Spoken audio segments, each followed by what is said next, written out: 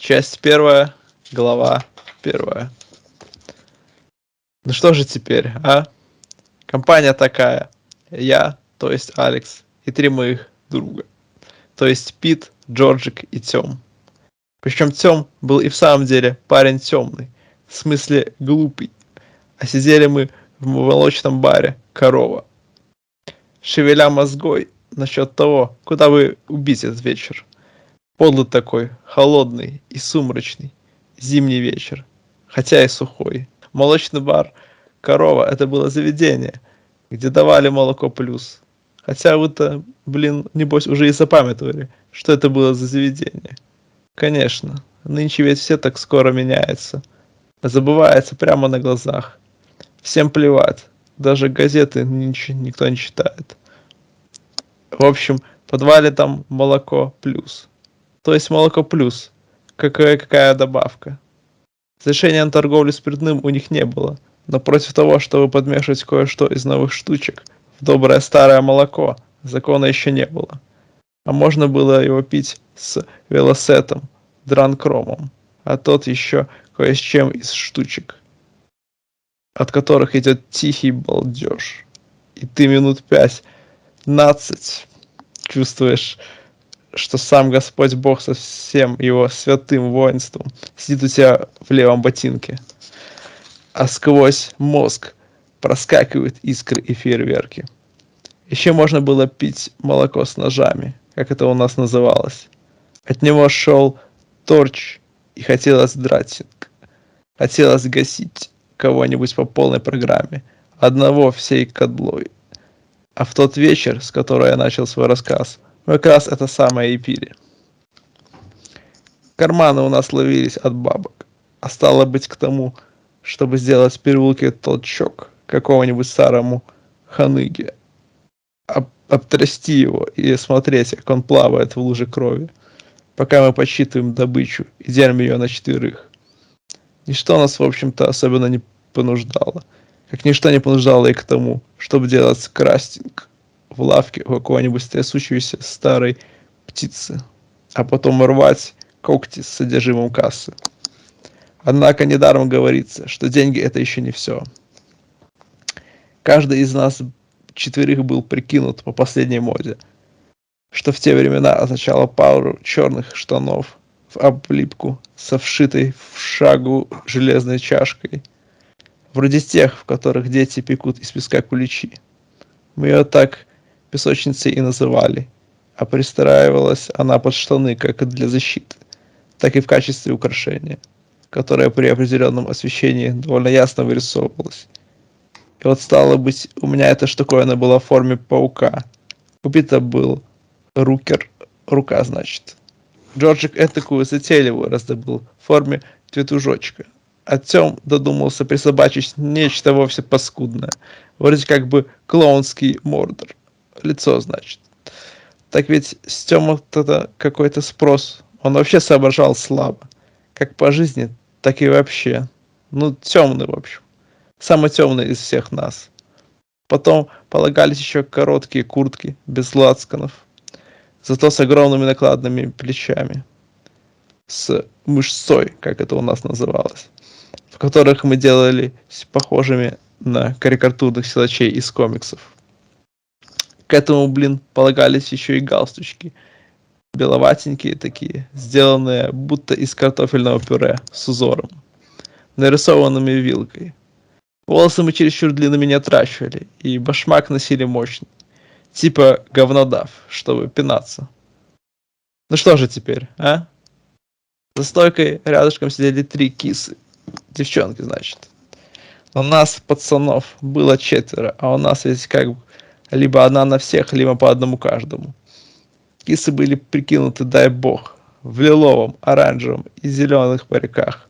Причем каждый тянул никак не меньше, чем на 3 или 4 недельную ее зарплату. Да и косметика соответствовала. Радуги вокруг глазов и широко размалеванный рот.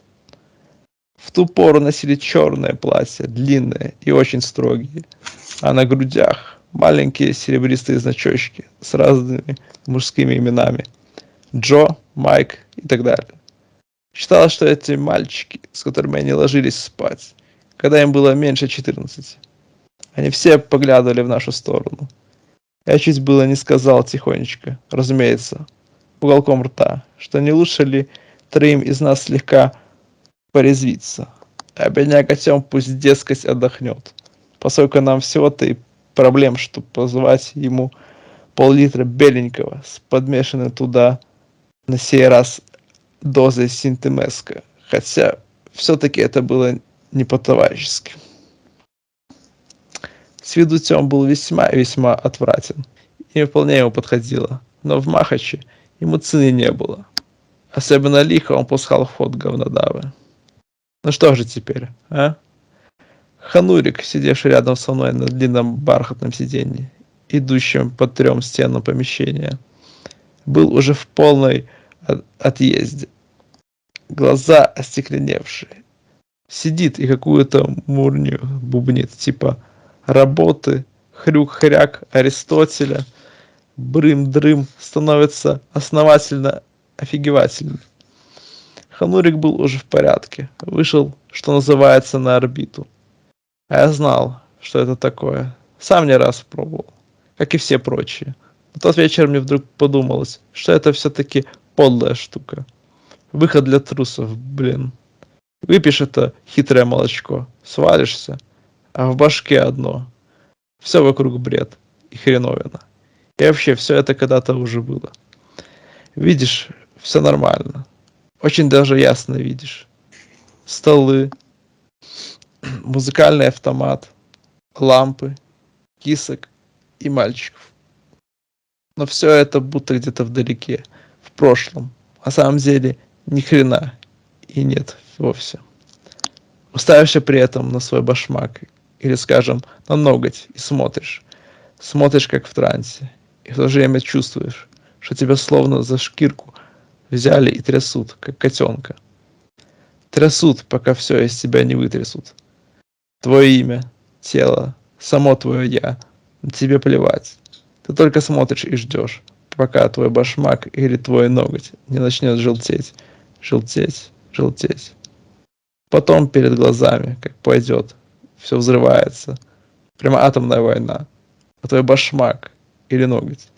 И там грязь на штанине растет, растет, блин, пухнет. Вот же весь мир, зараза, заслонила. И тут ты готов уже идти прямо к Богу в рай. А возвратишься оттуда раскисшим, хныкающим, мордор перекошен. Ух, нормально. В общем-то, но трусновато как-то. Не для того мы на белый свет попадали, чтобы общаться с Богом. Такое может все силы из парня высосать. Все до капли. Ну что же теперь, а? Радиола играла вовсю, причем стерео, так как голоса певца как бы перемещались из одного угла бара в другой, взлетали к потолку, потом снова падала и отскакивала от стены к стене. Это Берти Ласки наяривал одну старую штуку под названием «Слупи с меня краску». Одна из 3 кисок у стойки, та, что была в зеленом парике, что выпячивала живот, то снова его втягивала в такт тому, что у них называлось музыкой. Я почувствовал, как у меня пошел торч от ножей в хитром молочишке. И я уже готов был изобразить что-нибудь типа куча мала. Я заорал «Ноги, ноги, ноги!», как зарезанный треснул отъехавшего ханыгу по чану. Или, как у нас говорят, в тыкву. Но тот даже не почувствовал. Продолжая бормотать про симфоническую Бархоландию и Гренландию, которые всегда тыры-дырбум. Когда с небес возвратится, все почувствует, да еще как. А куда? Спросил Джорджик. Какая разница, говорю. Там глянем. Может даже что и подвернется, блин. В общем, выкатились мы в зимнюю необъятную ночь. И пошли сперва по бульвару Марганита, а потом свернули на Бродвей-авеню. И там нашли то, что искали. Маленький толчок, с которого уже можно было начать вечер. Напался ободранный старикашка. Немощный такой человечек, в очках, хватающий разинутым хлебалом холодный ночной воздух. С книгами и задрызганным зонтом под мышкой. Он вышел из увлеченного библио на углу, куда в то время нормальные люди резко захаживали. Да и в общем, все дни солидные, что называется. Приличные люди не очень-то разгуливали по улицам после наступления темноты. Полиции не хватало, зато повсюду шныряли разбитые мальчики-пальчики, вроде нас. Так что этот старый профессор был единственный на всей улице прохожим. В общем, подруливаем к нему. Все аккуратно. Я говорю, извиняюсь, блин. Глянул он на нас этак пугловато. Еще бы 4 таких амбалов. Да еще откуда ни возьмись. Да с ухмылочками. Но ничего, отвечает. Я вас слушаю. Говорит. В чем дело? Причем этак зычно, учительским тоном. Пытается, значит, представить, будто он не пуглый вовсе. Я говорю.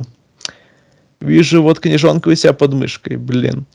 Редкостное, можно сказать, удовольствие в наши дни встречать человека, который что-то читает.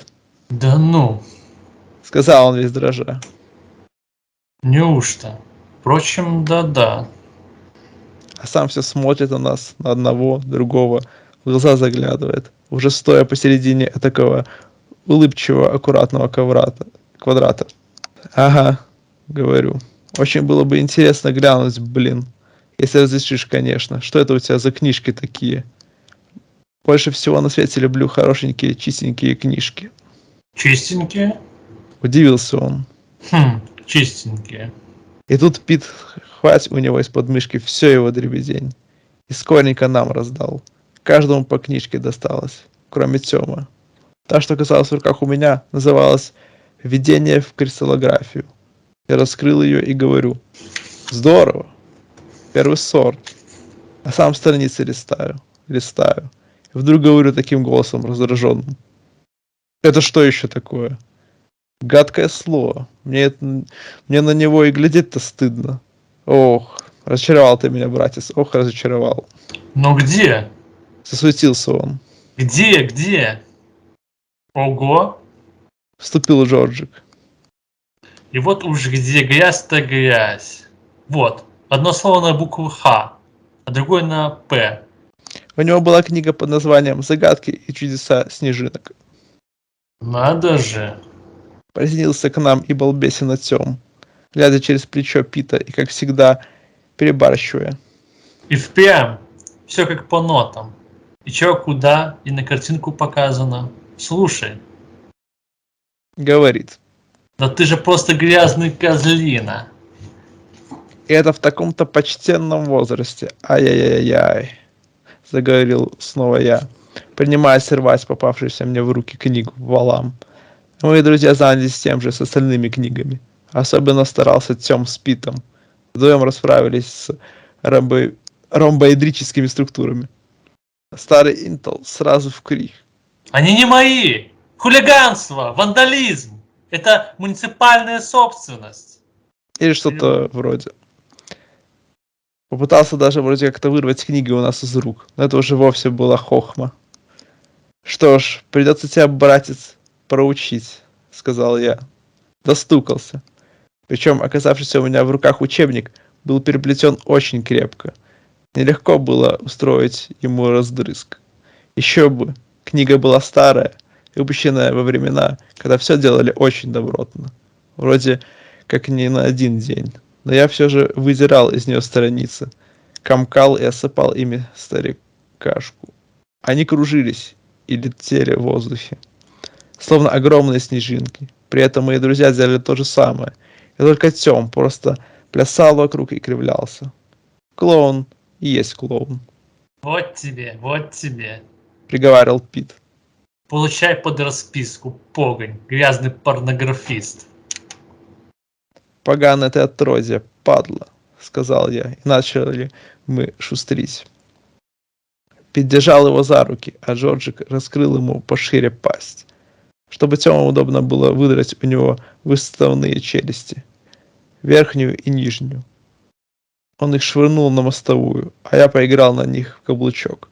хотя тоже довольно крепенькие попались, гады.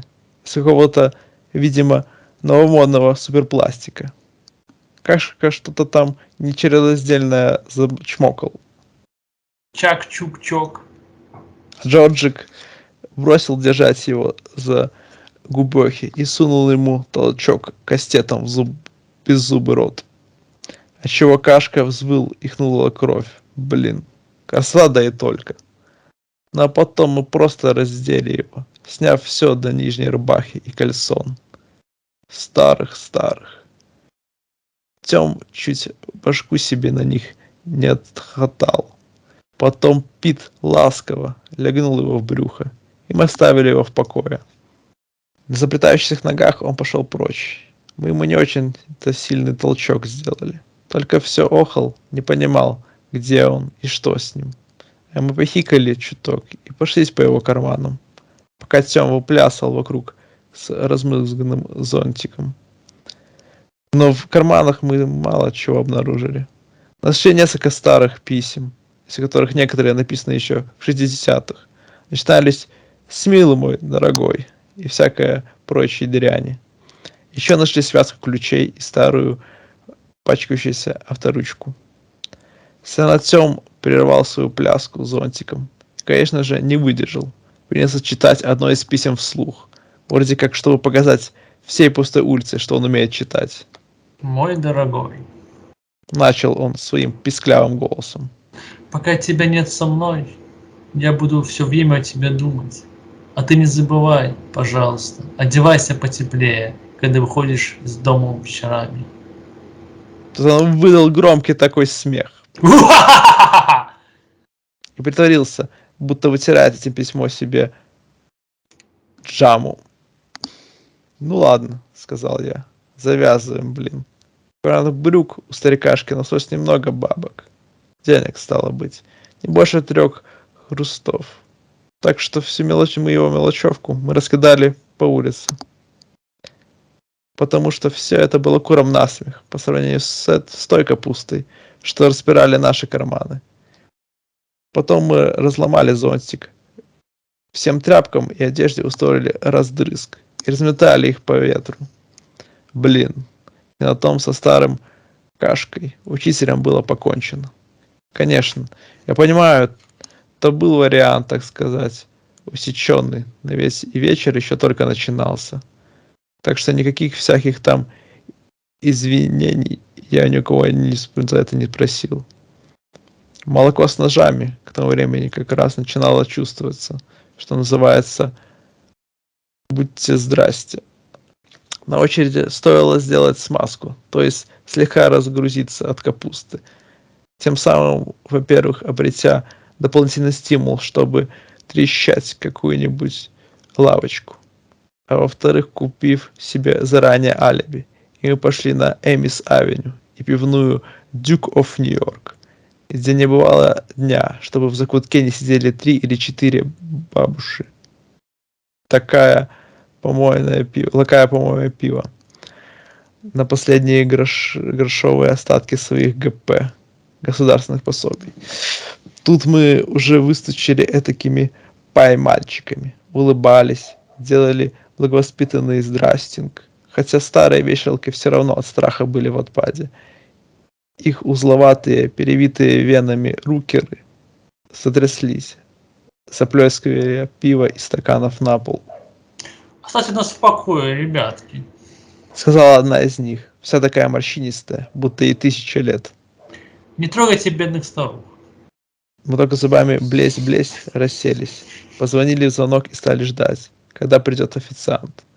Он явился, нервно вытирая руки о грязных фартук, и мы заказали себе 4 ветерана.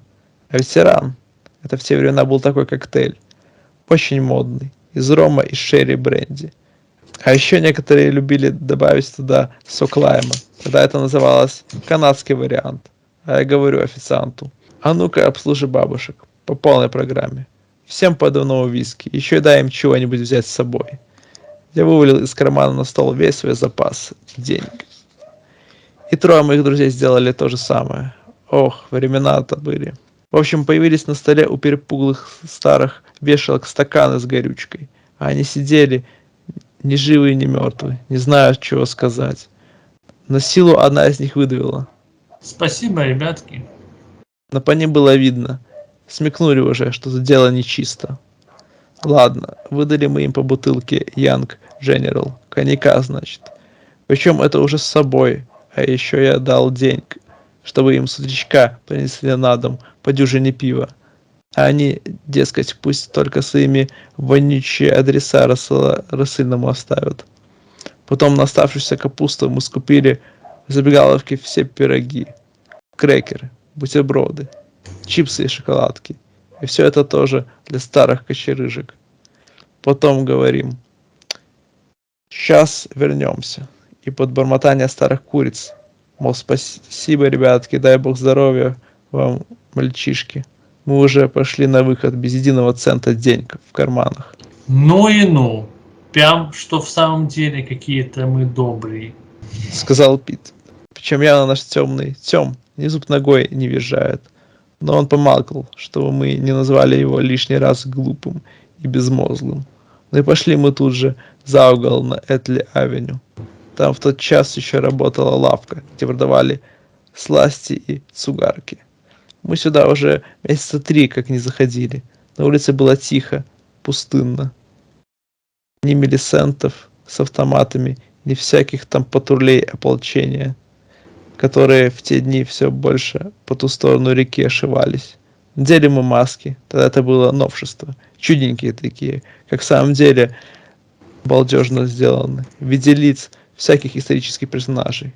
Когда покупаешь, все в магазине сразу и фамилию его говорят. Так что я был Дизраэли, Пит был Элвис Пресли, Джорджик был Генрих VIII, а Тем был поэт по имени Пшелли. Маски были просто отпад. Волосы и всякое такое. И еще специальная пластмассовая штучка приделана. Дернешь, и вся фигня тут же скатывается трубочкой, чтобы, когда дело сделано, спрятать в сапог. В общем, на деле и втроем пошли.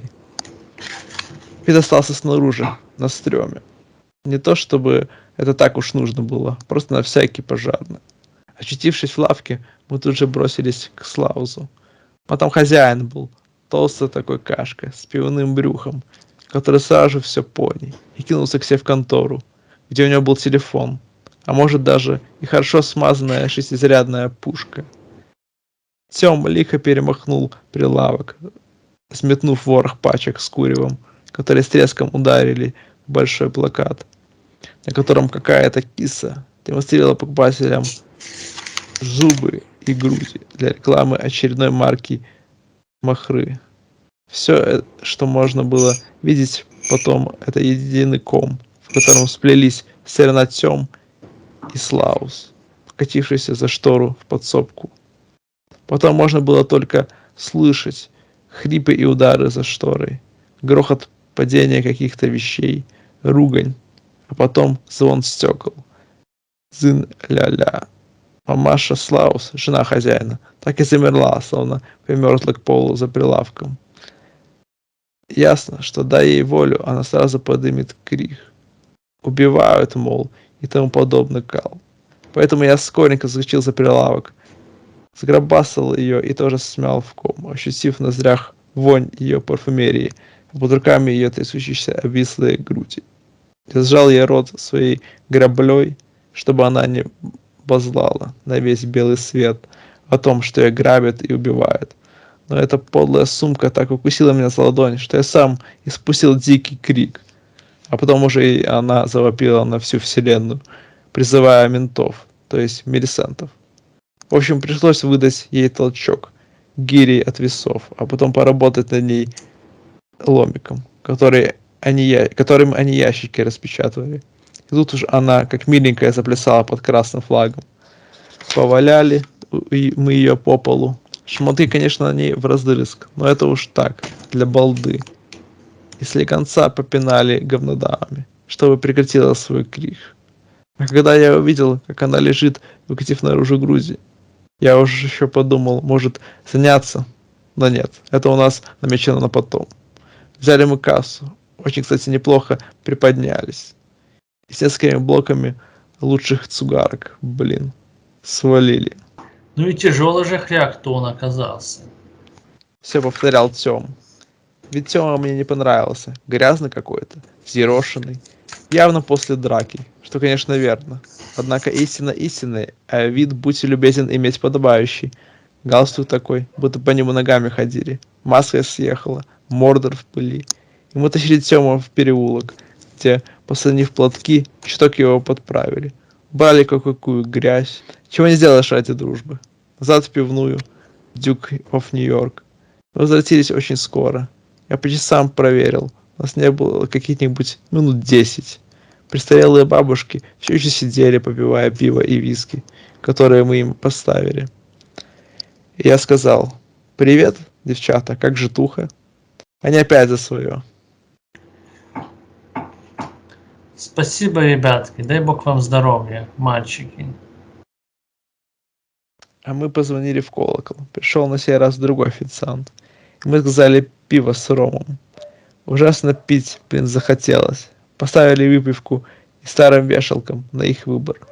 Потом я сказал бабушкам: «Вы ведь никуда отсюда не выходили, правда же? Все время здесь были, верно?» До них мгновенно все дошло. Отвечают: Все верно, ребятки. Ни на минуту с глаз не отключились. Как Бог свят. Благослови вас Господь, мальчики. и снова за стаканы взялись. Впрочем, это вряд ли было так уж важно. Прошло меньше получаса, прежде чем менты начали проявлять признаки жизни. Да и то пришли всего лишь каких-то два молоденьких мусора. Все такие розовенькие, под шлемами. Один говорит: Эй вы, Кодла, вы что-нибудь знаете про то, что случилось только что в лавке Слауза? «Мы?» — невинно тоном спрашиваю я. «А что там такое случилось?» Грабеж, избиение. Двое госпитализированы. А ваша Кола где была нынче вечером? «Нечего со мной таким тоном разговаривать», — отвечаю я. «Я на эти ваши подколки плевать хотел. Мне, блин, вообще не нравится ваша манера общения». Эти ребята все время здесь были. Вступились за нас старые вешалки. Дай бог им здоровья. Уж такие парнишки чудные, такие добрые, щедрые. Они все время здесь были, ни на минуту не отлучались. Уж мы-то видели бы, если что не так. Мы просто спросили. Примирительно отозвался молоденький мент. Работа у нас такая, что ж поделаешь. Однако, уходя, он окинул нас довольно мрачным и подозрительным взглядом. Мы проводили их громкими исполнениями на губах салютом «пыр-дыр-дыр-дыр». Но лично сам я находил события этой ночи, да и предыдущих тоже, слегка разочаровывающими. Толком даже и подраться не с кем. Все просто как поцелуй в джаму. Впрочем, вечер был весь еще впереди.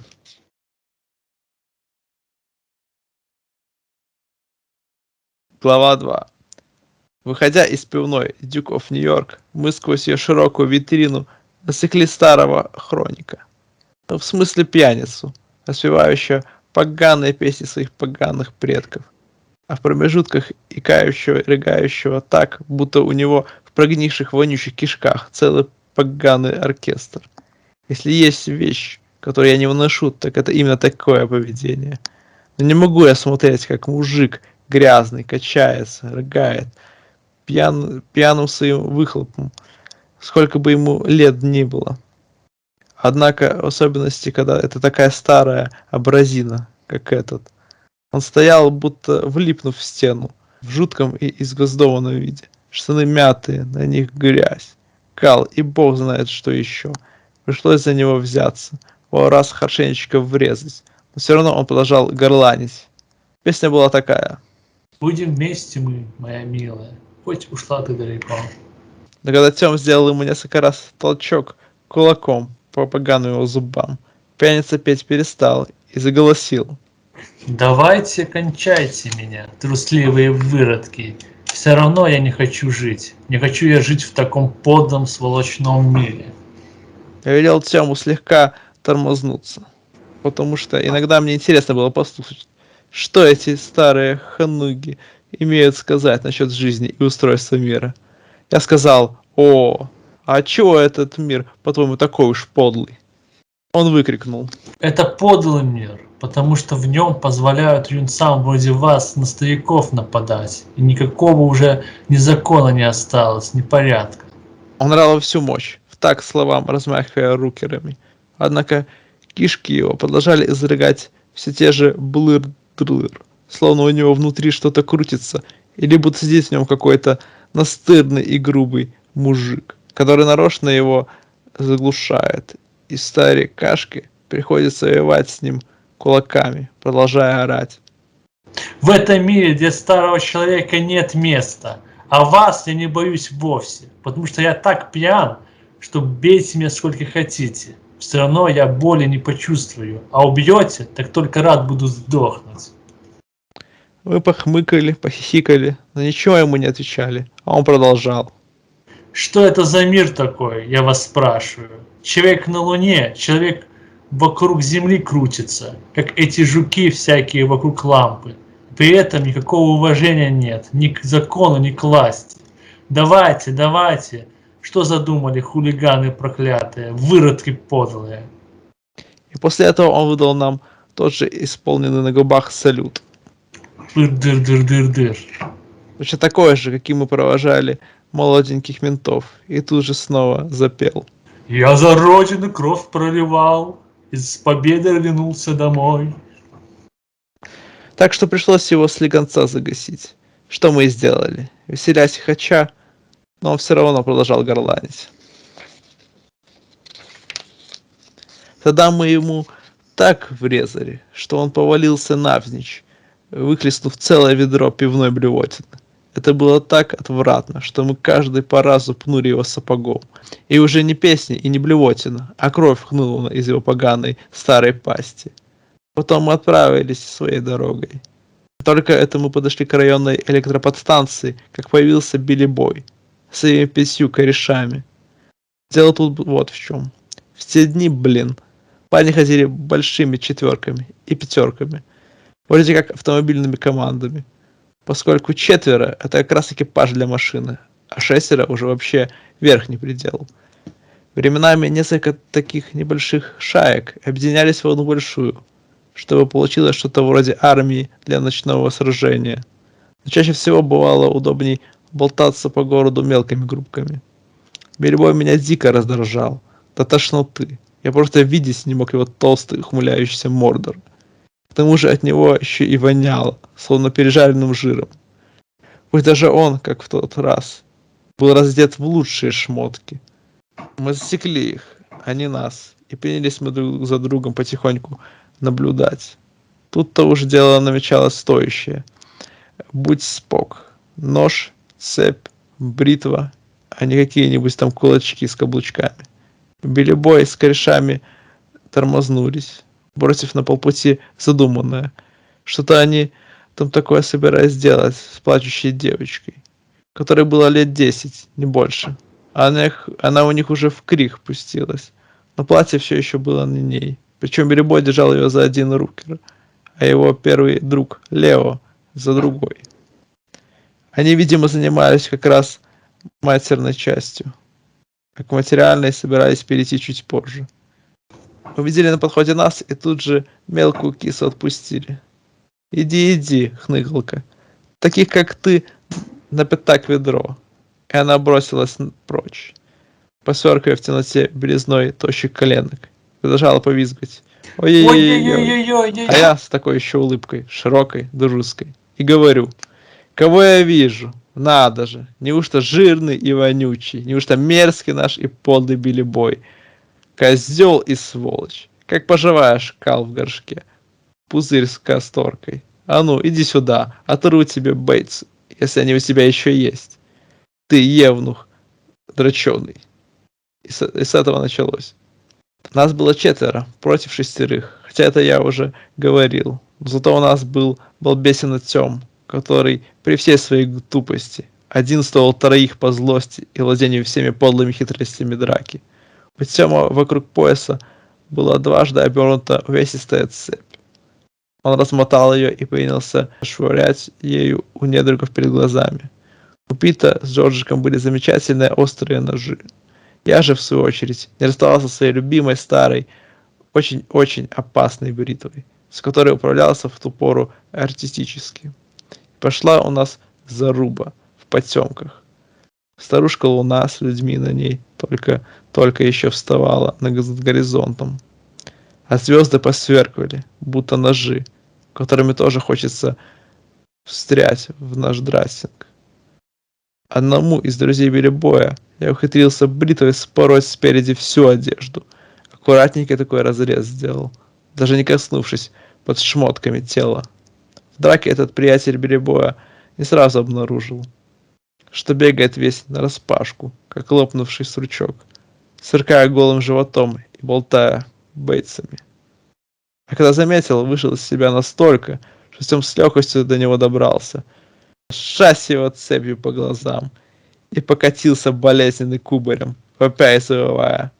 Успех явно сопутствовал нам, и вскоре мы уже взяли главного помощника Билли-Боя в каблучки.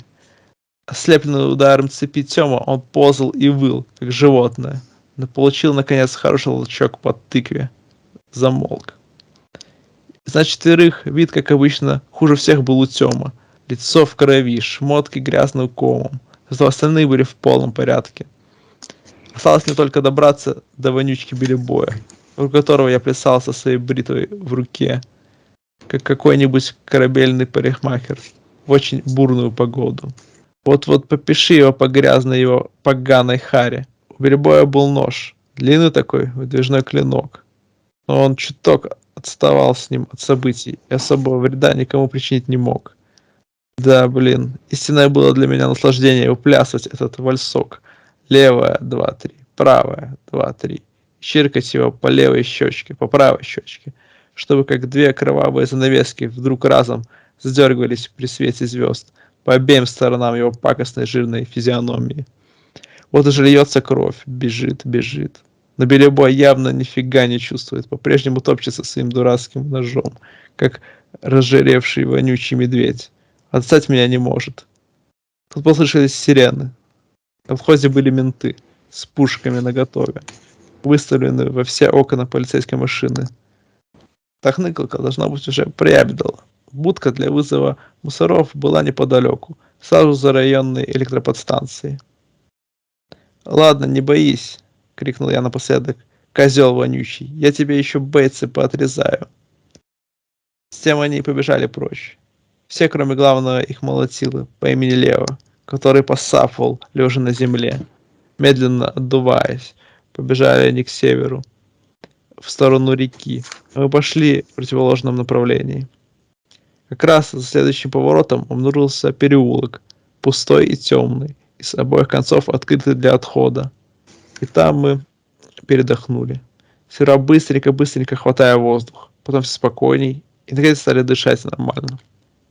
Было это подобно отдыху между подножия двух ужасающих огромных гор, чьи роли отводились двум многоквартирным корпусам. Во всех окнах, в которых плясали быстренькие голубатые сполохи. Все смотрели телек. В тот день происходило то, что у них называлось всемирным вещанием. Одну и ту же программу передавали по всему миру, кому угодно, а угодным, главным образом, бывало людишкам средних лет и среднего достатка. Выступал обычно либо какой-нибудь дурацкий знаменитый клоун, либо певец-негр, и всю эту волынку ловили в космосе специальные телевизионные спутники и отбрасывали обратно на Землю. Подождали мы, попыхтели. Слышим, менты сиренами катят на восток. Ну все, значит, пронесло, как говорится.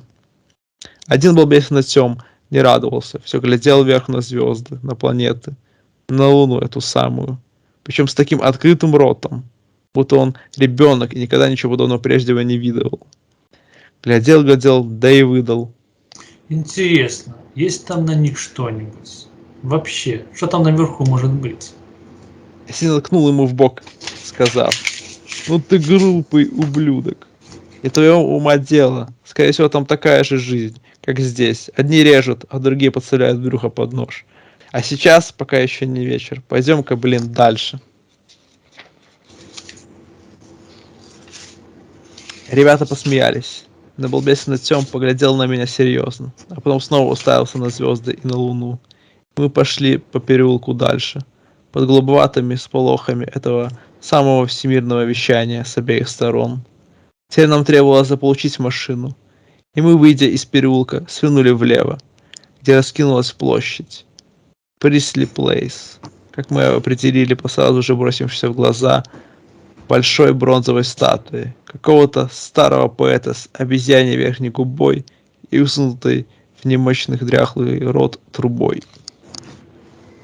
Шагая к северу, мы шли к старому замызганному фильмодрому, облупившейся развалюхе, пришедшей в полный упадок, потому что туда ходили разве что мальчики вроде меня и моих дружков.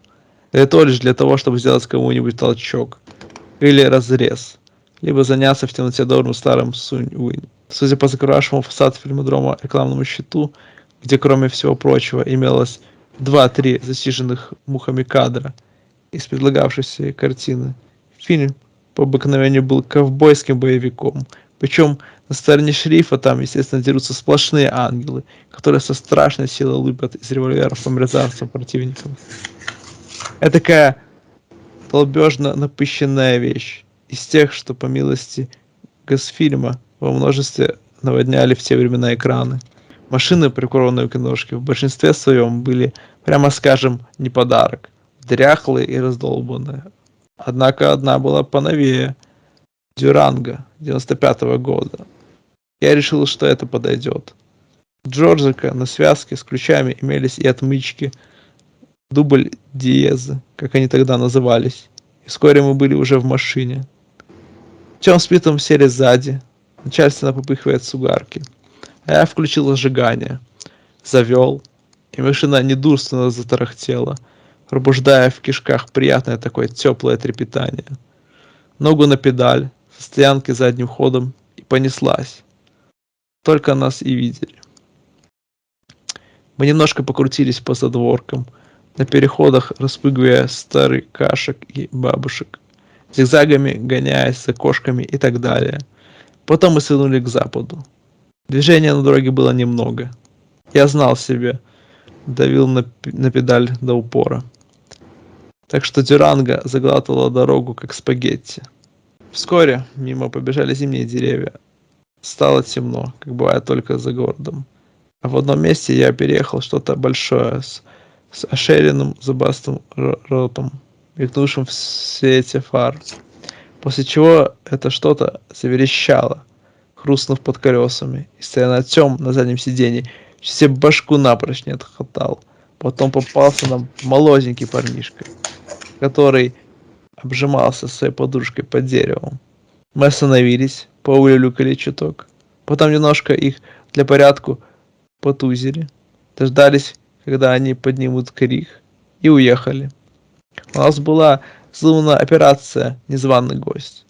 Вот где от души можно будет повеселиться, размять кости и побесчинствовать. Наконец, приехали в какой-то поселок, на краю которого был маленький коттеджик. Торчит себе на шибе и маленький садик при нем. У нас стояло уже высоко. Коттеджик виднелся очень явственно. Я подкатил, поставил машину на тормоз. И покуда остальные трое хихикали, как безумные, я разглядел на воротах надпись «Дом». Мрачноватое, надо сказать, название для усадьбы. Я вышел из машины, приказав корешам вести себя потише и притвориться серьезными. Потом открыл калитку и подошел к двери.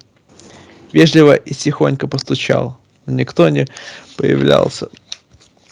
Тогда я постучал чуток сильней, и этот раз услышал, что кто-то подошел.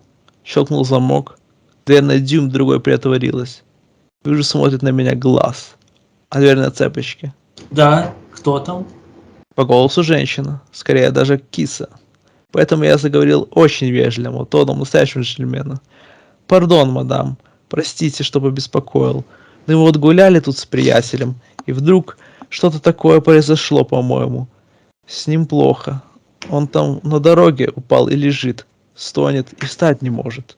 Не будете ли вы так добры? Не позволите ли вы нам воспользоваться вашим телефоном, чтобы вызвать скорую?» У нас нет телефона. сказала киса. Сожалею, но телефона у нас нет. Придется вам зайти к кому-нибудь другому. А изнутри коттеджика все тра-та-ра-ра, та-та-ра, та-та. На машинке печатает. И вдруг машинка смолкла и донесся мужской голос. Дорогая, что там стряслось? Начала по новой. Не будете ли вы так добры? Не пустите ли его выпить стакан воды? С ним, похоже, обморок, понимаете? Похоже, он отключился. Вроде как в обморок выпал. Девушка чуть поколебалась и говорит. Подождите-ка. После чего куда-то пошла, а трое моих дружков тихонько вылезли из машины, крадучись, подобрались поближе, на ходу надевая маски. Я свою тоже надел. И шаловливую ручонку шась в щель, цепочку-то и скинул. Кису я со своим приличным голосом так умаслил, что, уходя, она дверь не заперла снова, как это подобает, когда имеешь дело с подозрительными типами вроде нас, да еще и ночью. Вчетвером мы с Ревком ворвались, тем, как всегда, прыгал и выплясывал, взрыгая грязнейшую брань. А коттеджик маленький был, это уж точно. Мы с хохотом вывалились в комнату, где горел свет, а там эта киса все съежилась. А так из себя ничего вообще, симпатичная. И груди, что надо. А рядом с ней ее муж, тоже такой довольно-таки моложавый человечек. В больших очках, на столе пишущая машинка. Везде разные бумаги разбросаны. И одна стопочка у машинки. Ее он, видимо, только что напечатал. Так что перед нами стало быть опять Intel. Книжник, наподобие того, с которым мы пошустрили пару часов назад. Только на сей раз это был не читатель, а писатель. В общем, он говорит.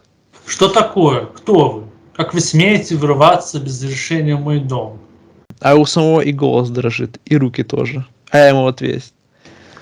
Не боись, пусть страх покинет твое сердце, брат мой. Заботься о нем и не трясись от страха никогда. Тем временем Джорджик и Пит отправились искать кухню. А старина Тём стоял рядом со мной, разинув рот, и ждал приказаний. «Кстати, что это такое?» — сказал я, берясь за стопку напечатанных листочков на столе. Очкастый муж в крайнем смятении отвечает. Вот именно. Я у вас хотел спросить, что это такое? Что вам нужно? Убирайтесь вон, пока я вас отсюда не вышвырнул. Санатём под маской Шелли прямо так и зашелся от хохота. Заревел, как медведь. «Это какая-то книга», — сказал я. «Похоже, вы книжку какую-то пишете». Говоря это, я сделал свой голос хриплым и дрожащим. С самого детства я преклонялся перед этими, которые книжки писать могут. Потом я поглядел на верхнюю страницу заглавием. «Заводной апельсин». И говорю: «Фу, да чего глупое название. Слыханное дело. Заводной апельсин». А потом зачитал немного оттуда громким и высоким таким голосом, как в Святоши. «Это попытка навлечь на человека существенное, естественное и склонное к доброте, всем существом своим тянущимся к устам Господа. Попытка навлечь на него законы и установления, свойственные лишь миру механизмов, и заставляет меня взяться за перо, единственное мое оружие». Тут Тём произвел губами всю ту же музыку. Пыр-дыр-дыр-дыр-дыр. А я не выдержал и усмехнулся. Потом я начал рвать страницы, разбрасывая обрывки по всему полу. Этот самый муж-писатель, как безумный, кинулся на меня, ощерив стиснутые желтоватые зубья, и выставил вперед руки, как лапы с когтями. Стало быть, настала очередь Тёма, который осклабился и, повторяя, а затем Во-во-во. принялся расшибать интелью хлебала. Хрясь, хрясь с левой, с правой, так что из бедняги потекло что-то красное, вроде вина. Снова того же самого вина, что и везде, словно им снабжает нас какая-то единственная всеобщая корпорация. Подтекло, капая на чистенький новый ковер и на обрывки книжки, которая продолжала неутомимо раздирать, раздрызг. Все это время киса, эта его любящая верная жена, стояла замерев у камина, сперва вообще как будто окаменела, а потом принялась испускать маленькие крички, словно аккомпанируя работе кулаков Тёма. Потом из кухни появился Джорджик с Питом. Что-то дожевывая, однако все-таки в этих масках можно было даже есть, и ничего страшного. Причем Джорджик держал в одной руке прокопченный окорок или что-то вроде, в другой краюху хлеба со здоровенным шматом масла, а Пит побалтывал в бутылке пива, держа в другой руке изрядный кусище торта. Закатали они оба, видя, как Тём, пританцовывая, лупит писателя. И, наконец, тот взвыл, зарыдав, что-то типа того, будто рушится дело всей его жизни. Заухал чего-то там сквозь окровавленный рот. А эти хохотали. Но, правда, приглушенный, потому что с набитыми ртами. И было видно, как вылетают и падают крошки. Такого я не любил. Это грязно и неопрятно. Я потому сказал: бросьте жрачку, я вам этого еще не разрешал. Давайте-ка лучше поддержите его как следует, чтобы он все видел и не вырывался. Они, стало быть, отложили свои припасы и взялись за писателя, у которого очки были уже треснутые, но все еще как держались. А старина Тём продолжал прыгать и скакать, отчего на палочке подпрыгивали всякие безделушки. Потом я их всех смахнул на пол, чтобы они не тряслись там зря. Пакость этакая. В общем, Тём, прыгая, продолжал шустрить с автором заводного апельсина, украшая его мордор сиреневыми разводами и вышибая у него из ноздрей вкусную чавкающий черный сок. «Ладно, хорош, Тём», — сказал я. «Теперь следующий номер. С Богом». Тём навалился на кису, которая все еще поскуливала. Лихо взял ее в переплет, скрутил руки сзади, а я срывал с нее тряпку за тряпкой. Все двое похатывали, и наконец на меня вылупили своими розовыми глазами две очень даже чудненькие груди. Да, блин, а я готовясь, уже раздергался.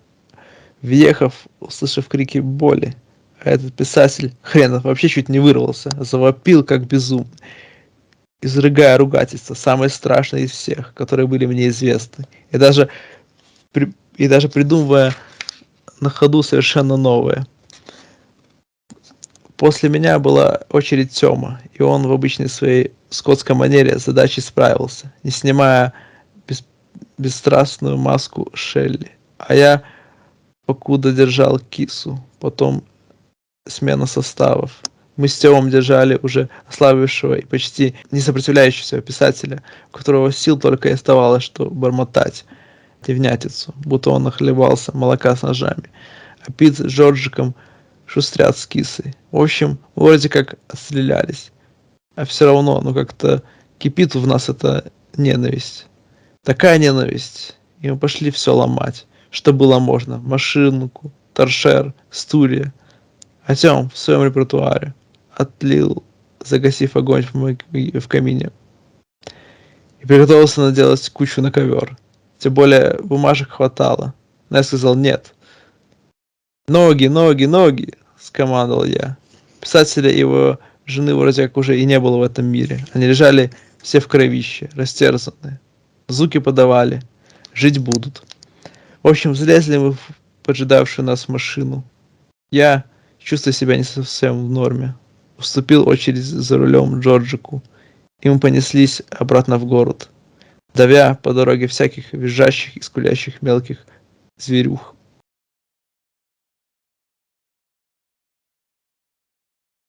Глава 3.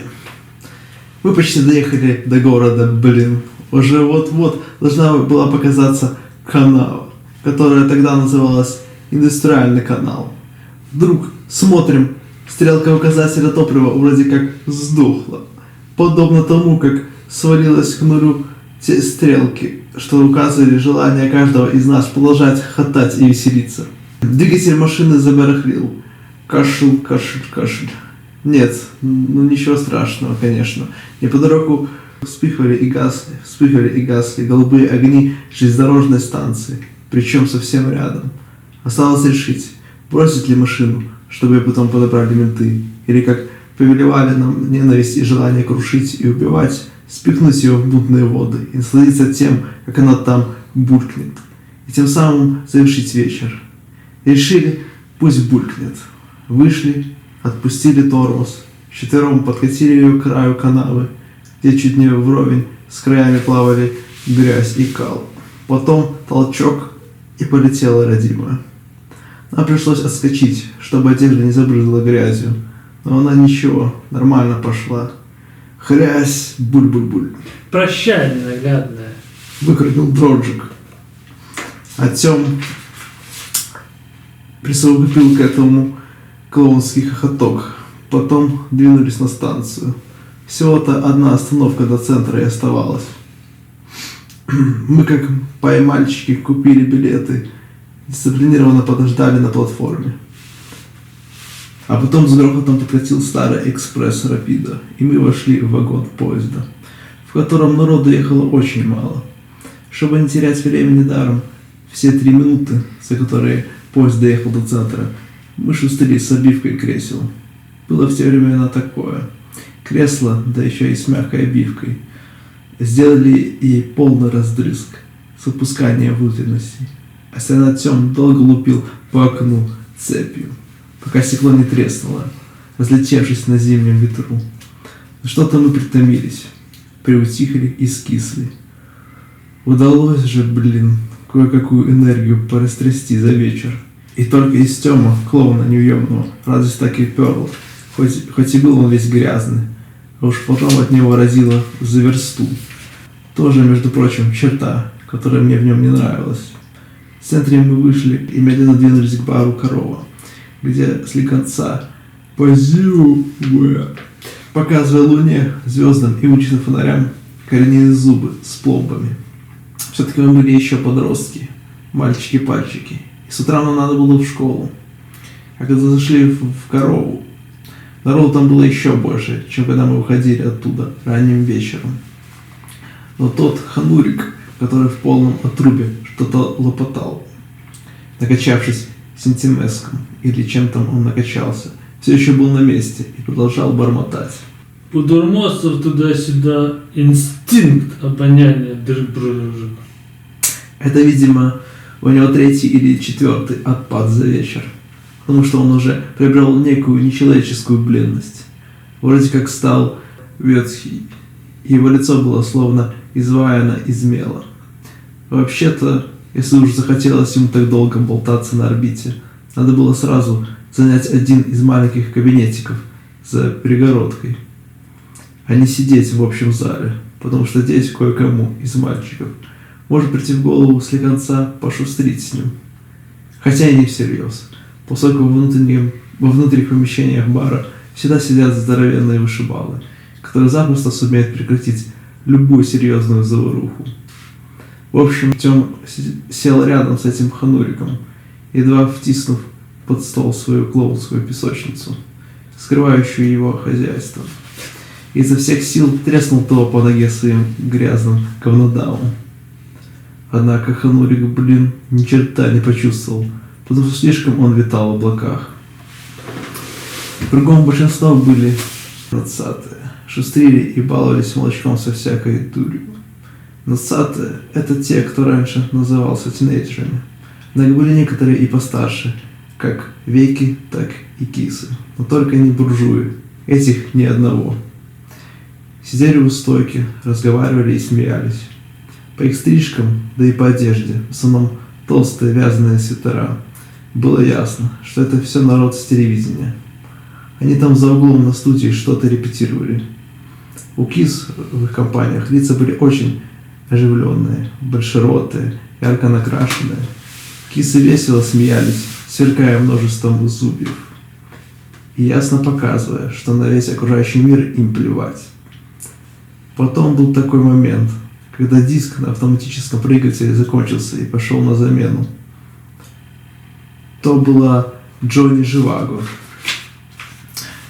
русская кошка со своей песенкой «Только через день». В этом промежутке, в котором затишье перед тем, как вступит следующая пластинка, одна из женщин, киса, лет так 30, с большим гаком, белые волосы, рот до ушей, вдруг запела. Она испела-то немножечко, всего так-то полтора, как бы для примера в связи с тем, о чем они между собой говорили. Мне на миг показалось, будто в бар залетела огромная птица, и все мельчайшие волоски у меня на теле стали дымом. Мурашки побежали вниз и опять вверх, как маленькие ящерки. Потому что музыку я узнал. Она была из оперы Фридриха Гиттерфенстера «Das Bezauch». То место, где героиня с перерезанным горлом испускает дух и говорит что-то типа «может быть, так будет лучше». В общем, меня аж передернуло.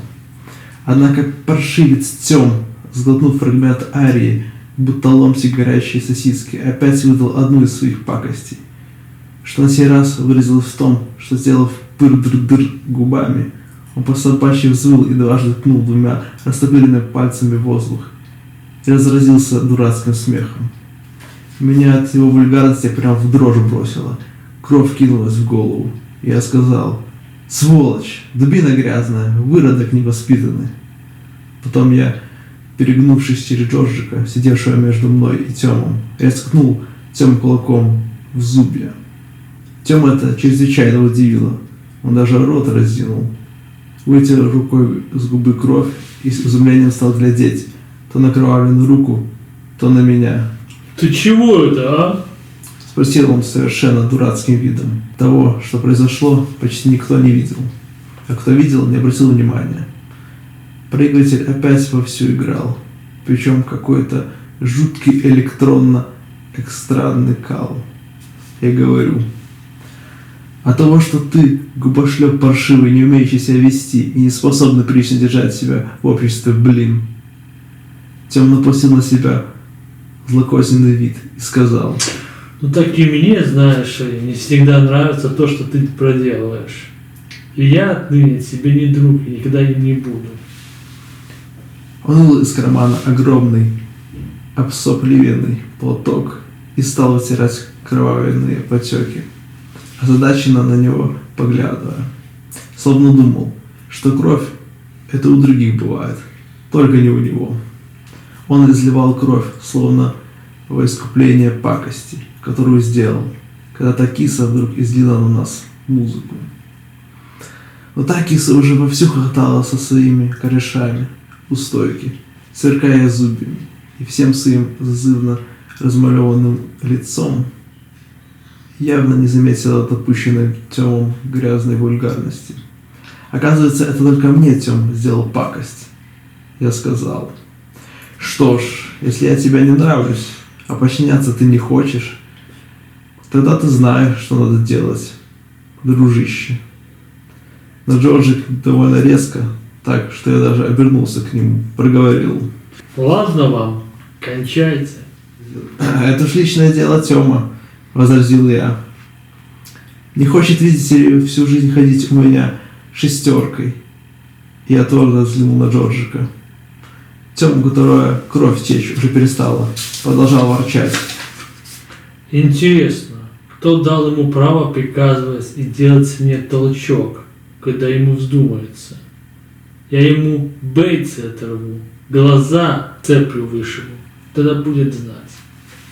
«Осторожнее», — сказал я как можно тише, лишь бы слышно было сквозь уханье стереопроигрывателя, которое било в уши, отдаваясь ото всех стен и потолка, да еще этот, который в отпаде начал пошумливать.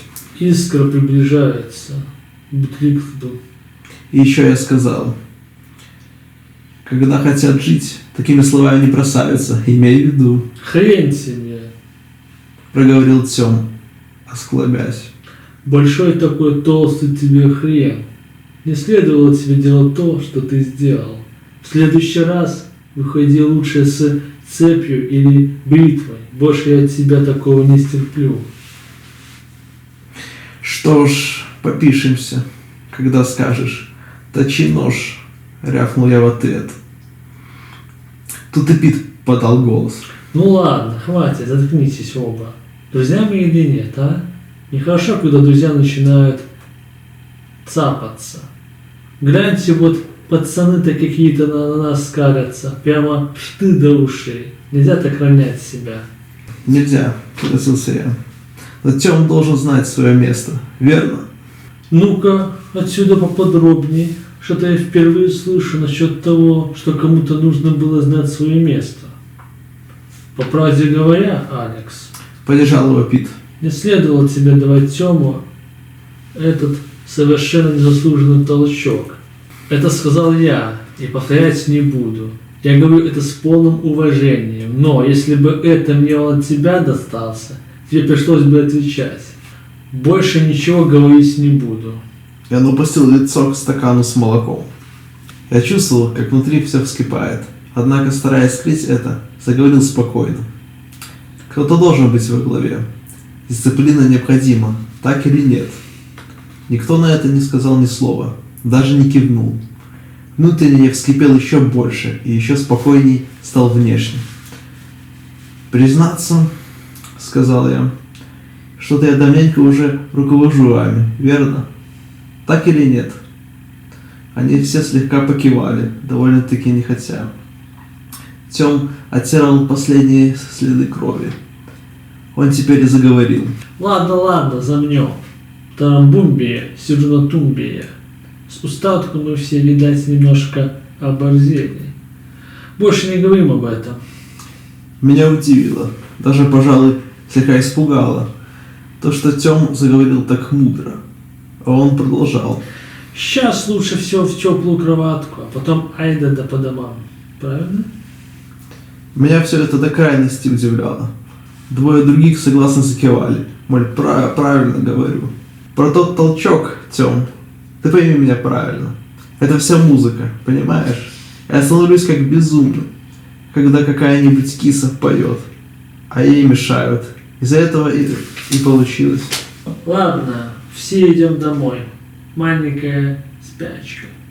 Сказал Тём. Большим мальчикам надо много спать. Правильно? Правильно. Закивали остальные двое. Я сказал, что ж, я думаю, это лучшее, что мы можем придумать. Тём нам правильную идею подкинул. Если не встретимся днем, что ж, тогда завтра в тот же час и в том же месте. Конечно. Сказал Джорджик. Заметано. Я, может быть, немного опоздаю. Предупредил Тём. Но в том же месте это уж точно. Может, только чуть позже. Он все еще притрагивался время от времени к губе, хотя крови на ней уже и не было. И будем надеяться, что тут больше всякие кисы не будут упражняться в пении. И он сдал свой коронный, так знакомый нам всем клоунский ухухающий хохоток. Я решил, что он настолько темный, что обидеться как следует не способен. В общем, разошлись мы каждый в свою сторону. Я шел и все время рыгал от холодной дури, которой наглотался. Бритву держал наготове, на случай, если вдруг какие-нибудь дружки-белебои окажутся поблизости от моего подъезда. Да, кстати, и другие банды, шайки и группы тоже время от времени набегали повивать друг с дружкой. Жил я с мамой и папой в микрорайоне муниципальной застройки между Кингсли-авеню и шоссе Вильсон-Вэй в доме 18А. К двери подъезда я добрался без приключений, хотя пришлось таки миновать какого-то мальчика, который лежал в канаве, корчился и стонал, весь порезанный, и по фонарям видны были следы крови, будто это сама ночь, пошустрив напоследок, расписалась в своих проделках. А еще совсем рядом с домом 18А я видел пару девчоночьих нижних, явно грубо сдернутых в пылу схватки. Короче, вхожу. Стены в коридоре еще при постройке были разрисованы картинами. Человеки и кисы при всех своих причиндалах, очень подробно выписанных, с достоинством трудятся. Кто у станка, кто еще как. Причем, я повторяю, совершенно безо всякой одежды. На их местами очень даже в выпуклых телах. Ну и, конечно же, кое-кто из мальчиков, живущих в доме, на славу потрудился над ними, где карандашом, где шариковой ручкой, приукрасив и дополнив упомянутые картины, подрисованными к ними всякими торчащими штучками. волосной и площадными словами, на манер комиксов, якобы выкрикивающими изо ртов этих вполне респектабельно трудящихся нагих веков и женщин. Я подошел к лифту, но нажимать кнопку, чтобы понять, работает ли он, не потребовалось, потому что лифту кто-то только что дал изрядный толчок, даже двери выворотил в приступе какой-то поистине недюжинной силы.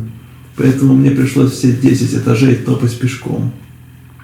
Пыхтя и ругаясь, я лез наверх, весьма утомленный физически, хотя голова работала четко. В тот вечер я страшно соскучился по настоящей музыке, может быть, из-за той кисы в баре «Корова». Перед тем, как на въезде в зону сна мне проштемпелюют паспорт и приподнимут полосатый шест, мне хотелось еще успеть как следует ей насладиться. Своим ключом я отпер дверь квартиры 10-8. В маленькой передней меня встретила тишина. Па и ма уже оба 10-й сон видели, но перед сном мама оставила мне на столе ужин. Пару ломтиков дряной консервной ветчины и хлеб с маслом, а также стакан добротного старого холодного молока. Ох-ох-ох, молоко-молочишко, без ножей, без синтемеска и дренкрома. Из-за чего же злокозненным будет всегда теперь казаться мне обычное безобидное молоко. Однако я любил его и яростно все сожрал. Оказывается, я был куда голоднее, чем самому казалось. Исследователь достал фруктовый пирог и, отрывая от него куски, принялся запихивать их в свой ненасытный рот. Потом я почистил зубы и, цокая языком, чтобы добыть остатки жрачки из дырок в зубьях, поплелся в свою комнату, на ходу раздеваясь. Здесь была моя кровать и стереоустановка, гордость и отрада моей жизни. Здесь хранились в шкафу мои диски, на стенах красовались плакаты и флаги, напоминавшие о жизни в исправительной школе, куда я попал 11 лет. Да, блин, и на каждом какая-нибудь надпись, какая-нибудь памятная цифра. Юг 4. Голубая дивизия главной исправшколы, отличник учебы. Портативные динамики моей установки расположены были по всей комнате, на стенах, на потолке, на полу, так что, слушая в постели музыку, я словно витал посреди оркестра. Первое, что мне в ту ночь придумалось, это послушать новый концерт для скрипки с оркестром Джеффри Плаутуса, исполнение Одиссеуса Чириллоса с филармоническим оркестром штата Джорджия. Я достал пластинку с полки, где они у меня аккуратно хранились, включил и подождал. Вот оно, блин, вот где настоящий приход. Блаженство, истинное небесное блаженство. Обнаженный, я лежал поверх одеяла, заложив руки за голову, закрыв глаза, блаженно приоткрыв рот, и слушал, как плывут божественные звуки. Само великолепие в них обретало плод, становилось телесным и осязаемым. Золотые струи извивались из тромбонов под кроватью. Где-то за головой трехструйные искрились пламенные трубы. У дверей рокотали ударные, прокатываясь прямо по мне, по всему нутру, и снова отдаляясь, треща, как игрушечный гром. О чудо из чудес! И вот, как птица, вытканная из наземных, тончайших серебряных нитей, или как серебристое вино, льющееся из космической ракеты, вступила, отрицая всякую гравитацию, скрипка соло, сразу возвысившись над всеми другими струнами, которые будто шелковой сетью сплелись над моей кроватью. Потом ворвались флейта с гобоем, винтились, словно платиновые черви, в сладчайшую и изобильную плоть из золота и серебра. Невероятнейшее наслаждение, блин. Поймав в своей спальне по соседству, уже привыкли и отучились стучать мне в стену, жалуясь на то, что у них называлось шум. Я хорошо вымуштровал. Сейчас они примут снотворное, а может, зная о моем пристрастии к музыке по ночам, они его уже приняли. Слушая, я держал глаза плотно закрытыми, чтобы не спугнуть наслаждение, которое было куда слаще всякого там бога рая, Синтемеска и всего прочего. Такие меня при этом посещали видения. Я видел, как веки и кисы, молодые и старые, валяются на земле, моля о пощаде. А я в ответ лишь смеюсь всем ротом и крушу сапогом их лица. Вдоль стен девочки, растерзанные и плачущие. А я засаживаю в одну, в другую. И конечно же, когда музыка в первой части концерта взвыла к вершине высочайшей башни, я как бы лежа на спине с закинутыми за голову руками и плотно прикрытыми глазами, не выдержал и с криком «Ах!» выбросил из себя наслаждение. Потом прекрасная музыка, подступая все ближе, пошла плавно снижаться. После этого был чудный Моцарт, Юпитер, и снова разные картины, лица, которые я терзал и курочил. А уже затем надумалось поставить напоследок, на самой границе сна, завершающий диск, что-нибудь мощное, старое и забойное. Я вынул Баха, Бранденбургский концерт для альта и виолончели. Слушая его с наслаждением, теперь совсем другого рода, я вновь увидел то название на листе, которому я сделал раздрызг нынче вечером. Уже казалось давным-давно в коттеджике под названием «Дом». Что-то про заводной апельсин. Под звуки Баха я стал гораздо лучше понимать, что это название значит. Коричневая, охраняя роскошь аккордов старого мастера, раскрыла мне глаза на то, что мне бы следовало их обоих толщёкнуть куда серьезнее, разрывать их на части и растоптать в пыль на полу их же собственного дома.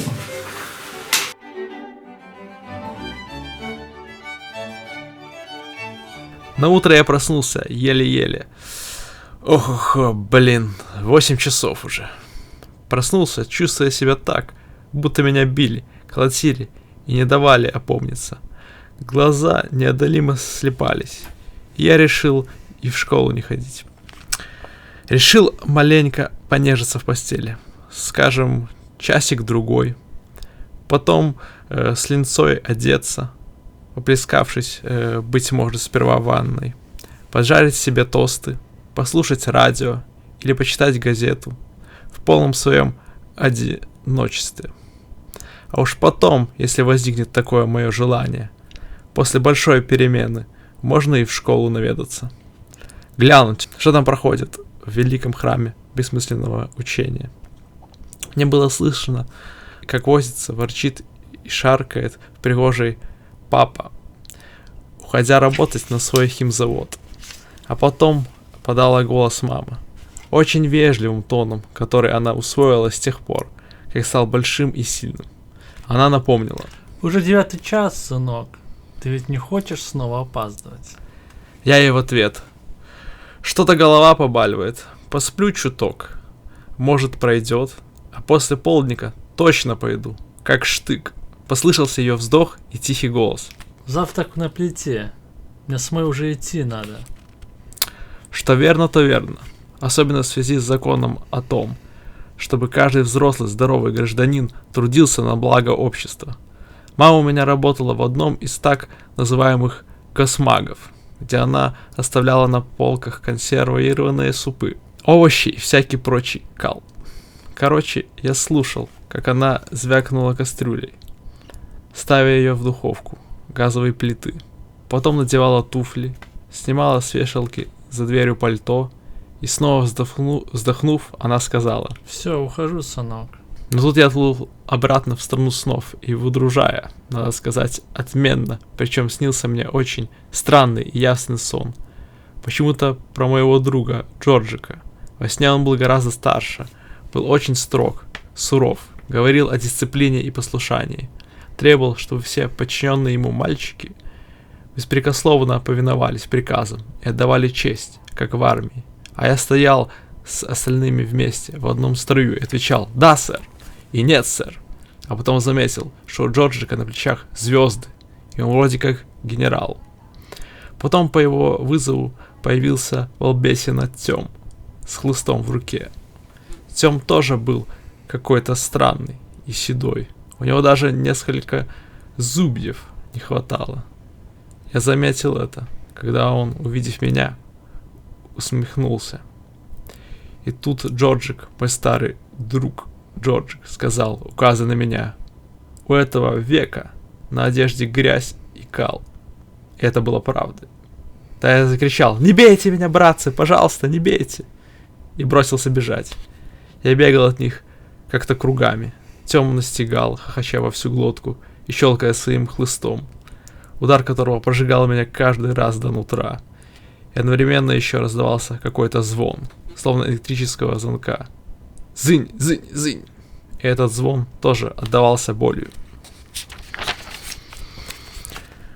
Потом я внезапно проснулся, сердце в груди бухало. И, конечно же, действительно звонил звонок. Дрррр. Это звонили в дверь. Я сделал вид, будто никого нет дома. Но этот дрррр не унимался. А потом сквозь дверь донесся голос. Давай, давай, вылазь. Нечего, я знаю, что ты в кровати. Голос я сразу же узнал. Это был П.Р. Дельтоид из мусоров, и притом дурень. Он был назначен моим наставником по перевоспитанию. Заезженный такой кашка, у которого таких, как я, было несколько сот. Я закричал «да-да-да», голосом как бы больным. Вылез из кровати и привел себя в порядок. Халатец у меня был, это, вообще. Натурального шелка, такими еще узорами изукрашен, наподобие городских пейзажей. Сунул ноги в удобные войлочные тапочки, причесал роскошные кудри, тогда уже впустил дельтоида. Открыл дверь, и он вошел. Весь какой-то потрепанный, походка шаркающая, на голове бесформенная шляпа, плащ грязный. Эх, Алекс, Заговорил он. кстати, я по дороге встретил твою мать. Она сказала, что у тебя вроде болит что-то. Стало быть, в школу не пошел? Ужасная, непереносимая головная боль, кореш. То есть, сэр, сказал я своим самым вежливым тоном. Думаю, к обеду, может, пройдет. А к вечеру так уж просто непременно. Отозвался дельтоид. Вечер? Замечательное время, не правда ли, Алекс? Садись. Сказал он. Садись. Словно был он у себя дома, а я у него в гостях. Сам уселся в старое отцовское кресло-качалку и принялся раскачиваться, словно за этим только и пришел. Я говорю: может, почифернем? В смысле, чашечку чаю, сэр. Я спешу. Ответил он и продолжал качаться, посверкивая на меня глазами из-под нахмуренных бровей. Словно в запасе у него целая вечность. Я спешу. Повторил этот дурень. Хотя давай. Я поставил на плиту чайник. Потом говорю: чем я обязан столь редкостному удовольствию? Что-нибудь случилось, сэр? Случилось? Каким-то коварным тоном, чересчур быстро переспросил он, глядя на меня из-под лобья, но продолжал качаться. Потом ему на глаза попалась реклама в газете, лежавшая на столе. Симпатичная молоденькая киса глядела, усмехаясь и вывесив на всеобщее обозрение свои груди, символизирующие прелести югославских пляжей. Потом, словно бы пожрав ее в 2 приема, он продолжал. А почему ты думаешь, что непременно что-нибудь случилось? Сотворил что-нибудь или как? Да это я просто так, из вежливости, сказал я и добавил: сэр. Промычал дельтоид. А я вот из вежливости предупреждаю тебя, Алекс, чтобы ты поостерегался, потому что в следующий раз тебе уже неисправительная школа светит. За решетку попадешь, и вся моя работа на смарку. Если тебе на себя, паршивца, плевать, мог бы хоть обо мне немного подумать, ведь столько сил в тебя вбито. Мне за каждое поражение большую черную отметку ставят. Это я тебе по секрету говорю. За каждого, кто кончит в тюряге. Я ничего такого не делал, сэр, ответил я. У милисменов на меня ничего нет, кореш. То есть, в смысле, сэр. Ты мне это брось насчет милисентов.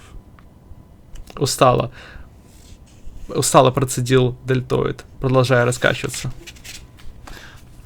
То, что тебя давно не задерживала полиция, еще не значит, как ты сам прекрасно знаешь, что никаких гадостей не устраивал. Вчера вот драчка какая-то была, так или нет? С ножами, велосипедными цепями и так далее. Один приятель некого толстого парня госпитализирован. Его подобрала скорая около подстанции. Весьма и весьма пакостно обработанного ножами. Да. Поминали тебя. До меня это по обычным каналам дошло. Кое-кого из твоих дружков тоже упоминали. Вообще вчера вечером совершено довольно много отборных пакостей. Но естественно, никто ни о ком ничего толком доказать не может. Как обычно. Но я предупреждаю тебя, Алекс, малыш. Как добрый друг тебя предупреждаю. Как единственный в этом подлом и гнилом районе человек, который хочет спасти тебя от тебя самого. «Я ценю вашу заботу, сэр», — сказал я. «Честно, очень ценю». Ага, ценишь, конечно. В лице появилось подобие ухмылки. Смотри у меня. Смотри в оба. Да. Мы знаем больше, чем ты думаешь, Алекс. Потом он сказал тоном глубочайшего страдания, но все еще продолжал качаться. И что на вас всех дошло? Мы эту проблему изучаем, уже чуть ли не целый век изучаем, да. Но ни к чему все это изучение не приводит. У тебя здоровая обстановка в семье, хорошие любящие родители, да и с мозгами вроде бы все в порядке. У тебя что, бес вселился, что ли? «Ни у кого на меня ничего нет, сэр», — повторил я. «К Мелисентам я давно не попадал». Это меня и беспокоит. Вздохнул Дельтоид. Слишком давно. Не к добру это. Сейчас как раз самое время. Поэтому я и предупреждаю тебя, Алекс, чтобы ты держал свой юный, миловидный хоботок подальше от всякой мути. Да, я достаточно ясно выразился. «Как ясное, незамутненное озеро, сэр», — сказал я. «Как лазурное небо ясным днем в разгар лета. Вы можете на меня положиться, сэр». Я одарил его любезнейшей, зубастой улыбкой. Но когда он встал, чтобы уйти, а я как раз заваривал крепкий чай, я даже усмехнулся себе под нос над тем, как какая-то глупость волнует Дельтоида и всю его дельтовидную рать. Ну хорошо, я плохой. Я делаю весь этот толчокинг, крастинг бритвой, балуюсь и добрым старым Сунь-Вынь, так что если меня поймают, мало мне не покажется, блин. Ибо ясное дело, нельзя допускать, чтобы каждый вел себя по ночам, как я.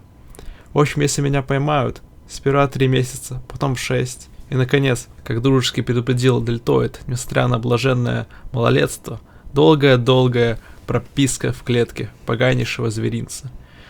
Ничего, ладно, я им скажу тогда. Все правильно, начальнички. А все ж таки помилосердствуйте, потому что жить в заперти я просто не способен.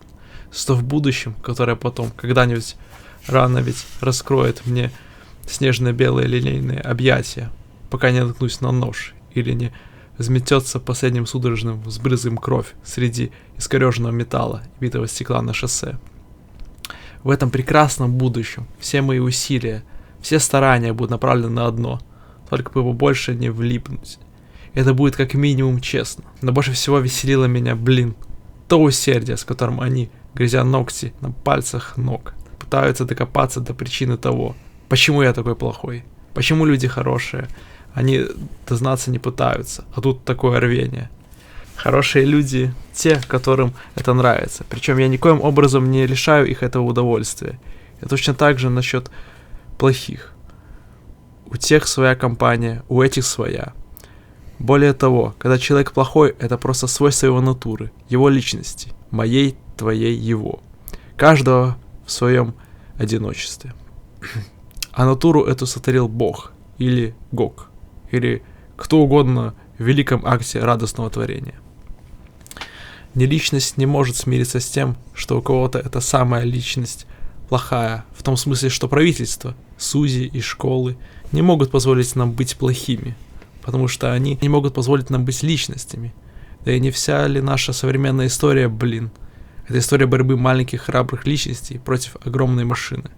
Я серьезно, блин.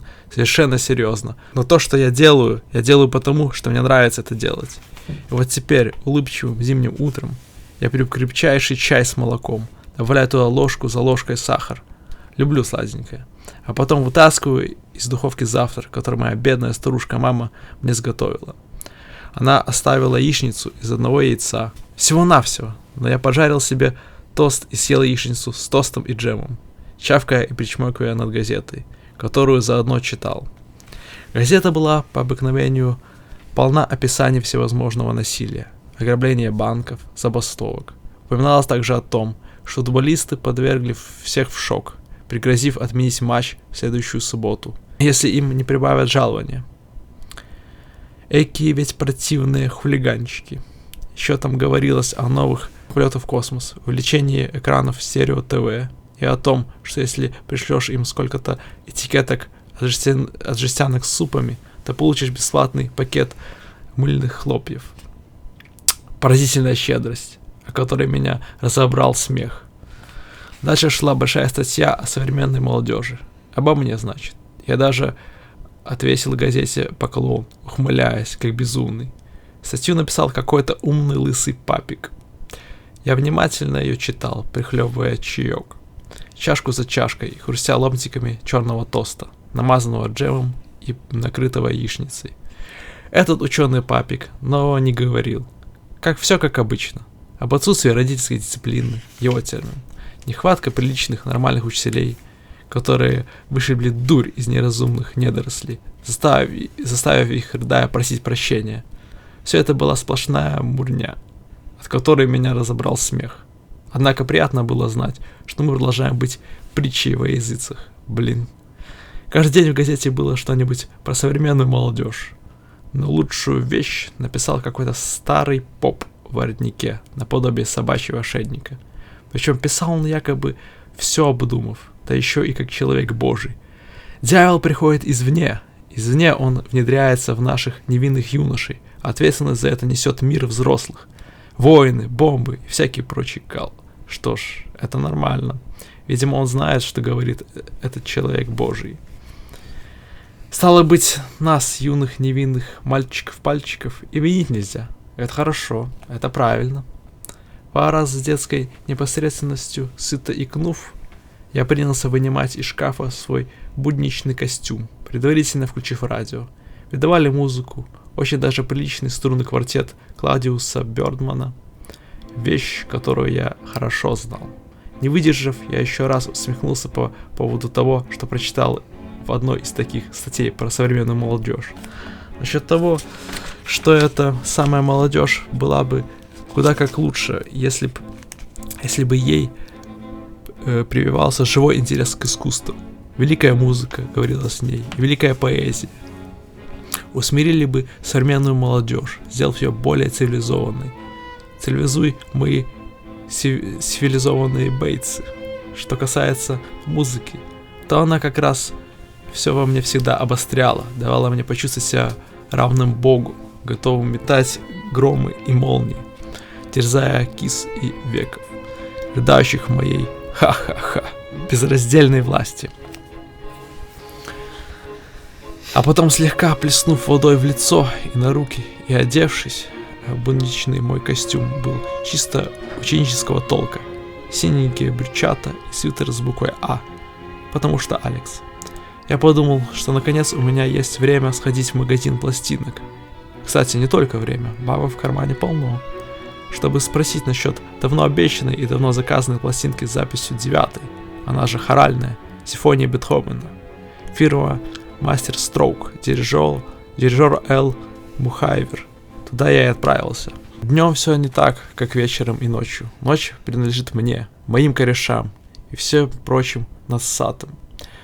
А всякие старые буржуи это время прячутся по домам, балдежут под глупый телек. 100 днем вылезают, день время старых кашек. Да и ментов днем на улицах куда больше.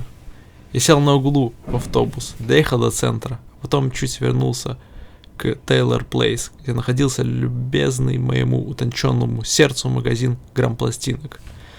Да, название у него было глуповатое, мелодия. Но дело там знали, работали быстро, Там, как правило, проще всего было доставать новые записи. Войдя, я увидел, что покупателей в магазине почти нет, за исключением 2 юненьких кисок, которые не переставали лизать мороженое. Это зимой-то, в такую-то холодину. Бррр. Копались в каталоге новинок поп-музыки. Джонни Бёрнвей, Стас Крох, The Mixers, Полежи чуток с Эжиком, Ида Молотов и тому подобный кал. Кискам было лет по 10, не больше. Они, видать, тоже вроде меня решили школу в тот день задвинуть. Самим себе они виделись вполне взрослыми девушками. Это было заметно. Крутеж попами при виде нашего покорного слуги, поддельные груди и намазанные красным губехи. Я подошел к стойке, лучезарно улыбнулся старине Энди, который в тот день стоял за прилавком. Обалденный был тип, кстати. Сам всегда вежливый, всегда поможет. Очень хороший век. Разве что лысый и дико тощ. Он заговорил первым. Кажется, я знаю, чего ты хочешь. Могу порадовать. Получили. И, отмахивая своими дирижерскими ручищами, так с шагам пошел в подсобку. Да мелкие киски принялись хихикать, как у них в этом возрасте принято, а я окинул их холодным взглядом. Энди мигом вернулся, поигрывая глянцевым белым конвертом с 9. А на конверте-то, еще и портрет. Хмурое, с яростно сдвинутыми бровями лицо самого Людвига Вана. Вот, сказал Энди. Дорожку проверять будем?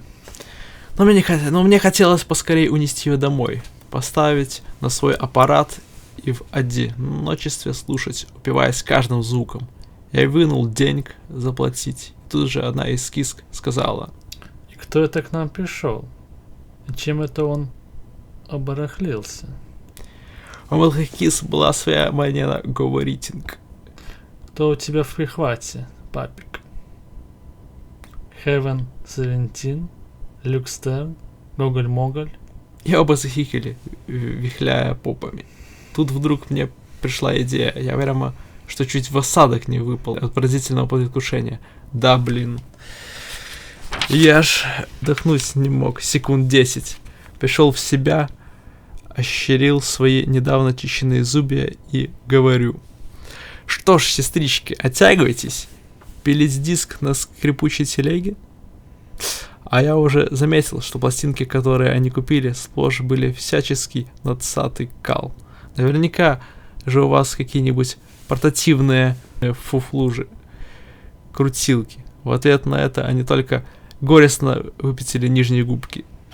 «Дядя сейчас добрый», — сказал я. «Дядя даст вам их послушать. Потом услышите ангельские трубы и дьявольские тромбоны. Вас приглашают». Я вроде бы как поклонился. Они опять похикали, и одна сказала. «Да, а мы есть хотим. Сперва хотим где-нибудь покушать». Вторая же манна присовокупила. «Хи, ей бы только жрать. Смотри, не лопни». А я в ответ. «Дядя добери, дядя накормит. Куда пойдем?» Тут они вообразили себя светскими дамами, что выглядело довольно-таки жалко. И принялись поминать манерными голосишками названия типа Риц, Бристоль, Хилтон, а также Иль, Ресторанте, Гран Турко. Это я быстренько пресек, сказав: «Слушайте дядю, пошли», и привел их в соседнюю пиццерию, где они принялись отъедать свои юные щечки, поглощая спагетти, сосиски, крем-брюле, сушеные бананы и шоколадный мусс, пока меня уже чуть не затошнило от этого зрелища. Я-то ведь, позавтракал едва-едва, всего-то каким-нибудь кусочком ветчины с кетчупом, да яичницей. Две эти киски были очень друг на дружку похожи, хотя и не сестры. Одинаковые мысли, вернее, отсутствие таковых. Одинаковые волосы, что-то вроде крашеной соломы. Что ж, сегодня им предстоит здорово повзрослеть. Ох, везуха. Нет, конечно, никакой школы сегодня и в помине быть не может. А вот учение будет. Причем Алекс выступит учителем. Назвались они Марточкой и Сонеточкой, что было, разумеется, чистой брехней. Что звучало в их детском воображении дико элегантно. Я им говорю: «Ладно, Марточка, Сонеточка, хорош питаться. Пошли крутнем диски. Ноги, ноги, ноги». Выйдя на холодную улицу, они решили, что автобус это им не в кайф, им нужна тачка. Так что пришлось оказать им такую честь. Внутренне при этом дико потешаясь. Я подозвал такси со стоянки на площади. Шофер, старый усатый кашка, в замызганном костюме, предупредил. Только чтоб сиденья не драли. Они у меня новые, только что отбивку менял. Я развеял его глупые страхи, и покатили мы в сторону дома. Причем храбрые киски непрестанно хикали и шептались. Короче, прибыли, я шел по лестнице впереди, они, пыхтя и похихикивая, спешили за мной. Потом их обуяла жажда. В комнате я отпер один хитрый ящичек и налил своим 10-летним невесткам по изрядной порции виски, хотя и разбавленного должным образом содовой шипучкой. Они сидели на моей кровати, все еще не убранной, болтали ногами и тянули свои коктейли, пока я прокручивал им на своем стерео жалкое их фуфло. Крутить на нем такое, это было все равно, что хлебать сладковатую кашицу детского питания из драгоценных прекрасной работы золотых кубков. Однако они ахали, балдели и только выдыхали временами «писец» или «монтана», или еще какой-нибудь из идиотских словечек, которые тогда были в моде у этой возрастной группы. Проигрывая для них этот кал, я то и дело напоминал им, чтобы пили, наливали еще, и они, надо сказать, не отказывались. Так что к тому времени, когда их жалкенькие пластиночки прокрутились, каждая по 2 раза, а их было 2, Мэдисон, Айка Ярда и Ночь за днем и День за ночью, с которой блеяли какие-то 2 однояйцевых евнуха, чьих имен я и не помню. В общем, к этому моменту киски мои были уже в состоянии буйного восторга, прыгали и катались по кровати. Я вместе с ними. Что в тот день у меня было с ними? Об этом, как не трудно догадаться, что описывать я не стану. Обе вмиг оказались раздеты и заходились от хохота, находя необычайно забавным вид дяди Алекса, который стоял голый и торчащий шприцом в руке, как какой-нибудь ногой доктор, а потом, вбрызнув из шприца тонкую струйку, вколол себе в предплечье хорошенькую дозу вытяжки из мартовского вопля камышового кота. Потом вынул из конверта несравненную 9, так что Людвиг Ван теперь тоже стал ногой, и поставил адаптер на начало последней части, которая была сплошное наслаждение. Вот, виолончели загорели прямо у меня из-под кровати. Отзываясь оркестру, а потом вступил человеческий голос, мужской, призывал к радости. И тут потекла та самая блаженная мелодия, в которой радость сверкала, божественной искрой с небес. И наконец во мне проснулся тигр. Он прыгнул, и я прыгнул с их мелких кис. В этом они уже не нашли ничего забавного, прекратили свои радостные вопли. Но пришлось им подчиниться. Этаким пристранным и роковым желанием Александра Огромного, удесеренным 9 и подкожным впрыском. Желанием мощным и тщедушным, замечательным и неуемным. Но так как обе они были очень и очень пьяны, то вряд ли сами много почувствовали. Когда эта последняя часть докручивалась по 2-му разу со всеми ее выплесками и выкриками о радости, две мои маленькие киски уже не играли во взрослых опытных дам, они вроде как мало-помалу очухивались, начиная понимать, что с ними маленькими, с ними бедненькими только что проделали. Начали проситься домой и говорить, что я зверь и тому подобное. Вид у них был такой, будто они побывали в настоящем сражении, которое вообще-то и в самом деле имело место. Они сидели надутые, все в синяках. Что ж, в школу ходить не хотят, но ведь учиться-то надо. Ох, я их проучил их. Надевая платьица, они же вовсе плакали. Пытались тыкать меня своими крошечными кулачками, когда как я лежал на кровати, перепачканный, голый и выжатый как лимон. Основной крик издавала сонеточка. Зверь! Отвратительное животное! Грязная гадина! Я велел им собраться, шмотье и валить по добру по здорову, чтобы они и сделали, бормоча, что напустят на меня ментов и всякий прочий кал. В том же духе. Не успели они спуститься по лестнице, как я уже крепко спал. прямо под звуки сталкивающихся и переплетающихся призывов к радости, к радости, к радости.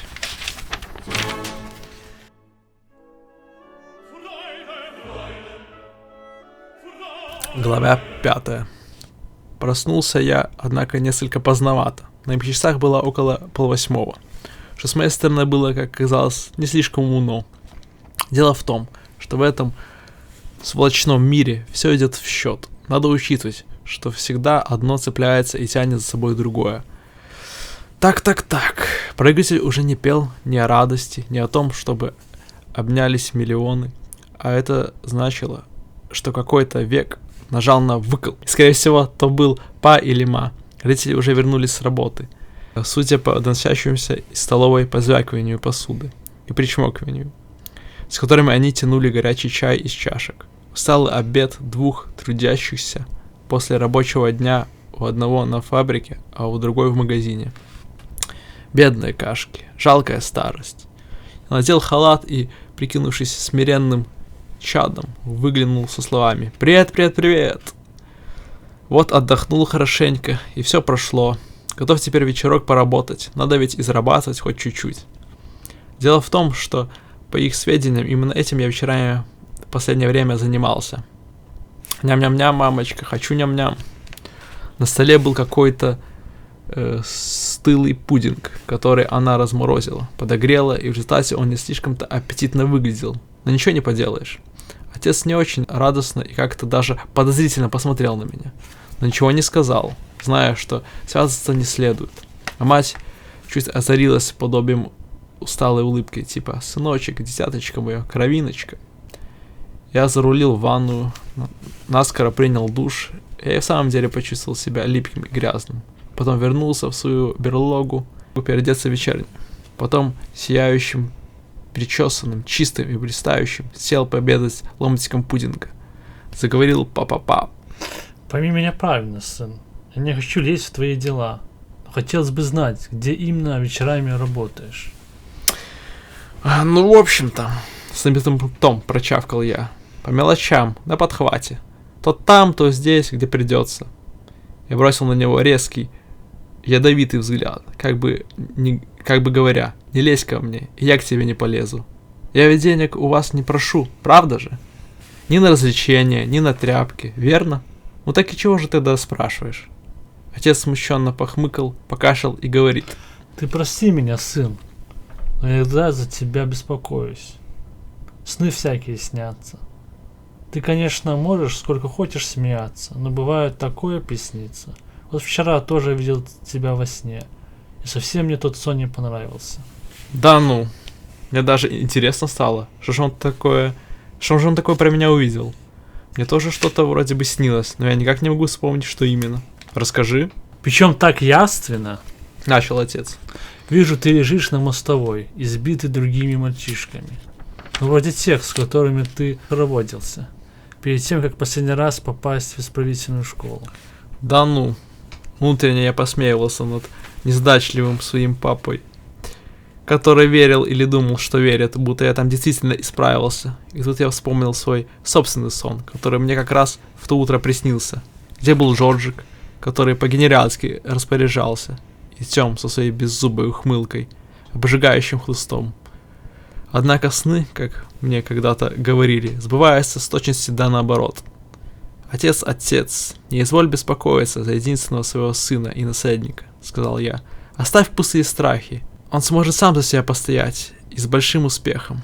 «И еще», — продолжал отец, — «мне виделось, будто ты весь в крови, обессиленный и не можешь им сопротивляться». Вот уж действительно, все наоборот. Я снова не смог внутренне не усмехнуться, а потом я вынул весь свой денег из карманов и хлопнул его на скатерть. «Вот, папа. Здесь немного, конечно. Это все, что я заработал вчера вечером. Но, может быть, этого хватит, чтобы вы с мамой сходили куда-нибудь. Посидели, выпили по рюмочке хорошего виски». «Спасибо, сын», — ответил он. «Мы редко теперь куда-то либо ходим. Да ведь и опасно стало. На улицах сам знаешь, что творится. Всякие малолетние хулиганы и так далее.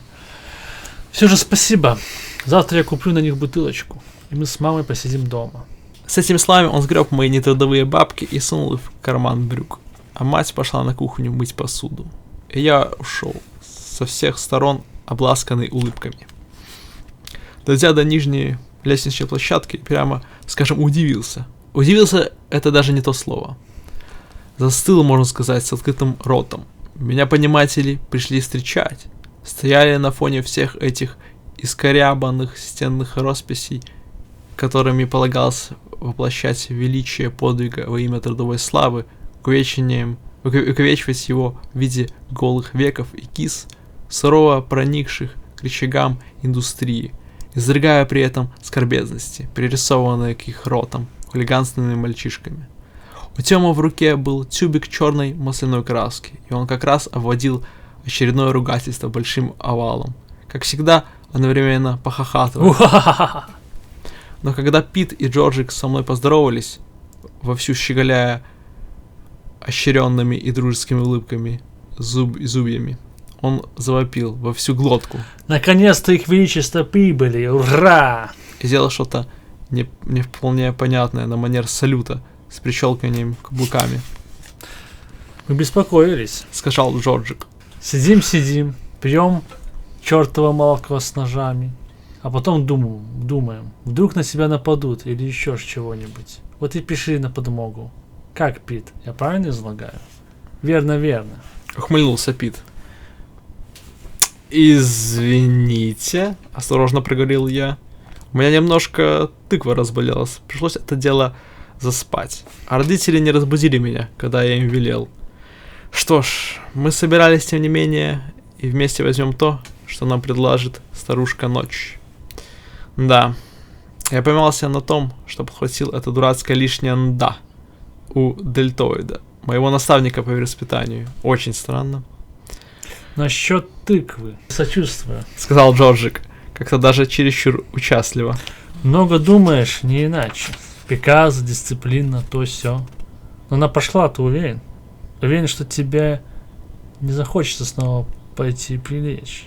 И все они это подлинненько зашеревались. «Постой», — проговорил я. «Давай-ка проясним обстановку. Этот сарказм, если я правильно понял вашу интонацию, не идет вам. О, дружина и братья, возможно, вы устроили маленький такой сговоритинг за моей спиной. Потешились на славу, отпуская шуточки и тому подобный кал. Однако в качестве вашего друга и предводителя я, видимо, имею все-таки право знать, что происходит или как. Ну-ка, давай-ка, Тём, выкладывай. Что означает эта твоя дурацкая обезьянья ухмылка?» Я это не случайно по Тёму проехался. Он как раз стоял с открытым ротом, и вид являл совершенно безумный. Тут внезапно встрял Джорджик. «Ладно, Тёму больше не задираем, приятель. Это теперь у нас будет такой новый курс».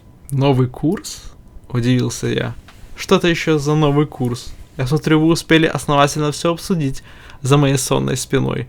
Ну-ка, давайте поподробней». С этими словами я скрестил руки на груди и поудобнее прислонился к изломанному поручню лестницы, все еще стоя 3 ступеньками выше этих моих так называемых друзей. «Не обижайся, Алекс», — сказал Пит. «но мы хотим, чтобы и у нас была кое-какая демократия. А не так, чтобы ты все время говорил, что делать и что не делать. Но ты не обижайся». Джорджик поддержал его. «Обиды тут вообще никакой быть не может. Все дело в том, у кого есть идеи, а у кого их нет. Что он нам всю дорогу предлагал?» И Джорджик очень прямо взглянул мне в лицо храбрым своими глазами. «Мелочевку, ерунду всякую, вроде как прошлой ночью. Но мы-то растем». «Так, дальше», — процедил я, не двинувшись. «Слушаю». «Что ж», — продолжил Джорджик. «хочешь выслушать до конца? Слушай. Мы, понимаешь ли, по задворкам ходим, да все мелкие ловчонки, а в результате мелочью в карманах звякаем. При том, что в кафе Мелксман есть такой англичанин, и вот он говорит, что способен нарисовать нам такой крастинг, о котором каждый мальчик только мечтать может. Настоящее дело может оформить. Бирюльки», — говорил Джорджик, не сводя с меня взгляда холодных глаз. «Это пахнет очень большими деньгами. Вот что говорит англичанин». Так, протянул я небрежно, хотя и дико раздраж внутри. С каких это пор ты снюхался с белым англичанином? Знаешь, Ответствовал Джорджик. я ведь бывает и сам по себе туда-сюда похаживаю. Ну вот хоть в прошлый шаббат. Могу я иметь хоть какую-то личную жизнь, нет? На его личную жизнь мне было насать. Это уж точно.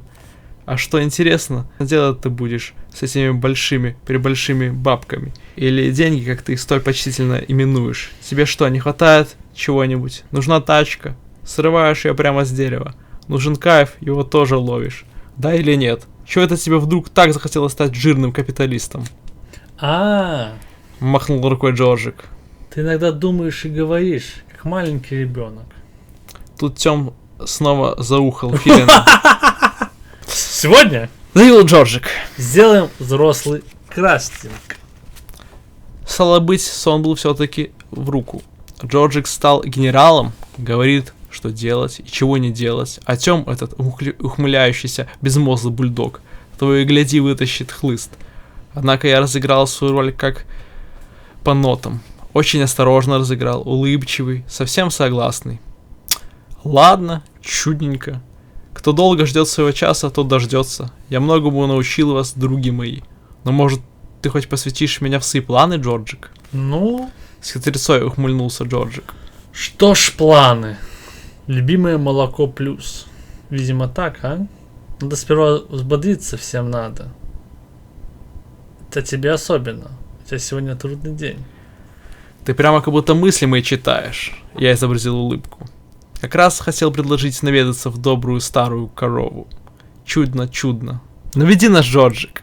И я выдал ему вроде как низкий поклон, улыбаясь как безумный, но при этом лихорадочно соображая.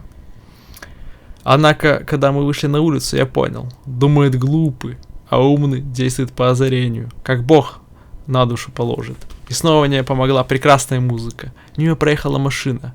Мне работало радио. До меня донесся всего лишь такт или полтора. Но тот был Людвиг ван. Скрипичный концерт, заключительная часть. Я сразу понял, что от меня требуется. Хриплым голосом говорю: «Ну, Джорджик, давай!» И выхватил свою бритву. Джорджик от неожиданности как-то ухнул, но очень даже быстренько. 6. Выщелкнул из рукояти клинок ножа, и мы кинулись друг на друга. Старина Тём говорит: Ну нет, так дело не пойдет. И начал отматывать стали и цепь. Но Пит удержал его, схватив за руку. Оставь их, так надо. В результате Джорджик и ваш покорный слуга, как коты, заходили друг возле друга, выжидая мгновения, когда противник откроется. Причем оба друг друга на зубок знали. Слишком даже хорошо знали. Джорджик время от времени шась сверкающим своим клинком. Но все впустую. То и дело мимо шли люди, видели все это, но не совались. Надо полагать, такого рода зрелища им давно примелькались. Потом я сказал себе: раз, два, три! И бросился. Хак-хак-хак! Бритвой. Правда, не в лицо и не по глазам, а нацеливаясь на руку, в которой у Джорджика был нож. И он его, же все-таки выронил.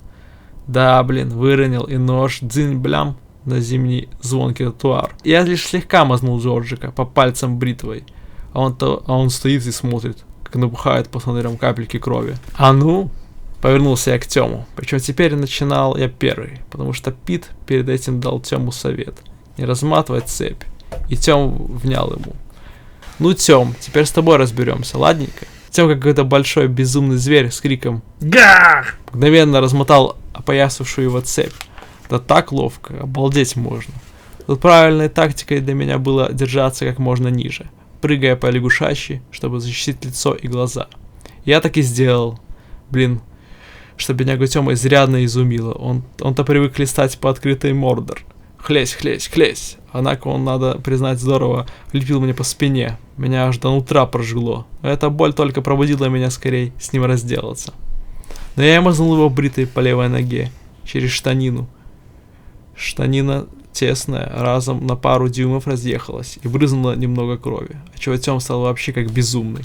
И тут, пока он завывал «Вау-вау-вау» собачьим голосом, я провел с ним тот же прием, что и с Джорджиком.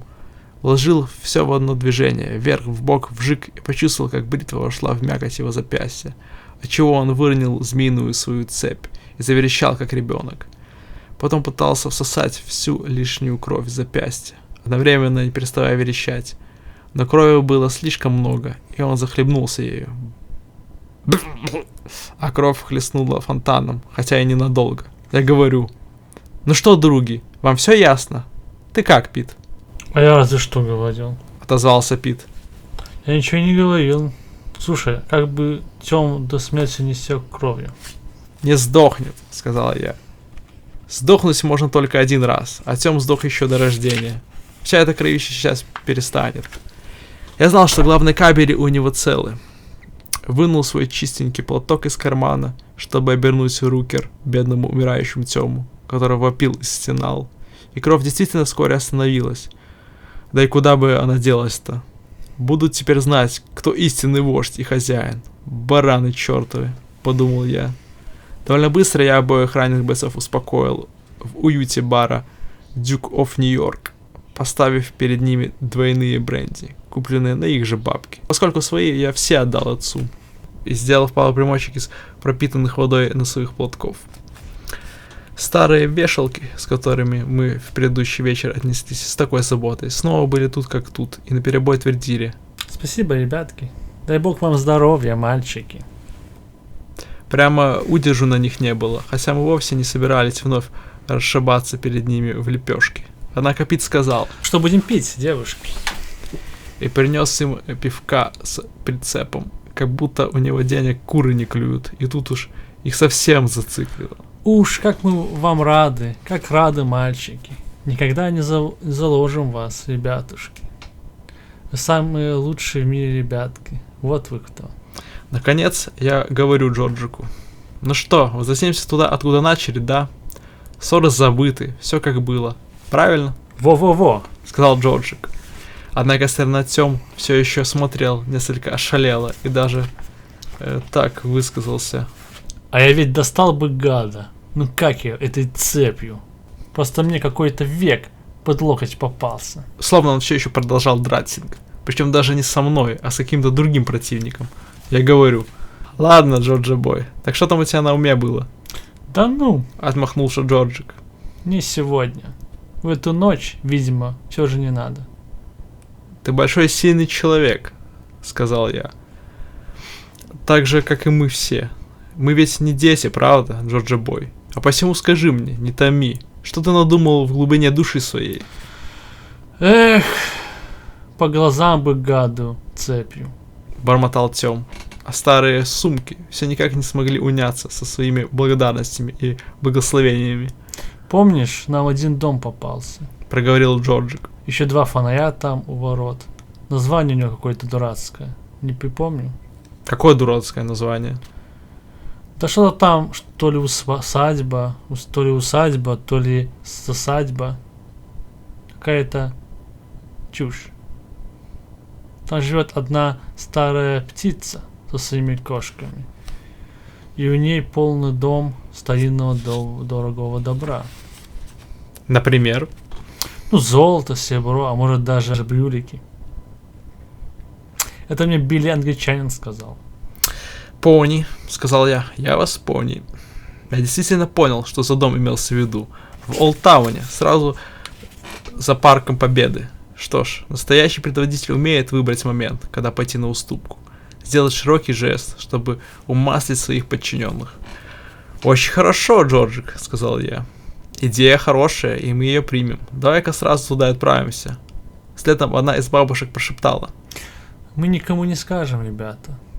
Будет считаться, что вы всю дорогу здесь сидели. А я ей в ответ: молодцы, девчонки, через пару минут вернемся, поставим вам еще выпить. И с этими словами повел друзей вон из бара, на улицу, навстречу своей судьбе.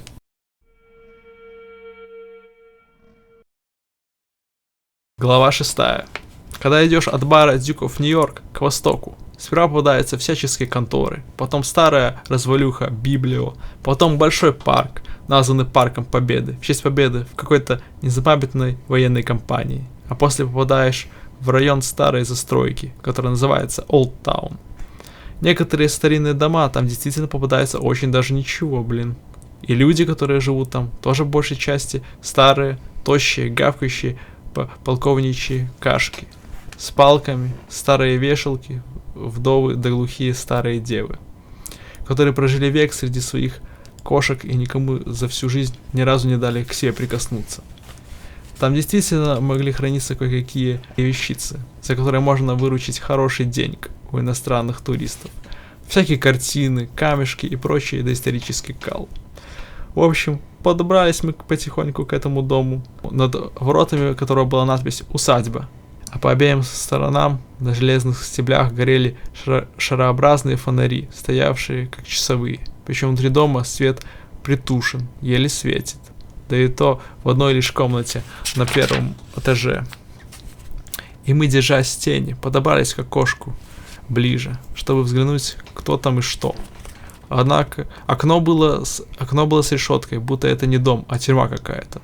Но сквозь нее было очень даже здорово видно, что там происходит. А происходило там то, что старая птица, вся седая и с маленьким морщинистым личиком, разливала из бутылки по блюдцу молоко, а потом ставила их на пол, где, видимо, кишмя кишели мяукающие коты и кошки. Нам их тоже было видно, правда не всех, только 2-3 толстых скотин, которые впрыгивали на стол, разевая вопящие рты. Вя-вя-вя-вя. Еще было видно, что эта сумка разговаривает с ними, вроде как строго, и их за что-то отчитывает. На стенках висело множество старых картин, и старые, очень замысловатого вида часы. Кроме того, стояли вазы и безделушки, на вид старые и дорогие. Джорджик зашептал мне на ухо. Балдежно, приподнимемся, скажи. Беленькая чайная губа не дура. А Пит в другое ухо. Как влезем-то? Теперь дело за мной, и соображать надо быстро, пока Джорджик сам не начал объяснять, как влезть. Первонаперво, зашептал я. Попробуем обычную тактику, типа свободный вход. Я напускаю на себя вид поймальчика, и я так вежливенько говорю, что один из приятелей у меня упал на улице в обморок. Когда она откроет, Джорджик притворится, будто еле жив. Потом просим стакан воды или вызвать по телефону доктора. Дальше и вовсе просто. Вдруг не откроет. Усомнился Джорджик. А я говорю. Попробуем, что мы теряем. На это он передернул плечом и скривил рот. А я скомандовал Питу и Тему. Вы стоите по обе стороны двери, понятно? Они согласно закивали в темноте. Ясно. Начали, сказал я Джорджику и пошел прямо ко входной двери. Там была кнопка звонка, и нажал, и из коридора донеслось. После этого все в доме замерло, вроде как обратилось вслух, словно и бабушка, и все кошки при звуках этого «дррр» одновременно навострили уши и насторожились. Тогда я позвонил чуть настойчивее, и тут послышалось шарканье ног. Шлеп. Бабушка в тапках шла по коридору, причем мне вдруг пришло в голову, что она идет, а под мышку у нее с каждого по коту. Потом раздался ее очень такой неожиданный басовый голос. Прочь! Уходите, или я стреляю. Джорджик это как услышал, чуть не прыснул. А я говорю, причем несчастным таким просительным голоском. «Мадам, прошу вас, пожалуйста, помогите, мой друг очень болен». Уходите. Повторила она. Знаю я ваши подлые штучки. Я вам открою, а вы заставите меня купить то, что мне не нужно. Уходите, говорю вам. Надо же, и ведь встречается же такая поразительная наивность. Уходите. Снова заладила она. А то я напущу на вас своих кошек. Видать, спятила от своей жизни в одиночестве. Тут я глянул вверх и заметил, что повыше двери есть застекленное окно, так что туда быстрее будет, если туда вскарабкаться и влезть через него. Иначе этот спор будет идти всю ночь. И тогда я сказал: «Хорошо, мадам, если вы не хотите помочь нам, я поведу своего больного друга куда-нибудь в другое место». Тут я мигнул друзьям, чтобы они отошли по-тихому. И только я один топал и громко декларировал: «Ничего, друг мой, мы обязательно найдем доброго самаритянина где-нибудь в другом месте. Эту пожилую леди, конечно же, нельзя винить за ее подозрительность, тем более, что по ночам разгуливает множество негодяев и подонков. Нет, ее винить нельзя». Потом мы немного постояли в темноте, подождали, и я прошептал: «Пошли, возвращаемся к двери. Я заберусь Тему на плечи, открою это окошко и влезу, блин». Потом заткну старую птицу и впущу вас. Запросто. Мне было важно показать, вроде как, кто среди нас главный, кто подает идеи. Вон там, показал я. Видите? Карнизик над дверью. Засекли? Как раз будет упор для ноги. Все поглядели, восхитились, видимо, моей находчивостью, и закивали в темноте, зашептали. Да, правильно. На цыпочках обратно к двери.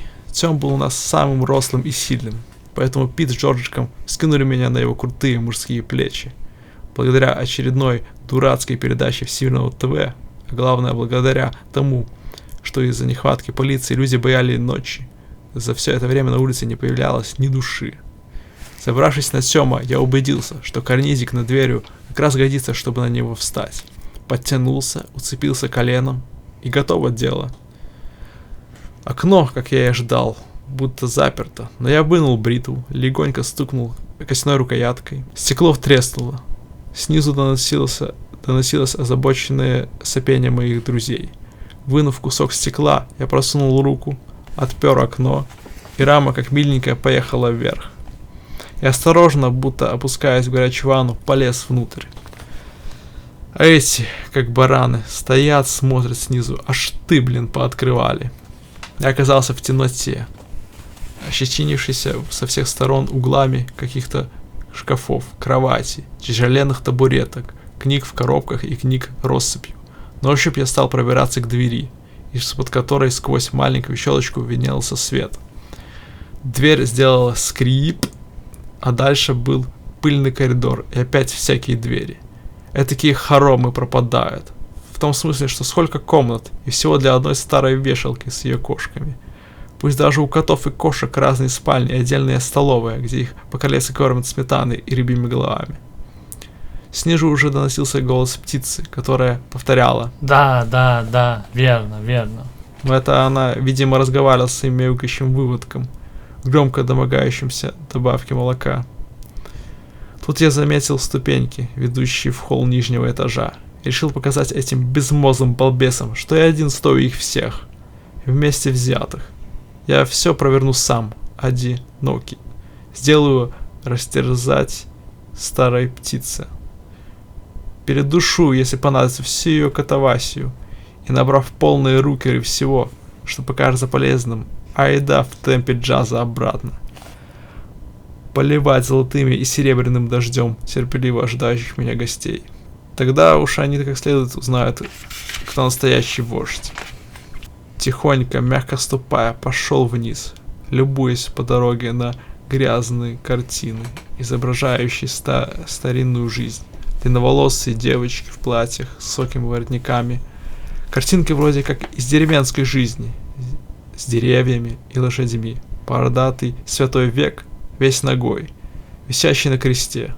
В доме стояла жуткая вонь от кошек, от кошачьей рыбы и от старинной пыли, которая здесь пахла совсем по-другому, нежели в балочных многоквартирниках. И это я уже внизу вижу свет из той комнаты, где бабуся разливала молоко по блюдцам для своей кошачьей братьи.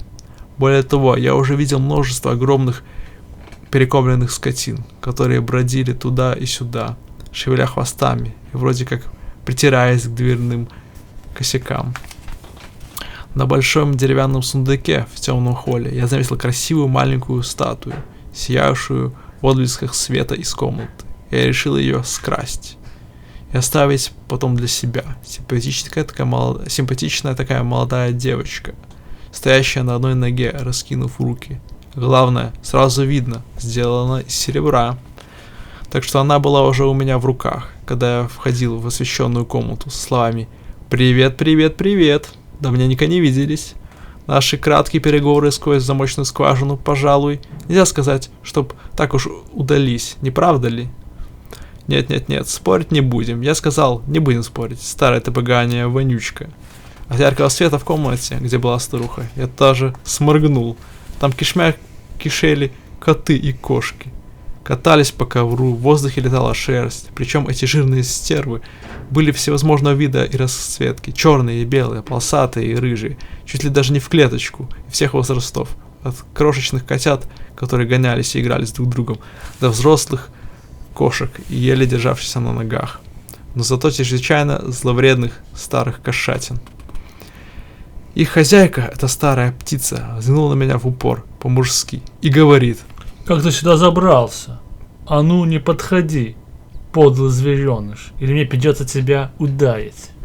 При виде ее клюки, сжатой в испещренной венами старческой грабли, меня, понятное дело, разобрал смех, а она, как ни в чем не бывало, трясет ею, угрожает.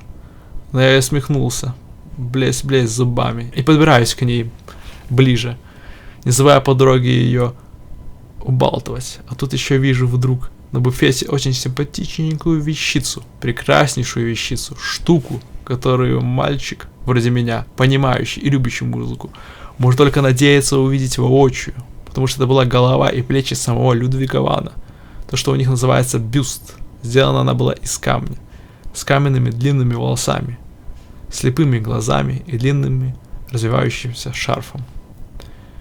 Ба! Вырвалось у меня. Как здорово! И все это мне! Как зачарованный на нее уставясь. Я шагнул уже и руку даже к ней протянул, но не заметил на полу блюдца с молоком. Вляпался в него и вроде как оступился. Опа! Проговорил я, пытаясь удержать равновесие. Однако старая сумка с необычайным для нее возрастом, проворством успела таки коварно подобраться и принялась хрясь, лупить меня по голове палкой. В результате вдруг оказалось, что я стою на четвереньках и пытаюсь подняться, повторяю: ай, блин. А она опять хрясь, да еще приговаривает: Клоп ты поганый, трущобное ты отродье, не смей к нормальным людям в дом врываться. Вся эта игра в хрясь, не больно-то мне понравилась. Я схватил мелькнувший передо мной конец клюки, и тут уже оступилась старуха, схватилась, пытаясь удержаться за край стола, но скатерть поехала, кувшин с молоком и молочная бутылка на ней сперва заплясали, а потом бенц на пол, забрызгивая белое во все стороны. И старуха тоже рухнула на пол с воплем: Будь ты проклят, мальчишка, ты еще получишь свое. Все кошки в панике запрыгали, заметались в кошачьем своем испуге и, не разобравшись, в чем дело, принялись наскакивать друг на друга, раздавая злые толчоки налево и направо. Мяу, мяу, мяу. Я встал на ноги, а эта злобная старая погонь ерзала, взбившаяся на бок по реке, по полу, пытаясь подняться, и я сделал ей маленький толчок в морду, что ей не очень-то понравилось. Она взвыла: ой, и прямо видно было, как в том месте, куда пришлась моя нога, ее веснущатое, испещренное прожилками лицо лиловеет, шмеловеет. Легнул ее я чуть, отпрянул, и, видимо, наступил на хвост одной из дерущихся вопящих кошатин, потому что услышал громкий мяв, и мою ногу оплело что-то меховое и состоящее сплошь из когтей и зубов. В результате я запрыгал на одной ноге, тряся другой, и тщетно пытаясь освободиться. При этом в одной руке я держал серебряную статуэтку, а другой силился через старуху дотянуться до милого моему сердцу Людвига Вана, хмуро взирающего на меня каменными глазами. Тут я наступил на другое блюдце, полное отменного молока, и чуть снова не полетел. Да-да, все это и впрямь может показаться забавным, особенно если это не с тобой, если тебе об этом приходится только слышать. В это время старая ведьма, подтянувшись через чехарду дерущихся кошек, хватила меня за ногу, все еще со своим ой-ой-ой, а у меня равновесие тоже было нарушено, и я хряпнулся на этот раз со всего маху об пол в молочной луже на дерущихся кошек, а рядом еще эта старая ведьма, потянувшись через чехарду дерущихся мордор, вопит: Бейте его, жука навозного, лупите, царапайте. Имея в виду, что приказ должен исполнять кошки. И действительно, несколько кошек, словно послушавшись старую ведьму, бросились на меня и начали царапать как безумные. Но тут я и сам стал как безумный. Начал их колошматить, а бабка как заорет: Жук навозда, не тронь моих котяток. Да как цепится мне в лицо. Тут я ей в крик: ах ты старая сволочь! Захнул серебряной статуэткой, да и приложил ей хорошенький такой толчок по тыкве, отчего она наконец прочно успокоилась. Встав с пола среди кошачьего визга и воя, что же я слышу? Я слышу отдаленный звук полицейской сирены. И тут до меня доходит, что старая сволочь разговаривала тогда вовсе не с кошками, а с милисентами по телефону. Будучи, видимо, подозрительной от природы, она сразу же к нему кинулась после того, как я позвонил в звонок, якобы обратившись за помощью. Услышав этот пугающий шум ментовозки, я бросился к двери, где мне пришлось изрядно поводиться, прежде чем я отпер все замки, цепочки, засовы и прочий охранительный хал.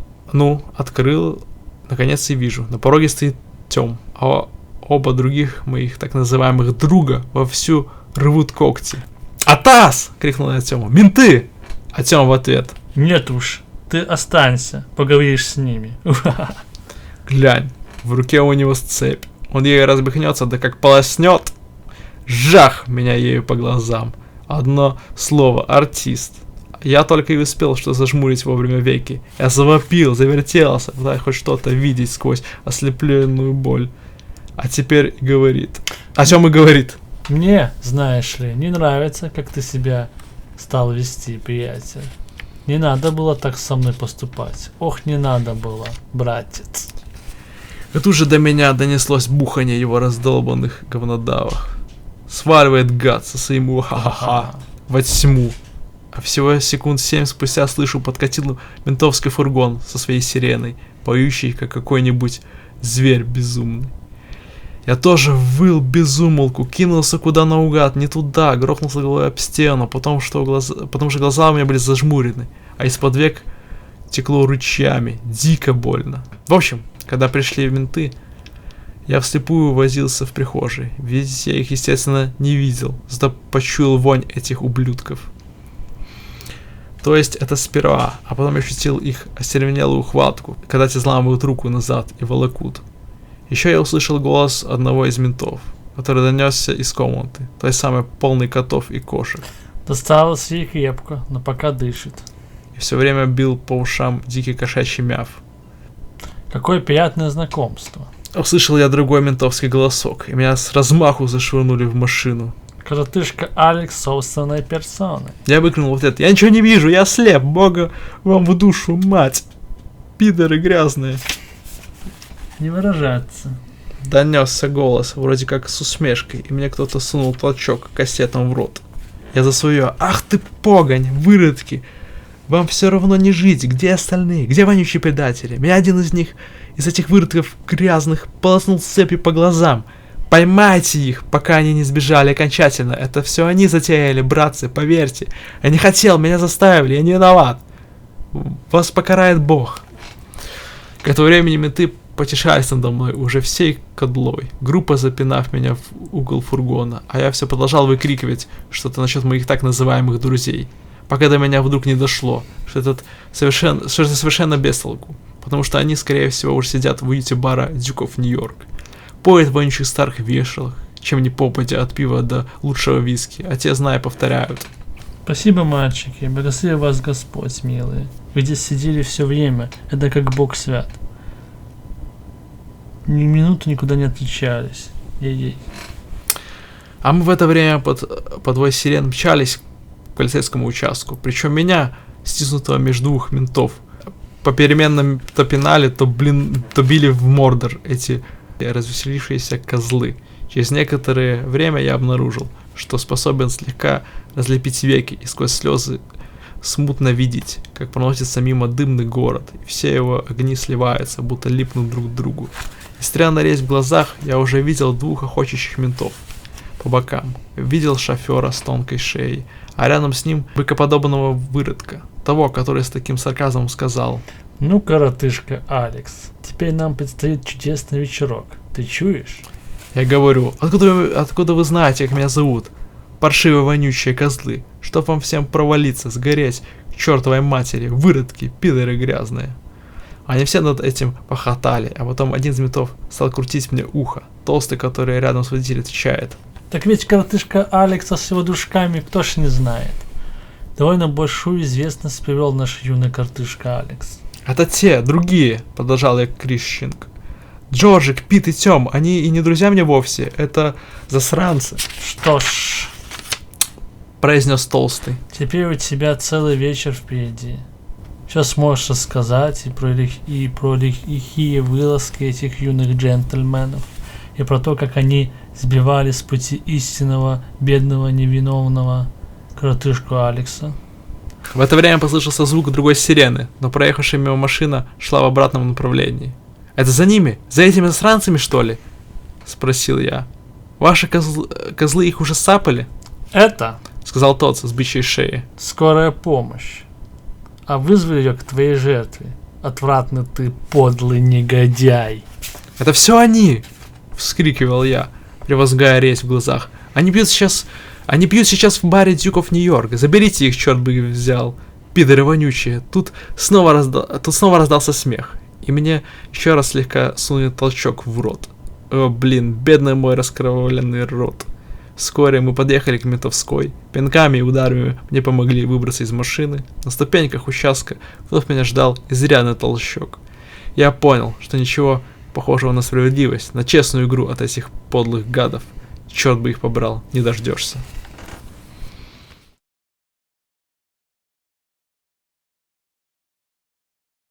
Глава 7. Меня втащили волоком в ярко освещенную свежепобеленную контору, в которой стояла жуткая вонь, как бы от смеси блевотины с пивом, хлоркой и уборной. А исходила она из зарешеченных камер по соседству. Было слышно, как некоторые из пленных орут, ругаются в своих камерах. Некоторые поют, причем мне показалось, будто я разобрал слова одного из них. Будем вместе, мы, моя милая, хоть ушла ты далеко. Однако тут же раздались голоса ментов, призывающих всех заткнуться. Раздался даже тот ни с чем не сравнимый звук, когда кому-то делают страшный толчок, после чего избитый взвыл. Его голос был похож на крик пьяной старой птицы, а не на мужчины. В конторе со мной было 4 ментов. Они шумно прихлебывали чай, большой чайник, который стоял посреди стола. Все они чавкали и громко рыгали, поднося ко рту свои огромные мерзкие кружки. Чаю они мне не предложили, а предложили мне всего лишь старое загаженное зеркало, чтобы поглядеться. И я действительно был уже не тот симпатичный юноша, ваш повествователь, а просто жуть что такое. Распухший рот, красные глаза, да и нос тоже слегка покалеченный. Они от души веселились, видя мой испуг. Один говорит: Такое только в пьяном кошмаре приснится. Потом пришел главный мент, сверкая звездами на погонах. Дескать, вот какой я великий, превеликий. Увидел меня и сказал. То все началось по-серьезному. Я говорю: вы не дождетесь от меня ни одного слова, пока я не увижу своего адвоката. Законы я знаю, выродки поганые.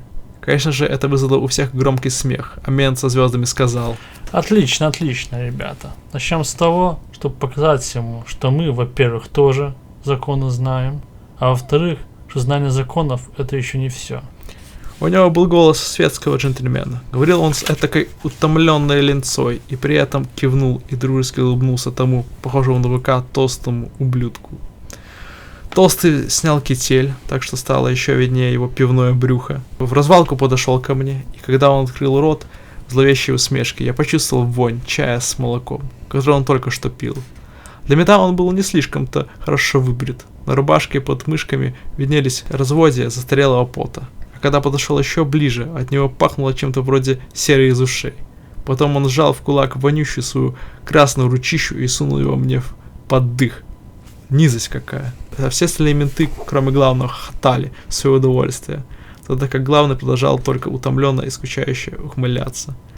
Меня отбросило к свежепобеленной стене, так что весь мел с нее я собрал на одежду, пытаясь, несмотря на боль, перевести дух, и тут же нестерпимо подступило желание выбрать из себя клейкий пудинг, который я наелся дома перед выходом. Но таких вещей я не терпел. Как это? Наболевать по всему полу? Ну нет, я сдержался. Потом вижу, этот жирный молотило обернулся к своим ментовским друзьям, чтобы еще раз хорошенько порадоваться с ними вместе. Я мигом размахнулся правой ногой, и пока ему не успели крикнуть, предупредить, треснул его со всей сил по голени. Ах, как он завизжал, как запрыгал. Но зато после этого они отвели душу, устроили мне пятый угол, швыряли от одного к другому, как какой-нибудь изношенный и дырявый мяч. Блин, били меня по бейтсам, по мордор, били в живот, пинали, и в конце концов пришлось все-таки мне блевануть на пол. Помню даже, как совсем уже безумно говорил им: простите, братцы, я был неправ, я был очень неправ, простите, простите, простите. Но мне дали обрывки старой газеты и заставили вытирать. Потом заставили посыпать опилками. А после чуть ли не дружески предложили сесть и поговорить спокойно. По-тихому. Потом посмотреть на меня зашел П.Р. Дельтоид. Спустился из своего кабинета, который был у него здесь же. В этом же здании. Он выглядел усталым, грязным, приблизился ко мне и говорит: достукался, Алекс. Да. Впрочем, я так и думал. Ах ты, боже мой. Тут он повернулся к ментам со словами: Привет, инспектор. Привет, сержант. Привет всем. Что ж, моя веревочка на этом рвется, да. Ах ты, боже ж мой. Что ж за вид у парня, что за вид? Поглядите, на кого он похож. Насилие порождает насилие. Сказал главный мент тоном святоши. Он оказывал сопротивление аресту. Рвется моя веревочка, да. Вновь посоветовал Дельтоид.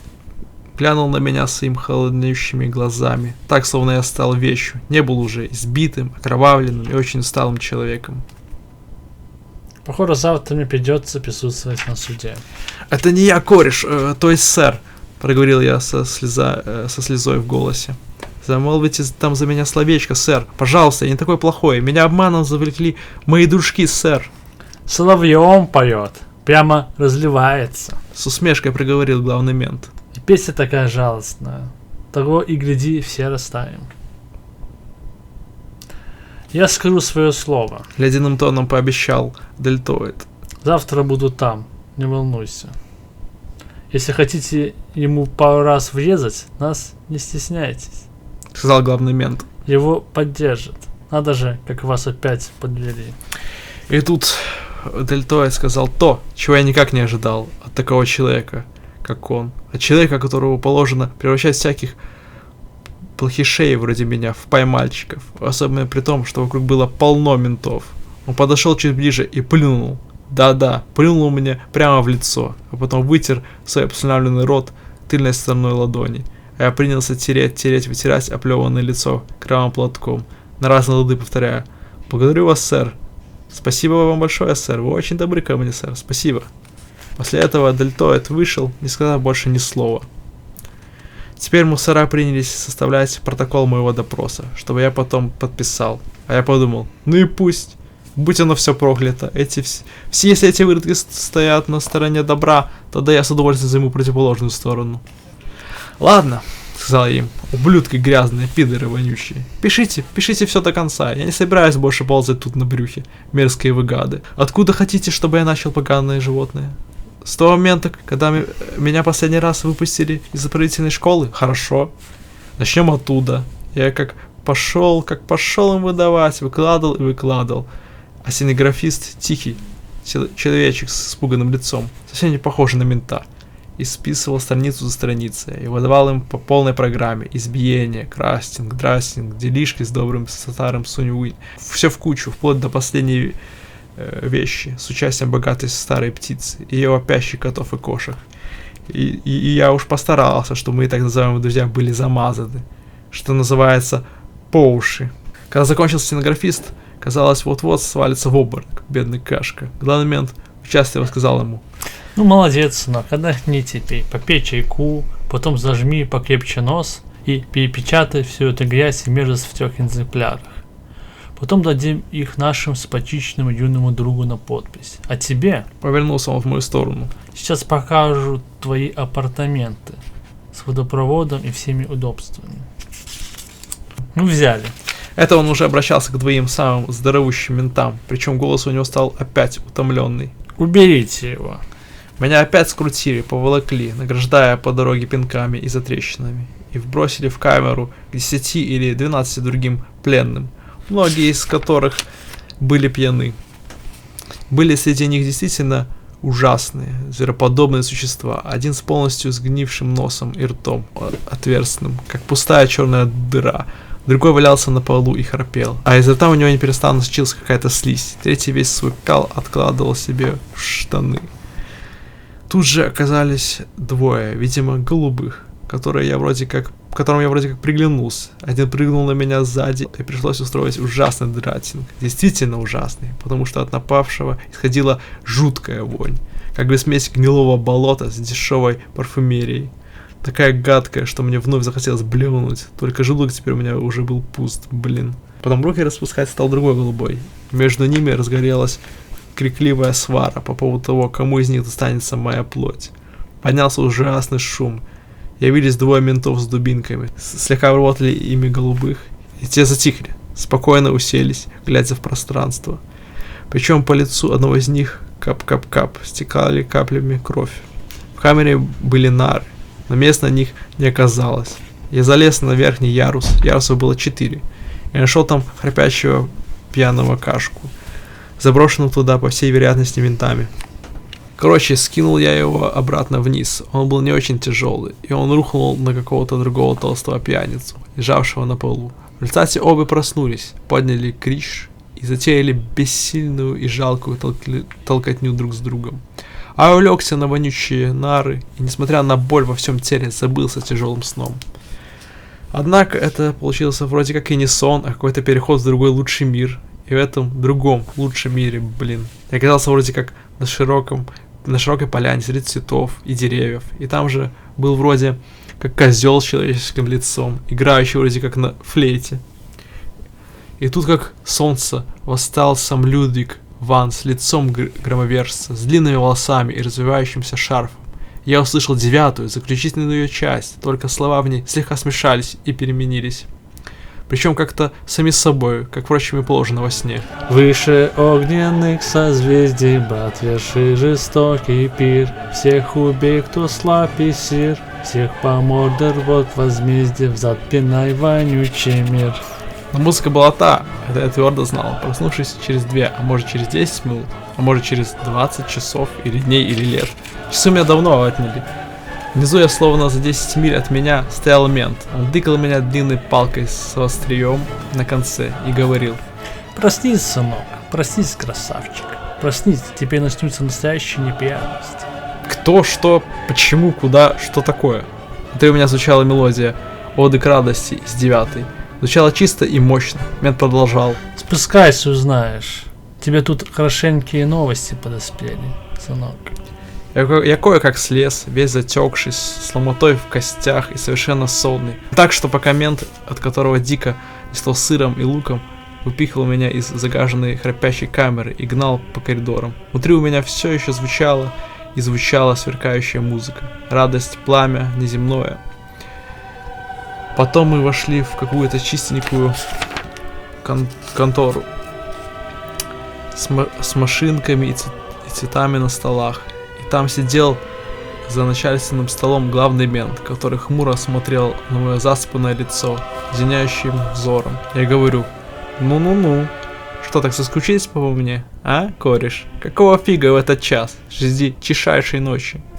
Даю тебе 10 секунд, сказал он, чтобы ты убрал с физиономии эту идиотскую ухмылку. Потом выслушаешь. Чего-чего? Со смешком проговорил я. Тебе все мало? Меня избили до полусмерти, вдвинули мне в харю, заставили признаться в стольких преступлениях, что не успевали записывать, а потом бросили среди каких-то безумцев и вонючих пидоров в грязной камере. У тебя что, новая пытка для меня припасена? Ты выродок. Ты сам ее себе припас. Серьезно проговорил он.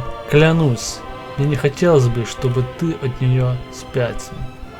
И тут, прежде даже чем он объяснил мне, я понял, в чем дело. Старая птица, разводившегося дома целыми выводками котов и кошек, приставилась в одном из городских больниц, отошла в лучший мир. Я толчокнул ее чуть сильнее, чем надо. Что ж, значит все. Не вспомнились ее коты и кошки. Подумалось, как они, небось, мяукали теперь, молока просят, а им фиг. Во всяком случае, от старой хозяйки они больше его не получат. Так что все. Он натворил делов, а ведь мне еще только 15.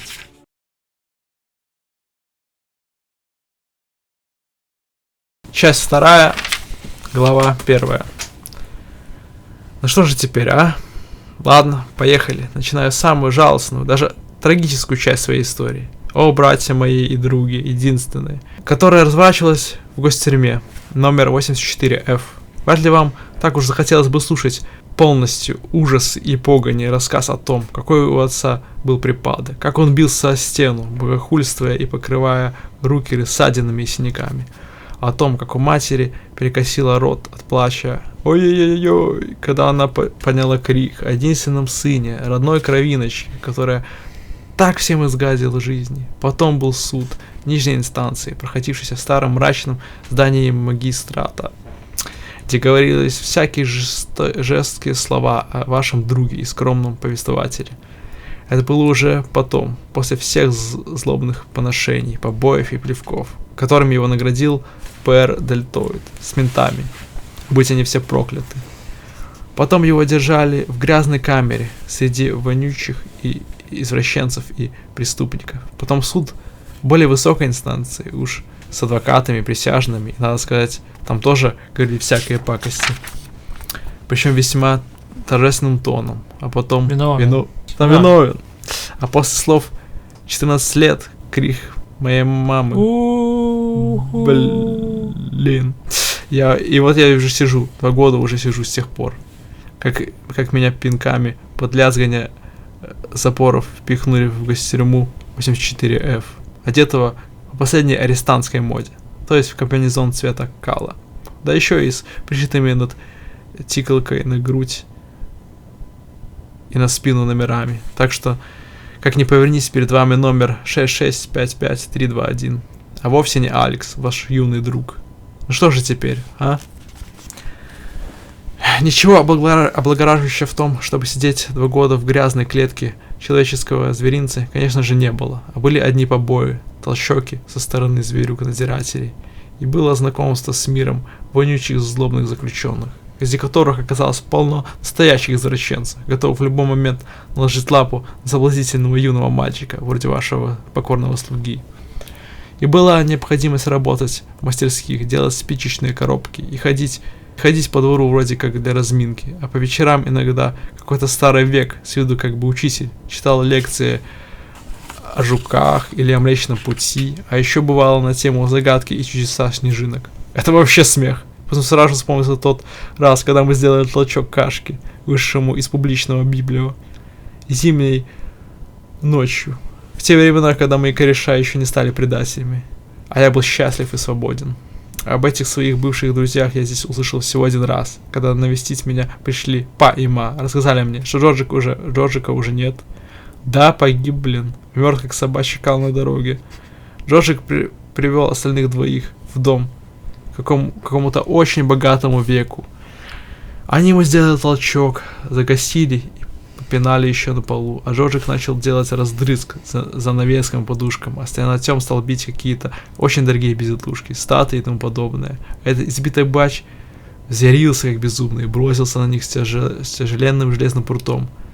Раздраж придал ему какую-то нечеловеческую силу. Тём и Пит выскочили в окно, а Джорджик споткнулся о ковер, и хозяин грохнул его этой кошмарной железной подтыкой. Тут и конец пришел хитрюге Джорджику. Старого убийцу оправдали, мол, самооборона, что было совершенно правильно и справедливо. В общем-то, что Джорджик убит, хотя и спустя год с лишним, после того, как их сдал меня ментам, по мне было правильно, нормально и даже вроде как промысел Божий. Ну что же теперь, а?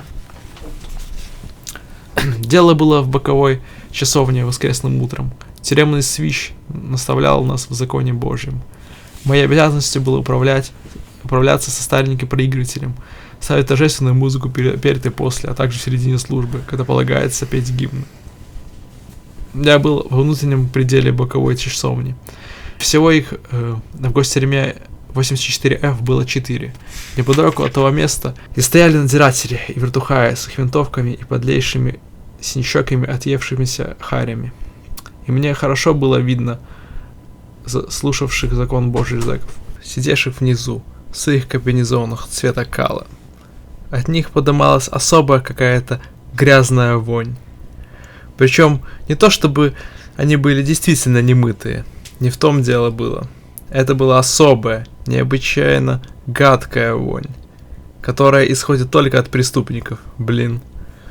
Вроде как пыльный такой, тусклый запах безнадежности. И я подумал, что от меня, видимо, тоже такой запах. поскольку я уже настоящий зэк, хотя еще и очень молодой. Так что мне, понятное дело, очень важно было как можно скорее покинуть этот вонючий, грязный зверинец. Впрочем, как вы поймете, если вам не надоест читать, вскоре я его и впрямь покинул. Ну что же теперь, а? Спросил тюремный свич в 3-й раз. Либо пойдет карусель тюрьма, свобода. Причем для большинства из вас в основном тюрьма и лишь чуть-чуть свободы.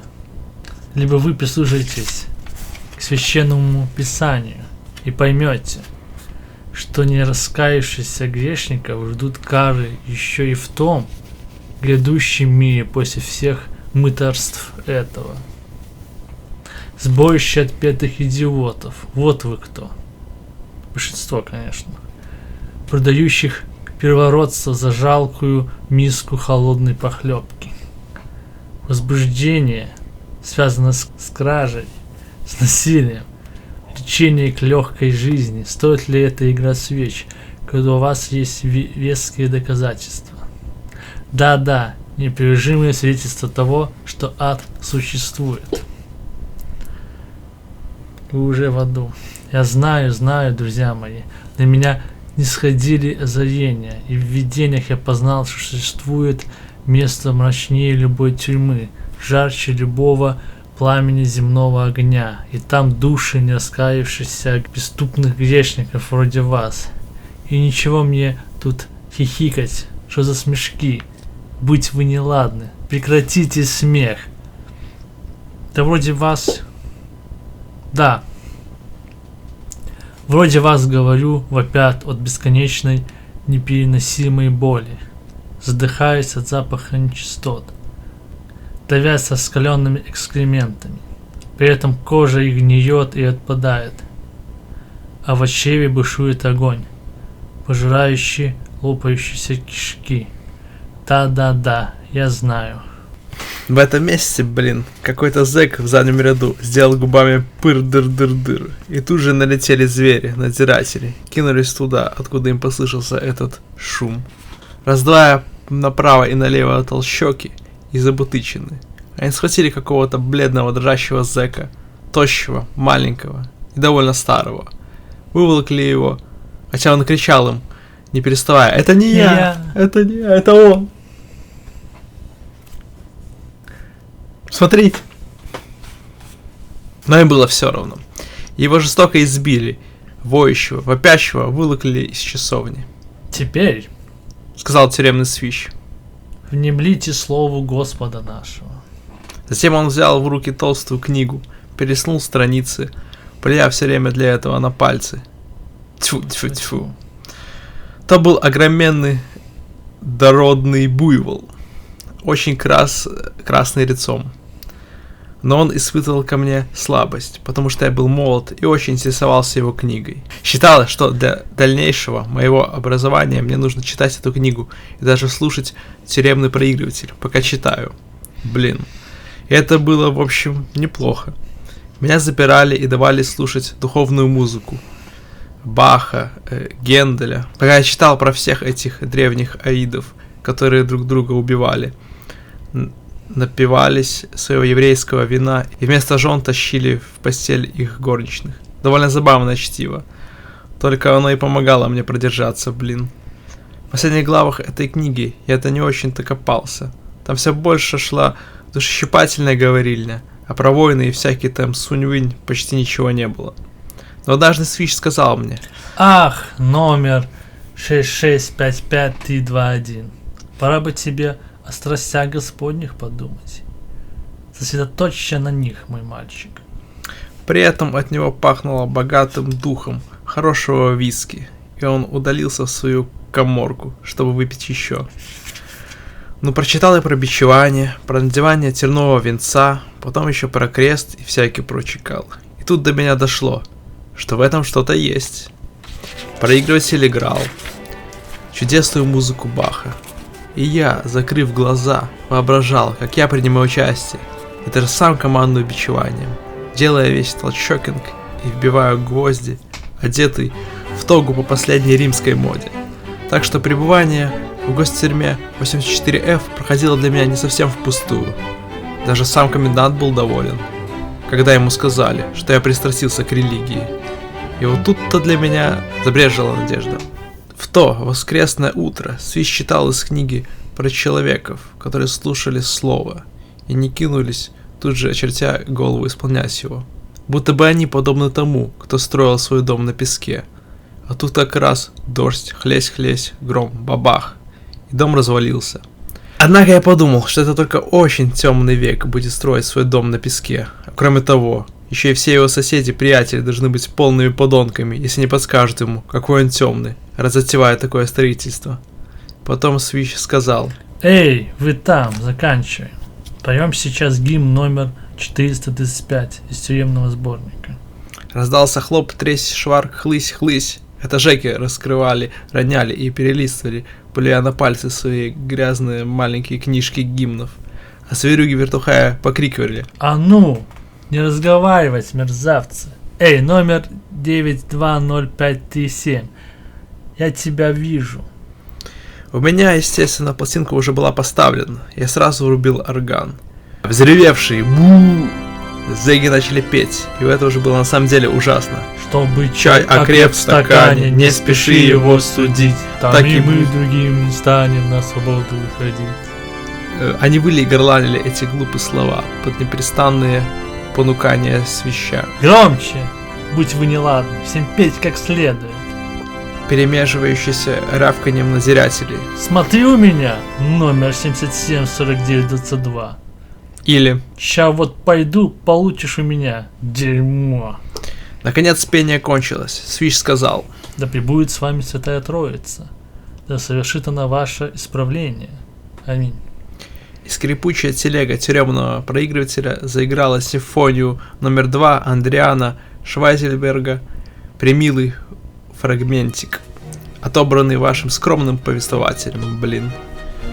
Что за быдло, думал я о заключенных, наблюдая со своей позиции у тюремного проигрывателя за тем, как они бредут, шаркают, что-то там мычат и блеют, как животные, а в меня тычут грязными пальцами. Эй ты, музыкант хренов.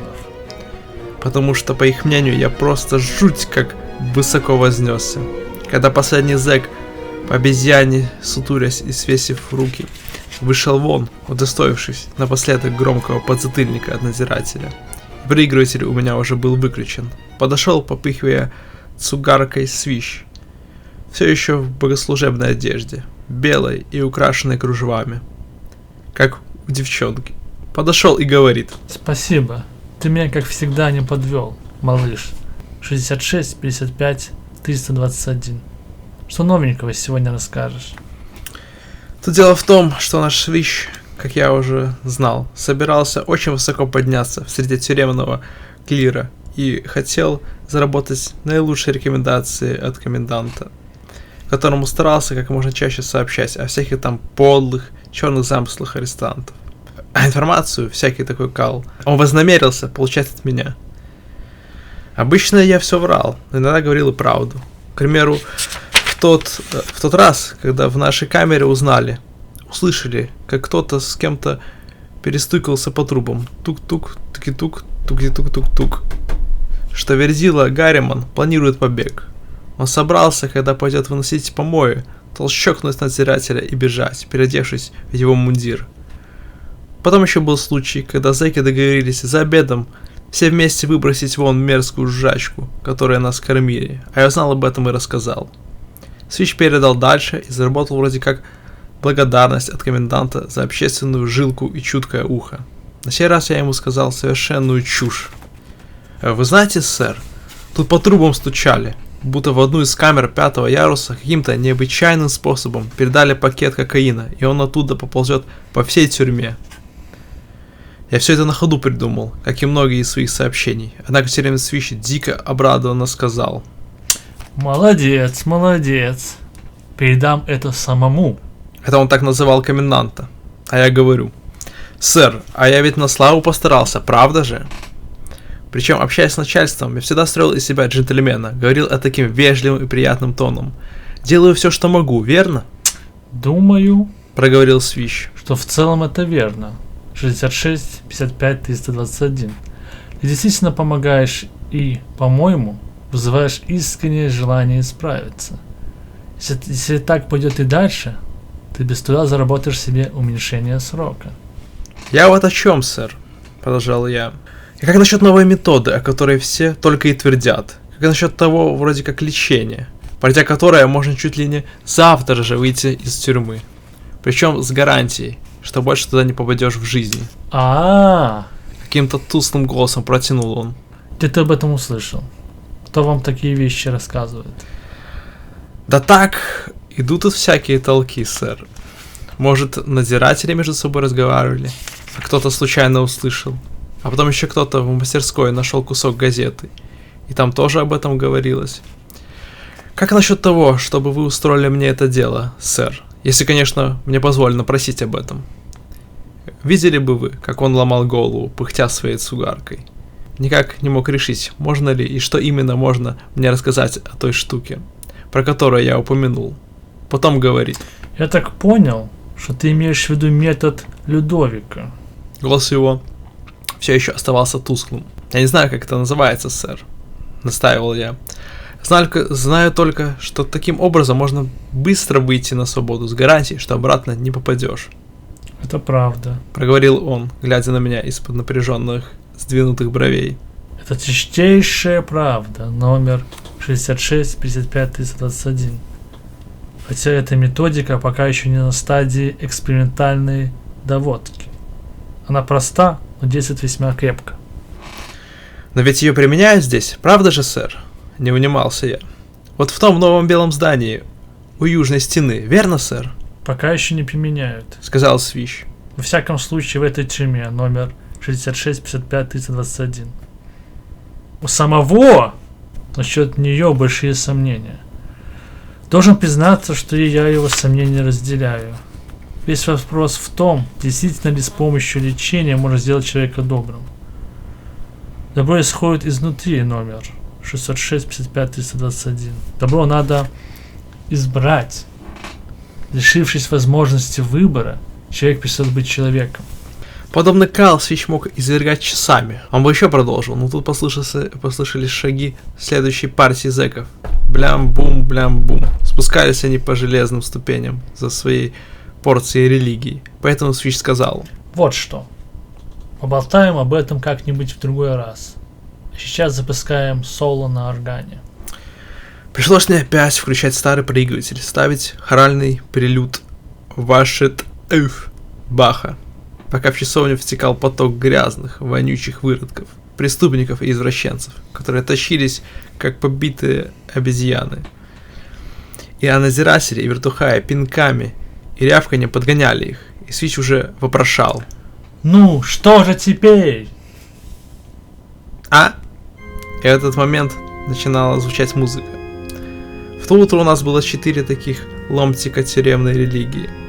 Однако Свищ больше ничего не сказал мне про этот самый метод Людовика, в чем бы он ни заключался, блин. Когда я закончил возню с проигрывателем, он лишь кратко поблагодарил меня, а потом меня отвели обратно на 6-й ярус, в битком набитую камеру, которая была теперь моим домом. Вертухай на сей раз не злой попался, он по пути не бил меня и в камеру не зашвырнул, а просто сказал: Пришли, сынок, залазь давай в свою берлогу. Здесь я пребывал со своими новыми корешами, которые все были закоренелыми преступниками, но, слава богу, не приверженными извращениям плоти. На своей полке лежал Зафар, тощий коричневокожий век, который все время бубнил что-то прокуренным голосом. Но слушать его никто не удосуживался. То, что он говорил, звучало примерно так. Захожу, это я в шалман. Что бы оно ни значило, блин.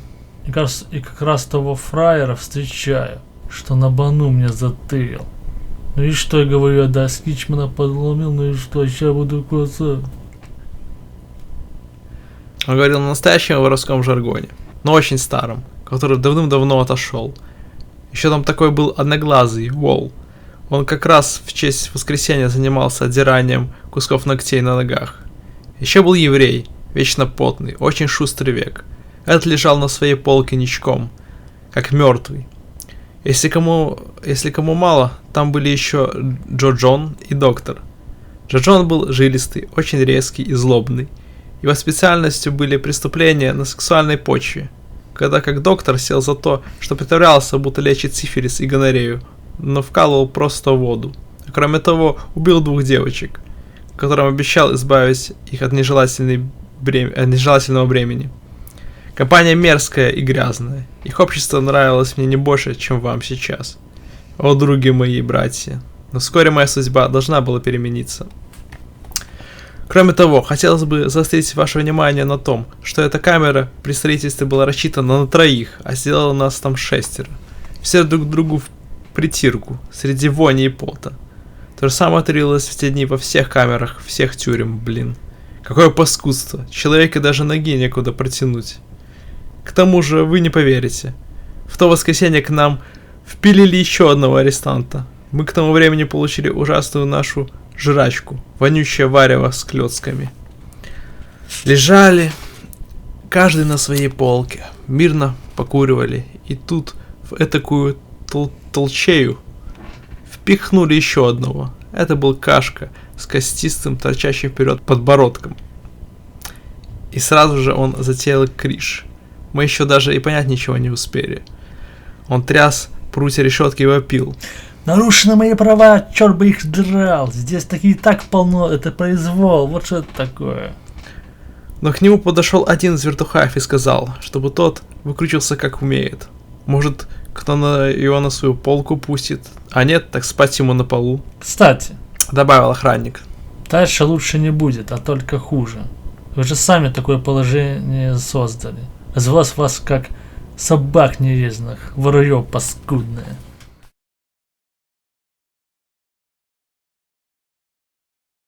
Часть 2, глава 2. В общем, как раз с удворения к нам этого нового зэка и началось мое освобождение из гостюрьмы. Из-за его скверного и склочного нрава, грязных помыслов и подлых намерений, которые привели к тому, что неприятности начались в тот же день, он был очень хвастлив, в упор нас не замечал и разговаривал высокомерным тоном. Дал нам понять, что он единственный во всем зоопарке настоящий преступник в законе. Он, дескать, сделал то, он сделал это, одним щелчком он 10 ментов убил, и всякий тому подобный кал. Ни на кого он этим большого впечатления не произвел, блин. Тогда он стал вязаться ко мне, поскольку я был там самый младший. Пытаясь доказать, что это я, как самый младший, должен заспать на полу, а вовсе не он. Однако остальные за меня вступились, заорали. Оставь его в покое, ты выродок, барашкин.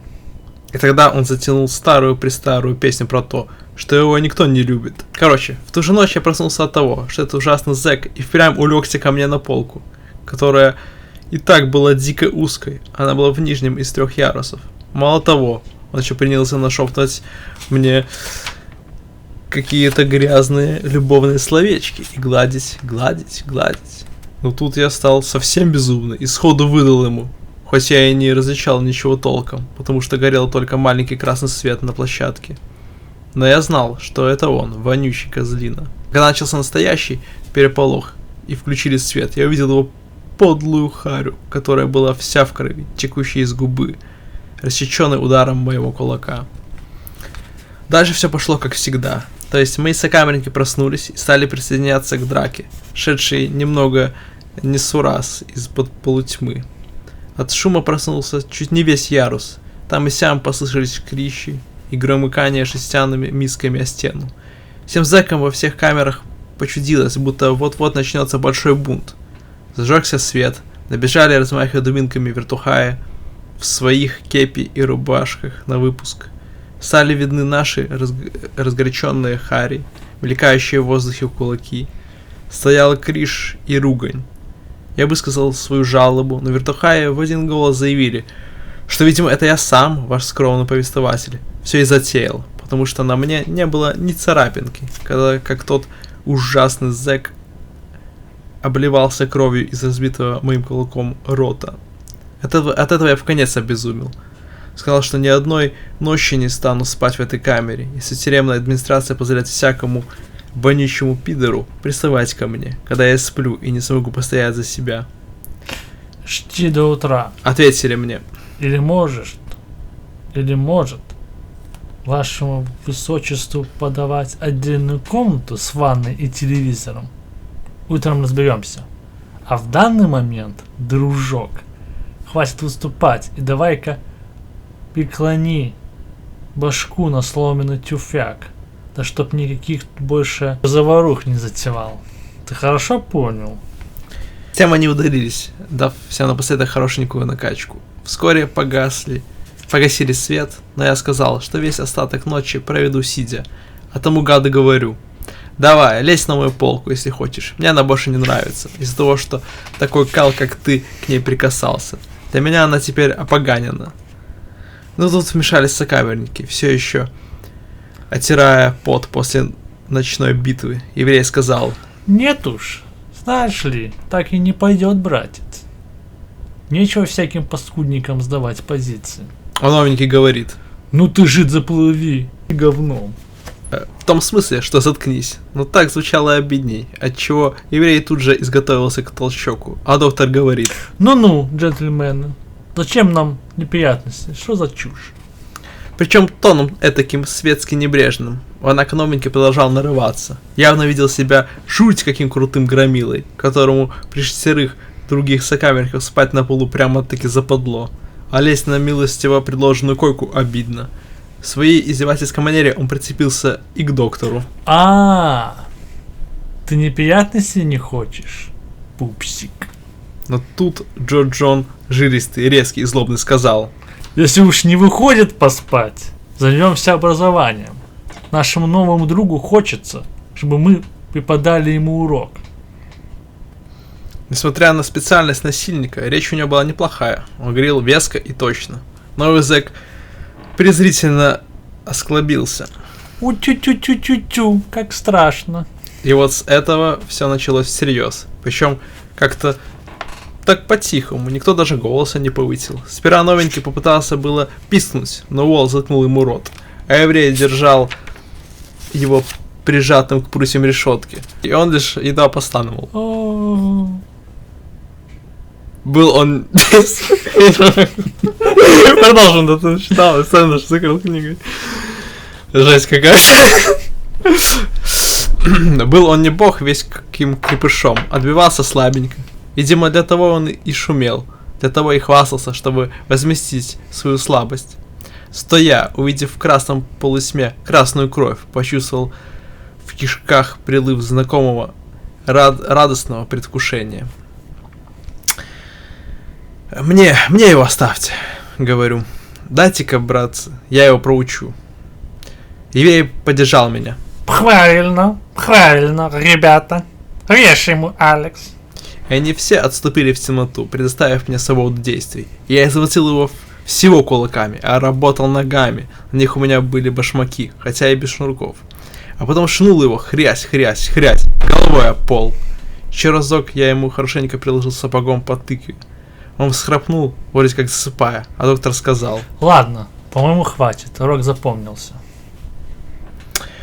Он сощурился, пытаясь разглядеть распростертого на полу избитого века.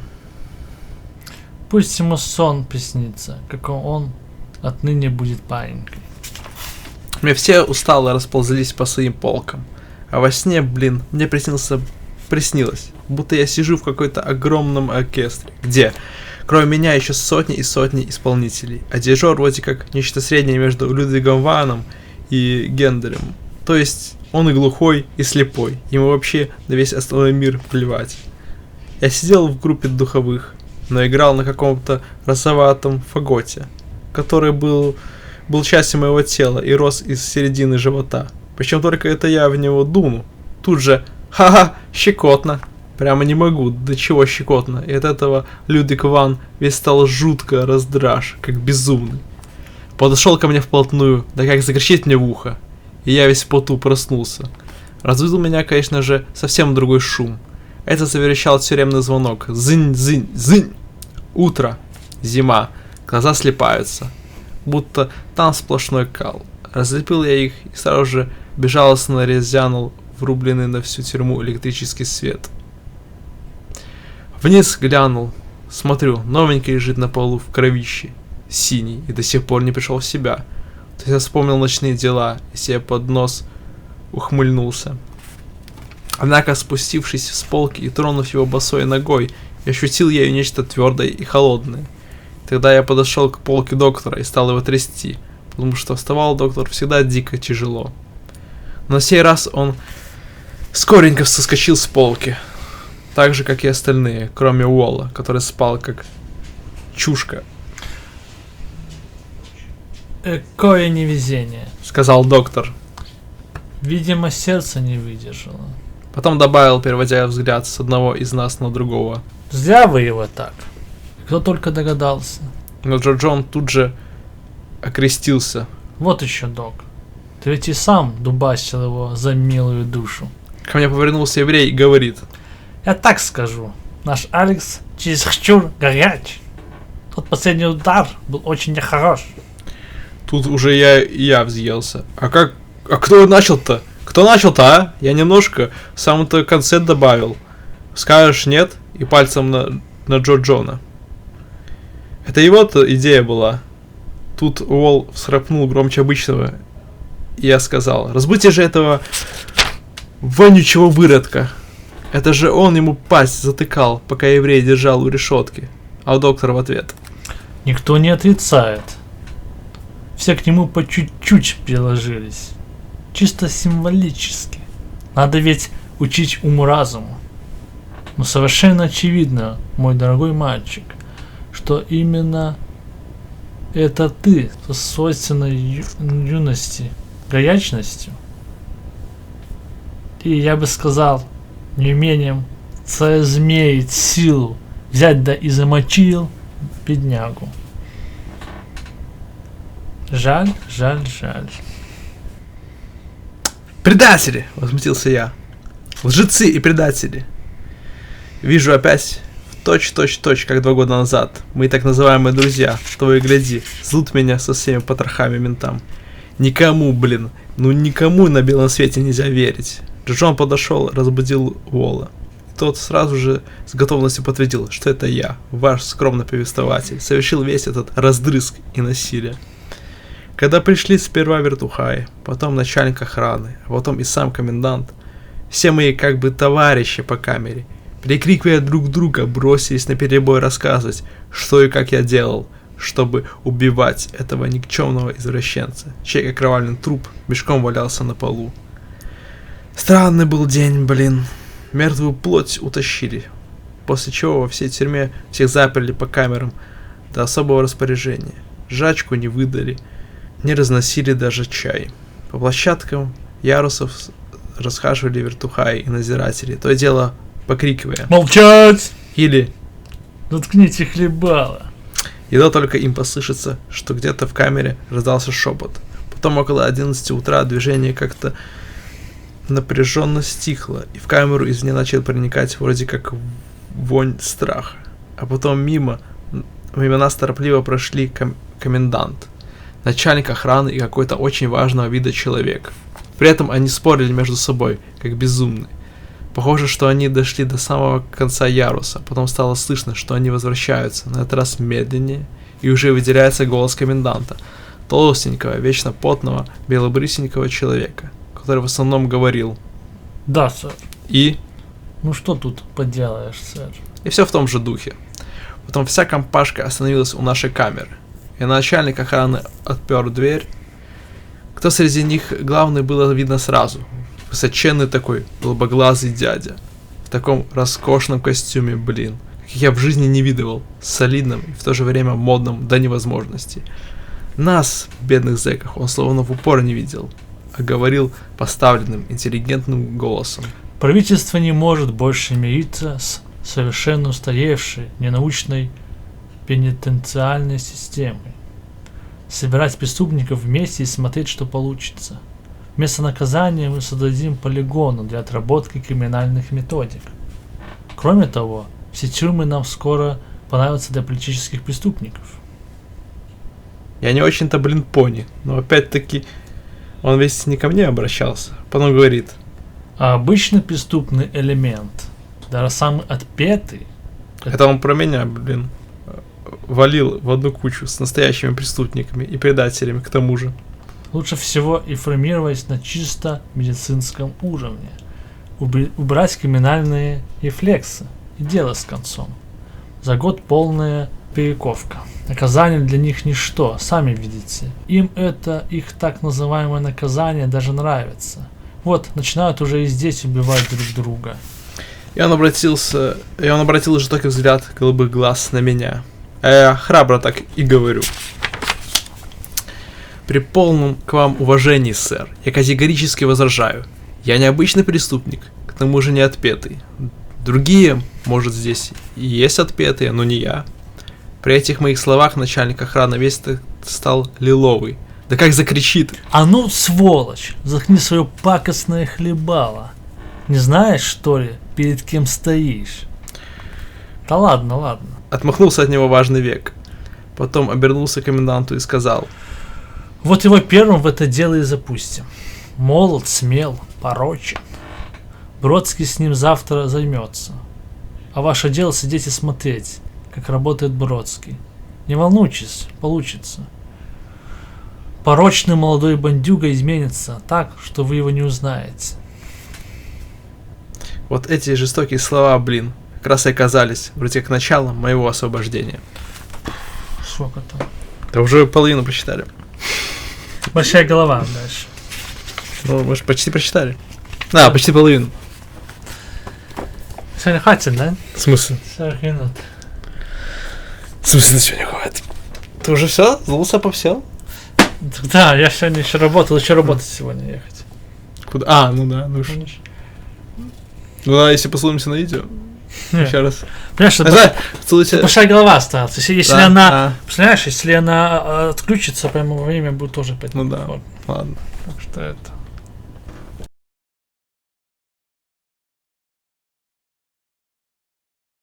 Часть 2, глава 3. Чем же вечером вечно дерущиеся зверюги, надзиратели вежливо и любезно припроводили меня в самое сердце тюрьмы. Священнейшее и заветнейшее место. Кабинет коменданта. Комендант, нехотя глянул на меня и сказал: Ты, видимо, не знаешь, кто это приходил утром, а? Номер 66 55 321. И не ожидая от меня ответа, продолжал: Это был не больше, не меньше, как министр внутренних дел. Новый министр. Что называется, новая метла. В общем, какие-то у них там странные новые идеи в последнее время появились. А я что ж. Мне приказали, я выполнил. Хотя между нами говоря, не одобряю. Самым решительным образом не одобряю. Сказано было око за око. Если кто-то тебя ударит, ты ведь дашь сдачи, так или нет? Почему же тогда государство, которому от вас, бандитов и хулиганов, так жестоко достается, не должно с соответствующей жестокостью расправляться с вами? Они вот говорят, не должно. У них теперь такая позиция, что плохих в хороших превращать. Что мне лично кажется грубейшей несправедливостью. Так, нет? Чтобы не показаться невежливым и упрямым, пришлось сказать: «Да, сэр». И тут же начальник охраны, стоявший за креслом коменданта, вновь налился краской и вкриш. Заткни поганое хайло, сволочь. Ладно, ладно. Устало проморщился комендант. Тебе номер 66 55 321 приказано исправить. Завтра пойдем к этому Бродскому. Якобы через 2-3 недели тебя можно будет снять с госдовольствия.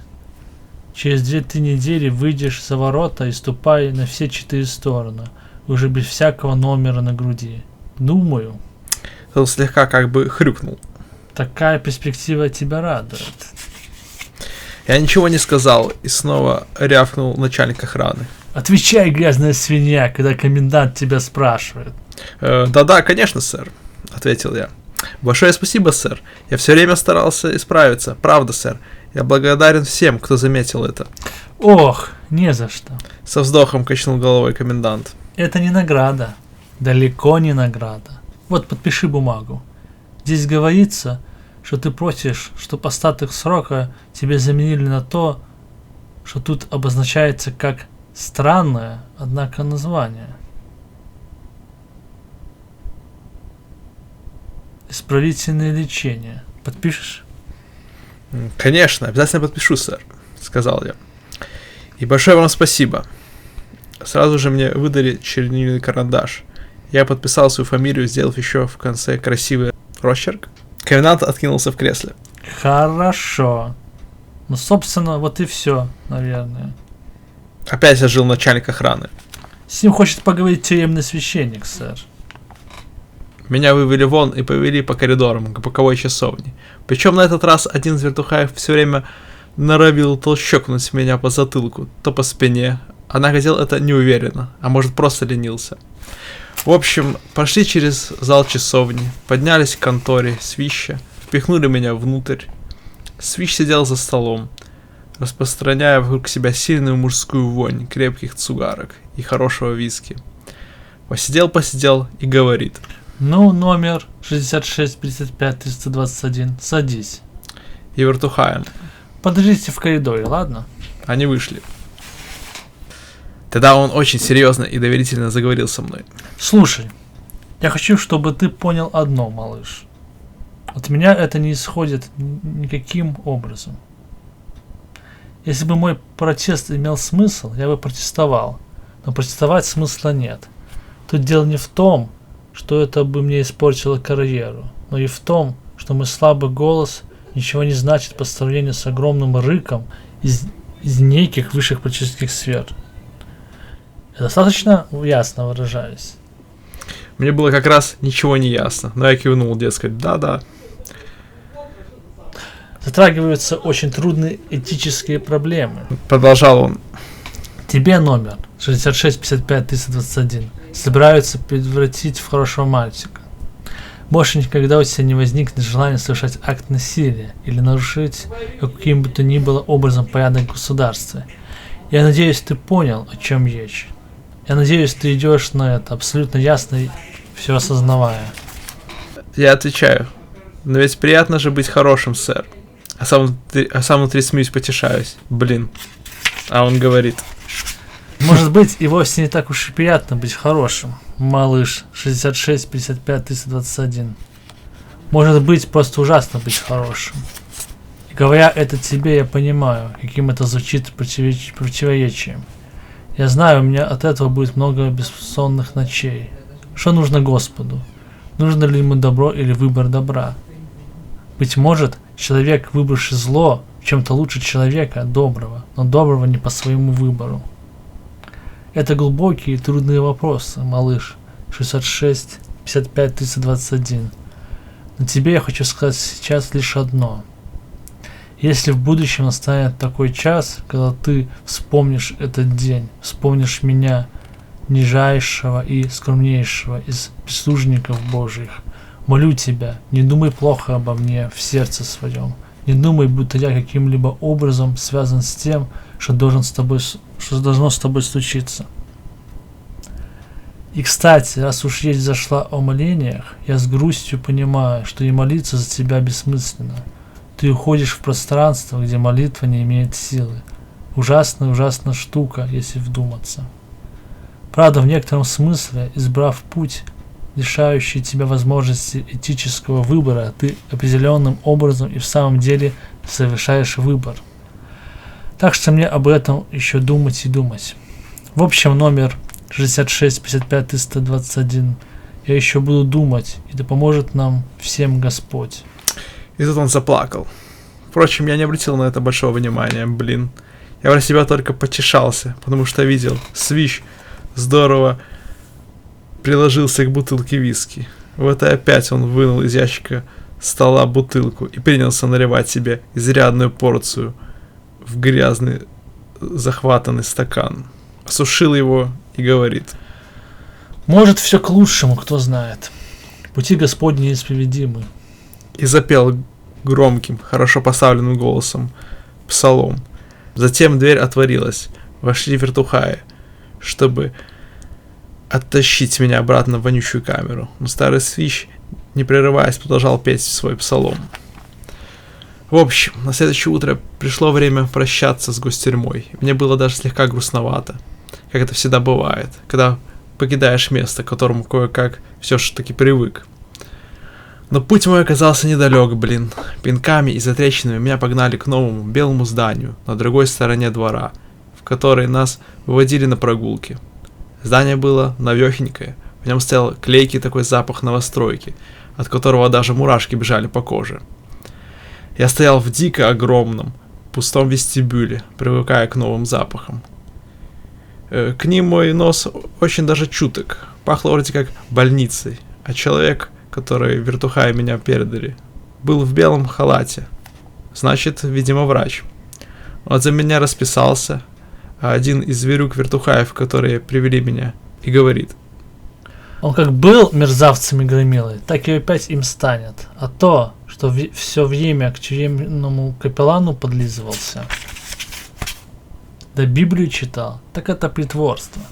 Но новый человек с красивыми голубыми глазами, которые вроде как смеялись, когда он говорил, ответил ему: Нет-нет, трудностей у нас не предвидится.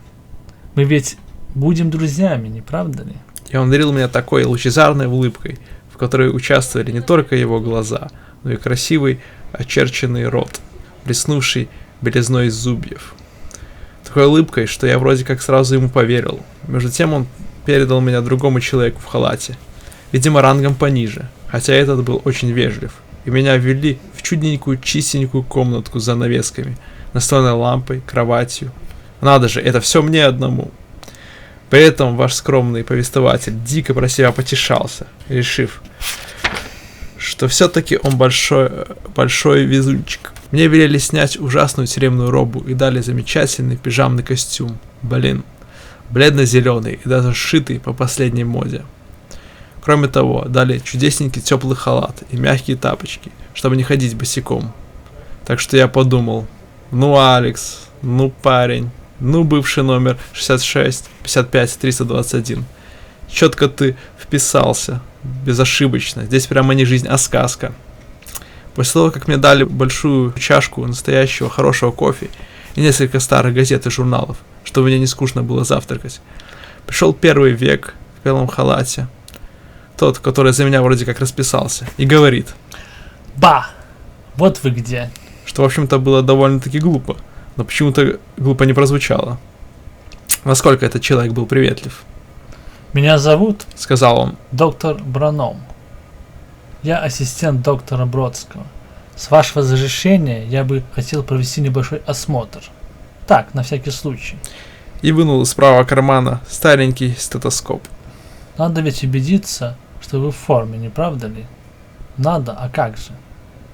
А я, лежа с задранной на груди пижамой, пока он выслушал и выстукал, спрашиваю: «А что именно, сэр, вы собираетесь со мной здесь делать?» Ну?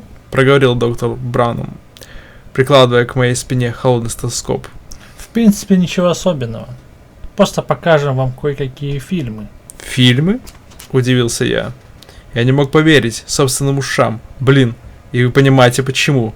Вы имеете в виду, еще раз переспросил я, что я буду вроде как в кино ходить? Это особенные фильмы. Уточнил доктор Браном.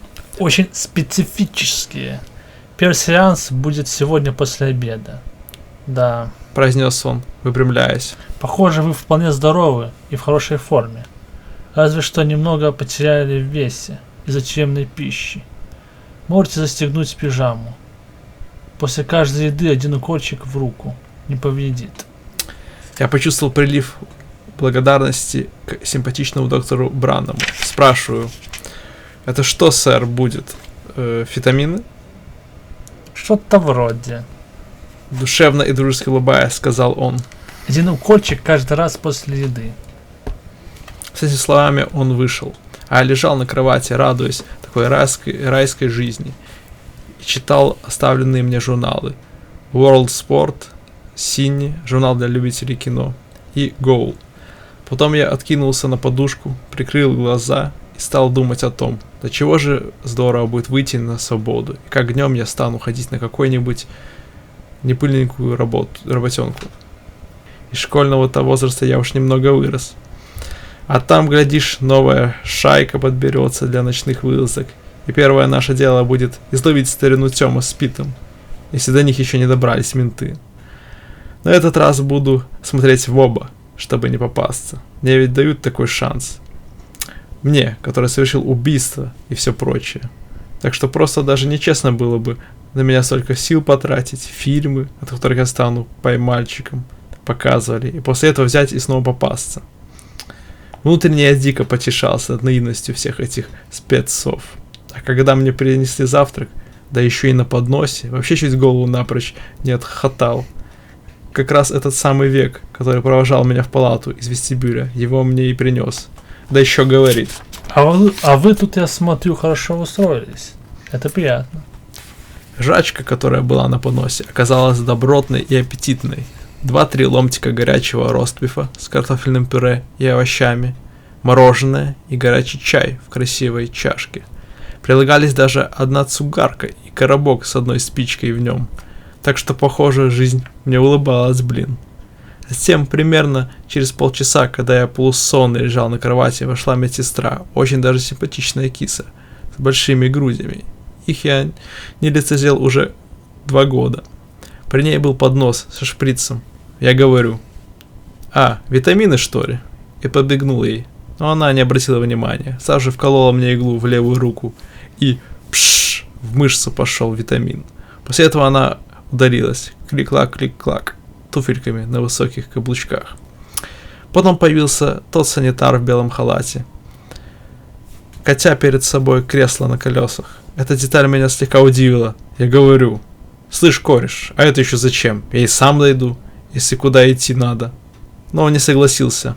Лучше, Говорит: я вас отвезу.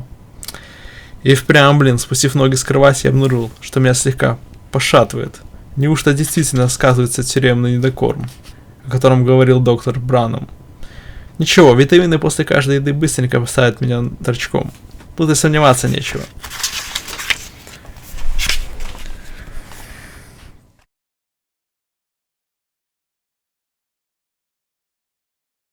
Часть 2, глава 4.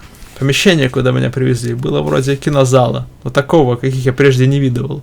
Одна стена была, как водится, скрыта серебристым экраном. В стене напротив виднелись квадратные отверстия для луча проектора. И по всему помещению стереодинамики. При этом у правой стены стоял пульт с какими-то маленькими шкалами и циферблатами. А посреди пола, обращенное к экрану, стояло что-то вроде зубоврачебного кресла. Все опутанное всевозможными проводами. И мне пришлось на него приползать при поддержке еще одного санитара в белом халате. Потом я заметил, что пониже отверстие для проекторов в стене, вроде как окошко с матовым стеклом. Мне показалось, что за ним движутся чьи-то тени. Я даже услышал, как кто-то там поперхнулся. Но потом я уже ничего не замечал, всецело поглощенным тем, до чего я слаб. Обстоятельства, которые я приписал внезапному переходу от скудной тюремной жрачки к хорошей и калорийной, да еще и к витаминным уколам. Отлично. Сказал санитар, привезший меня в кресле. Я тебя покидаю. Начнут, как только придет доктор Бродский. Надеюсь, тебе понравится. По правде говоря, блин, в тот вечер мне вовсе не хотелось смотреть фильм. Как-то настроения не было. Когда больше удовольствия доставила бы мне небольшая такая спячка на кровати в тишине, спокойствии и одиночестве. Какой-то я и был вялый. Потом пошли вещи и вовсе необычайные. Один из медбратьев пристегнул мне голову ремнем к подголовнику, напевая при этом под нос какой-то популярный эстрадный кал. «Это еще зачем?» — говорю. Санитар прервал на секунду свое пение и ответил мне: «Что это за тем, чтобы зафиксировать мне голову и заставить смотреть на экран?» «Послушайте», — удивился я. «Я ведь и сам хочу смотреть на экран. Для этого меня сюда и притащили. Так почему бы мне не посмотреть?» А на это второй медбрат. Всего их было 3. Причем еще была одна киса, сидевшая у приборного пульта. Только усмехнулся. И пояснил. Как знать. Ох, ничего заранее не скажешь. Ты уж поверь нам, приятель. Так будет лучше. И тут обнаружилось, что они и руки, и ноги мне пристегивают к специальным захватам кресла. Это мне показалось слегка безумным. Но я не стал препятствовать им в том, что они делали. Если через 2 недели я буду свободным как ветер, мальчик пальчиком. До той поры я готов стерпеть многое, блин. Одна вещь мне, правда, здорово не понравилась. Это когда мне защемили кожу лба какими-то зажимами, что у меня верхние веки поднялись и не опускались, как бы я ни старался. Попытавшись усмехнуться, я сказал: «Ничего себе! Обалденные, видать, вы мне фильмы показывать собираетесь, если так настаиваете, чтобы я их смотрел». На что один из санитаров с улыбкой ответил: Обалденное? Что ж, ты, брат, прав. Увидишь, обалдеешь, это точно. и надел мне на голову вроде как шлем со множеством бегущих от него проводочков, а к животу и к тикалке присобачили какие-то присоски. И тоже с проводами. Хлопнула дверь, и вошел, видимо, кто-то очень важный, судя по тому, как замерли его подчиненные в белых халатах. Тут я впервые увидел доктора Бродского. Он был маленького роста, толстенький, с густой шапкой курчавых волос, в толстых очках, сидевших на носу типа картошка. Костюм его, распространявший слабый запашок операционной, был, однако, шикарный и дико моднющий. Рядом с Бродским стоял и доктор Браном, с улыбкой от уха до уха. Видимо, он так старался меня ободрить. Все готово? Спросил доктор Бродский одышливым голосом. Какие-то люди отозвались, рапортируя готовность. Сперва в отдалении, потом поближе, а потом послышалось тихое жужжание. Что-то включили, значит. Но вот гаснет свет, и ваш покорный слуга, скромный ваш повествователь, сидит испуганный и одинокий, не в силах ни шевельнуться, ни закрыть глаза. Наконец, под громкий, бьющий по ушам и по нервам треск атмосферных помех начался фильм. На экране возникло изображение, не предваренное ни названием, ни указанием на изготовившую фильм киностудию. Появилась улица, самая обыкновенная, каких сотни в любом городе. Время ночное, горят фонари. Снято вроде как профессионально, никаких мельканий, никаких приставших к оптике шерстинок и грязи, которая порой то и дело скачет по экрану на домашнем просмотре у дворового кинолюбителя, порнографиста. Музыка нарастает, дико зловеще. Затем на улице появляется Кашка, очень старый, а на него наскакивают двое модно одетых мальчиков. С самих времен мода несколько изменилась, до сих пор еще носили узкие штаны, но галстуки бабочкой уже отошли. Теперь в ходу были галстуки типа селедка, и эти мальчики начинают с ним шустрить. Слышатся его вскриши и стоны, очень натуральные. Излучается даже пыхтение и хаканье мальчиков, которые его бьют. Мальчики делали из этого века настоящую котлету. Трах-трах-трах его кулаками. Одежда на нем в раздрызг, а потом обнаженного еще сапогой. Он лежит уже весь в крови и грязи, сваленный в придорожную канаву. После чего, конечно же, мальчики скоренько рвут когти. Потом крупным планом тыква этого избитого века. Красиво струится красная кровь. Забавно, но почему-то в реальности все цвета вроде как не такие яркие и настоящие, как на экране. Но все время, пока я смотрел, все более и более явственным становилось у меня ощущение недомогания, которое я списывал на тюремный недокорм, на то, что мой желудок не вполне готов еще к здешней сытной жрачке и витаминам. Однако я пытался от этого отвлечься, сосредоточить свое внимание в следующем фильме, который начался сразу же за первым, без всякого перерыва.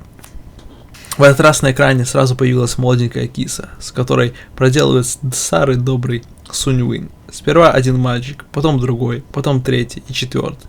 Причем из динамиков несся ее истошный крик пополам с печальной и трагической музыкой. Все было очень и очень реалистично. Хотя, если как следует вдуматься, то диву даешься, как могут люди соглашаться, чтобы с ними такое проделали на съемках. Более того, даже вообразить трудно, чтобы киностудия типа ГУД или Госфильм могли такое снимать и не вмешиваться в происходящее. Так что, скорее всего, это был очень искусственный монтаж. Или комбинированные съемки, или как там у них подобные вещи называются. Но сделано было очень реалистично. Так что, когда очередь дошла до 6-го или 7-го мальчика, который, ухмыляясь и похохатывая, засадил, и девочка зашлась от криха, вторя жуткой музыке на звуковой дорожке. Меня начало подташнивать.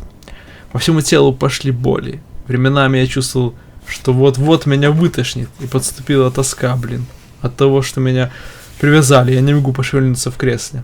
Когда эта часть фильма подошла к концу, от пульта управления до меня донесся голос доктора Бродского. Реакция на уровне 12,5? Что ж, это обнадеживает. Потом без перехода пошел следующий ломтик фильма. На этот раз показывали просто человеческое лицо, очень вроде как бледное, которое удерживали неподвижным и делали с ним всякие пакостные вещи. Меня слегка прошиб пот. В кишках все болело. Ужасно мучила жажда. В голове стучало бух, бух, бух. И хотелось только одного — не видеть этого. Иначе тошнит.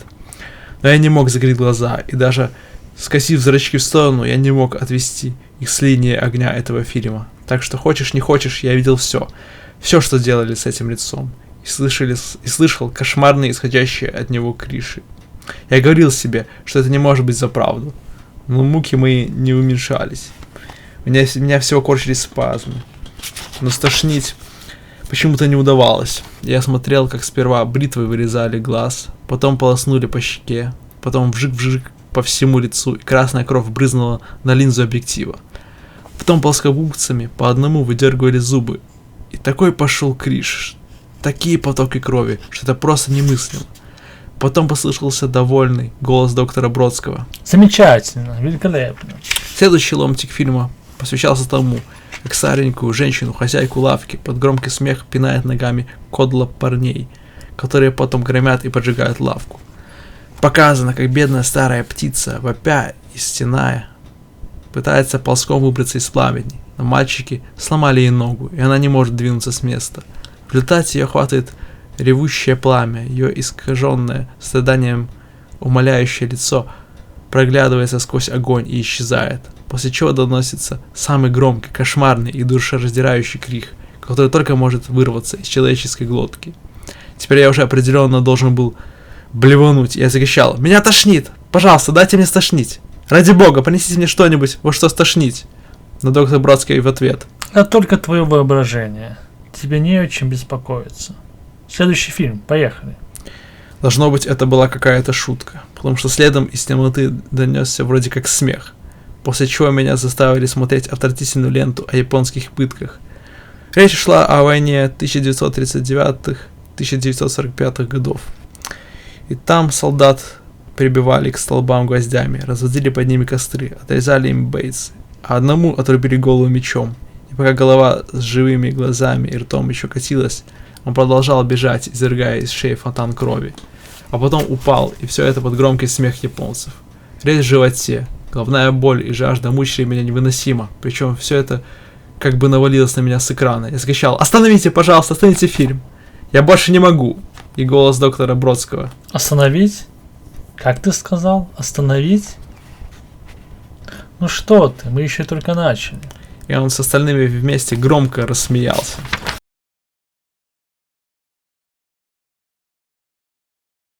Часть 2, глава 5. Я не хочу описывать, остальные ужасные вещи, которые меня заставили посмотреть в тот вечер. Все эти головастые докторы, Бродские и Браннамы, все прочие в белых халатах.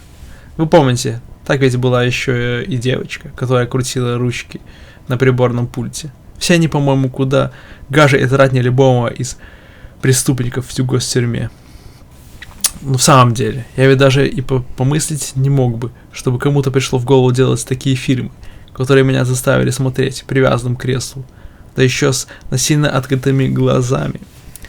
Все, что я мог делать, это поднимать криш, чтобы выключили, отчасти перекрывая этим шум драк, резни и музыку, которая это сопровождала. Можете представить мое облегчение, когда, посмотрев последний отрывок, услышал я голос доктора Бродского, который скучающим зевком произнес: Ну, пожалуй, до первого дня довольно. Как вы считаете, доктор Браннам?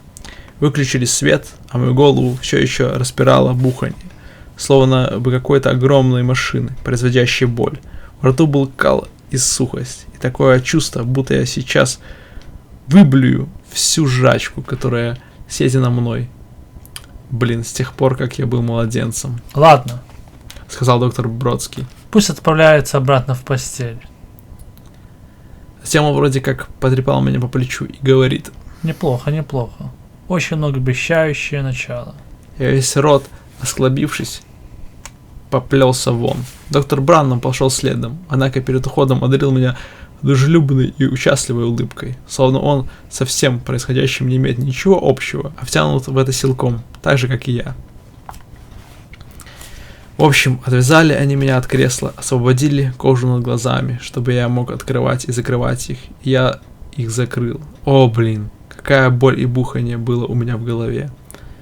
А потом меня перевалили в кресло-каталку и повезли в палату. Причем медбрат, который меня вез, все время бубнил себе под нос какой-то эстрадный кал. Так что я не выдержал и говорю: «Заткнись ты!» Но он только усмехнулся и ответил: Брось, ерунда, парень. и запел еще громче. Но положили меня в постель. Я чувствовал себя больным и разбитым, но спать не мог. Однако вскоре почувствовал, что скоро почувствую себя вроде как лучше. А потом мне принесли чашку свежего горячего чая с молоком и сахаром. И когда я его выпил, пришло ощущение, что это был ужасный кошмар. Вроде как отошел в прошлое и кончился. А затем пришел улыбчивый и доброжелательный доктор Браннам. Он говорит: Ну, по моим расчетам, вам уже должно стать лучше. Правильно? «Сэр», преодолевая слабость, отозвался я. Как-то я не вполне понял, что он имел в виду, говоря о расчетах. Потому что когда ты болен и начинаешь чувствовать себя лучше, это твое личное дело, никакие расчеты тут ни при чем. Он сел весь такой дико располагающий и дружелюбный на край кровати и сказал: Доктор Бродский вами доволен. У вас очень положительная реакция. Завтра, разумеется, будет 2 сеанса, утренний и вечерний. Так что могу себе представить, какой вы будете к концу дня измотаны. Но нам надо жать на все педали, чтобы вас вылечить. А я говорю: к тому, что мне снова, чтобы я снова смотрел на... О нет, простонал я, это ужасно. Разумеется, ужасно. Улыбнулся доктор Браннам. Насилие – ужасающая штука. Этому вы у нас и учитесь. Ваше тело этому учится. Но я все же не понимаю, проговорил я. Не понимаю, почему мне так плохо от этого? Раньше мне никогда от этого плохо не делалось. Раньше было как раз наоборот. Я в смысле, что когда я делал это или смотрел на это, я чувствовал себя как раз хорошо. Не понимаю, что такое. Почему? Какого фига? Жизнь – удивительная штука. Сказал Браннам тоном святоши. Процессы жизни и устройства человеческого организма, кому дано полностью постигнуть эти чудеса. Доктор Бродский, конечно же, выдающийся человек. С вами происходит то, что и должно происходить с каждым нормальным, здоровым человеческим существом, наблюдающим действие сил зла, работу разрушительного начала. Вас сделают нормальным, вас сделают здоровым. Во-первых, мне это не нужно, сказал я. Во-вторых, я вообще не понимаю. Я чувствую себя совершенно больным от того, что вы со мной делаете. Разве вы сейчас плохо себя чувствуете? Спросил он со своей дружелюбной улыбкой от уха до уха. Вы пьете чай, отдыхаете, спокойно беседуете с другом. Вам сейчас может быть только хорошо. Слушая его, я осторожненько попробовал вновь ощутить боль и тошноту в голове и во всем теле, но нет. Блин, действительно я чувствовал себя хорошо и даже проголодался. «Не могу взять в толк», — сказал я. «Вы, видимо, специально что-то делаете, чтобы мне было так скверно». И я в раздумье нахмурился. Вам только что было плохо, Сказал он. потому что вы выздоравливаете. Потому что вы выздоравливаете. Когда человек здоров, он отзывается на зло чувством страха и дурноты. Вы выздоравливаете, вот и все. Завтра к этому времени вы будете еще здоровее. Затем он похлопал меня по коленке и вышел. А я задумался, силясь разгадать эту головоломку. Похоже было, что провода и всякие прочие штуки, которые меня не цепляли к моему телу, заставляли меня чувствовать себя больным. И все это сплошной подвох. Я все еще силился найти разгадку и подумал уже о том, не лучше ли будет завтра вообще воспротивиться их попыткам привязать меня к креслу и затеять с ними настоящий дратинг. Есть же у меня все-таки какие-то права. Когда ко мне пошел еще один человек, это был улыбчивый старикашка, который назывался представителем комиссии по социальной интеграции бывших заключенных. Он принес с собой множество бумажек и бланков. Куда Обратился он ко мне. вы пойдете, когда окажетесь на свободе? Я, по правде говоря, как-то даже не думал о таких вещах. И вообще до меня только теперь начало доходить, что очень скоро я буду свободен, как вольный ветер. И тут же я осознал, что это произойдет только в том случае, если я буду идти на их поводу и не стану затевать дратинг, кришинг и не буду ни от чего отказываться и так далее. Я говорю, ну домой пойду, назад к своим предкам. К вашим? Кому? Он не очень-то въезжал в жаргон надцатых, поэтому я пояснил. В свой родной дом, к родителям, Понятно. отозвался он. А когда у вас в последний раз с ними было свидание? С месяц назад, сказал я.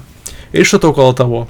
Нам отменили потом все свидания из-за того, что какому-то преступнику удалось протащить в зону дурь, которую ему передала его киса. Этакую подлянку сыграли, чтобы безвинных людей всех из-за одного наказывали. Поэтому я их около месяца не видел, Понятно. сказал Кашка. А ваши родители информированы о том, что вас привели сюда и скоро освободят? Слово-то какое. Освободят. Спятить можно. Я говорю, нет, и добавил, будет им приятный такой сюрприз, а что? Вдруг захожу в дверь и говорю, вот и я, явился, не запылился, снова на свободе. Очень даже не слабо, Ладно, сказал представитель комиссии. этот вопрос отпал. Раз у вас есть где жить, пускай. Теперь остается проблема работы, верно?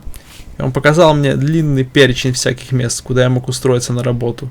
Но я подумал, вот еще, это дело потерпит. Сперва надо устроить себе небольшой отпуск, а потом всегда можно будет пуститься в крастинг и запросто набить полные карманы денег. Единственное только, что теперь мне надо будет работать очень осмотрительно и действовать в одиночестве. Никаким так называемым друзьям я уже не верил, поэтому я предложил ему с этим делом подождать и обсудить как-нибудь потом. Хорошо.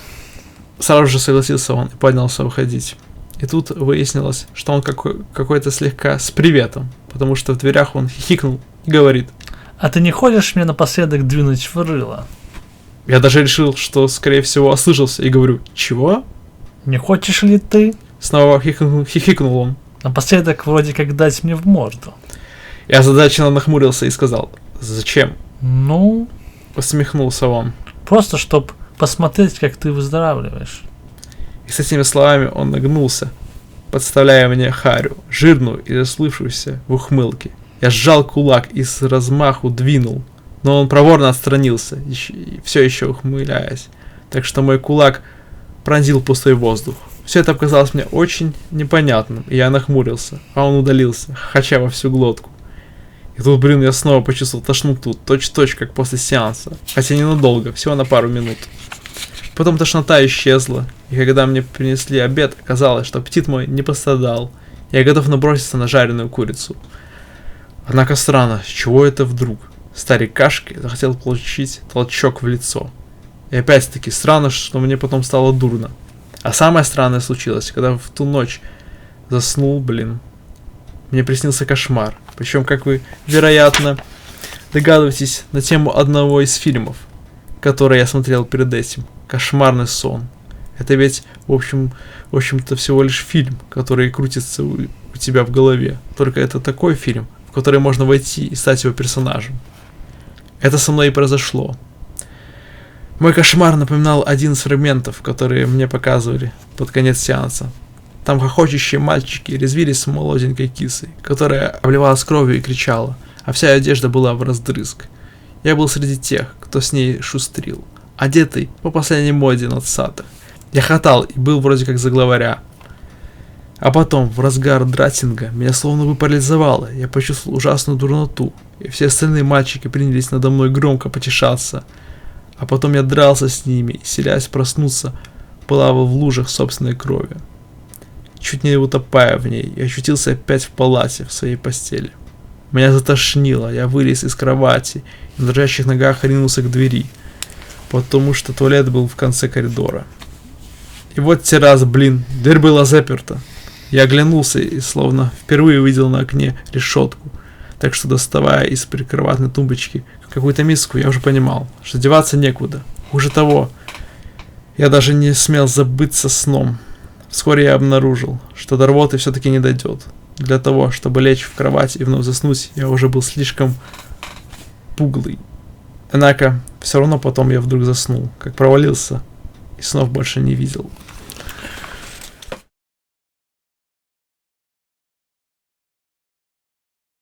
Часть 2, глава 6. «Остановите! Остановите! Остановите!» — кричал я, как заведенный. «Выключи, сволочи грязная! Я не могу больше!» То был следующий день, блин. Я вовсю старался, как утром, так и после обеда, играть по их правилам. Во всем потакать им, пока на экране мелькали всякие ужасы. Сидеть на этом пыточном кресле, как поймальчик, со вздернутыми веками и привязанными к захватам кресла руками и ногами, лишенный возможности шевельнуться. На этот раз меня заставляли смотреть вещь, которая прежде не показалась бы мне чересчур неприятной. Всего-навсего кастинг.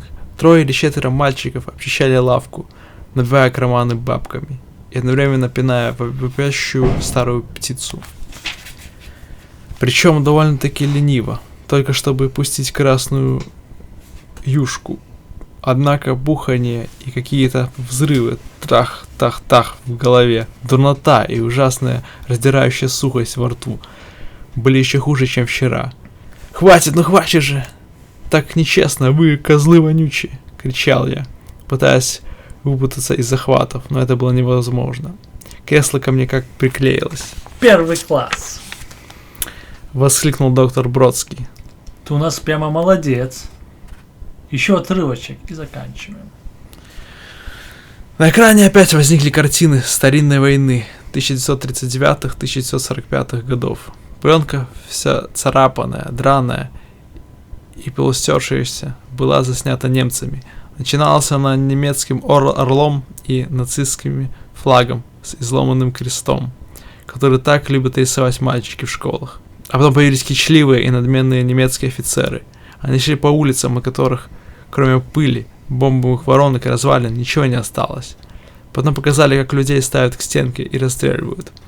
Офицеры подают команды. А еще показали ужасные нагие тела, брошенные в канаву. Одни ребра и белые костлявые ноги. Потом пошли кадры, где людей куда-то тащат. А они кричат, но на звуковой дорожке их криков не было. Блин, была одна музыка, а люди тащили по дороге и избивали.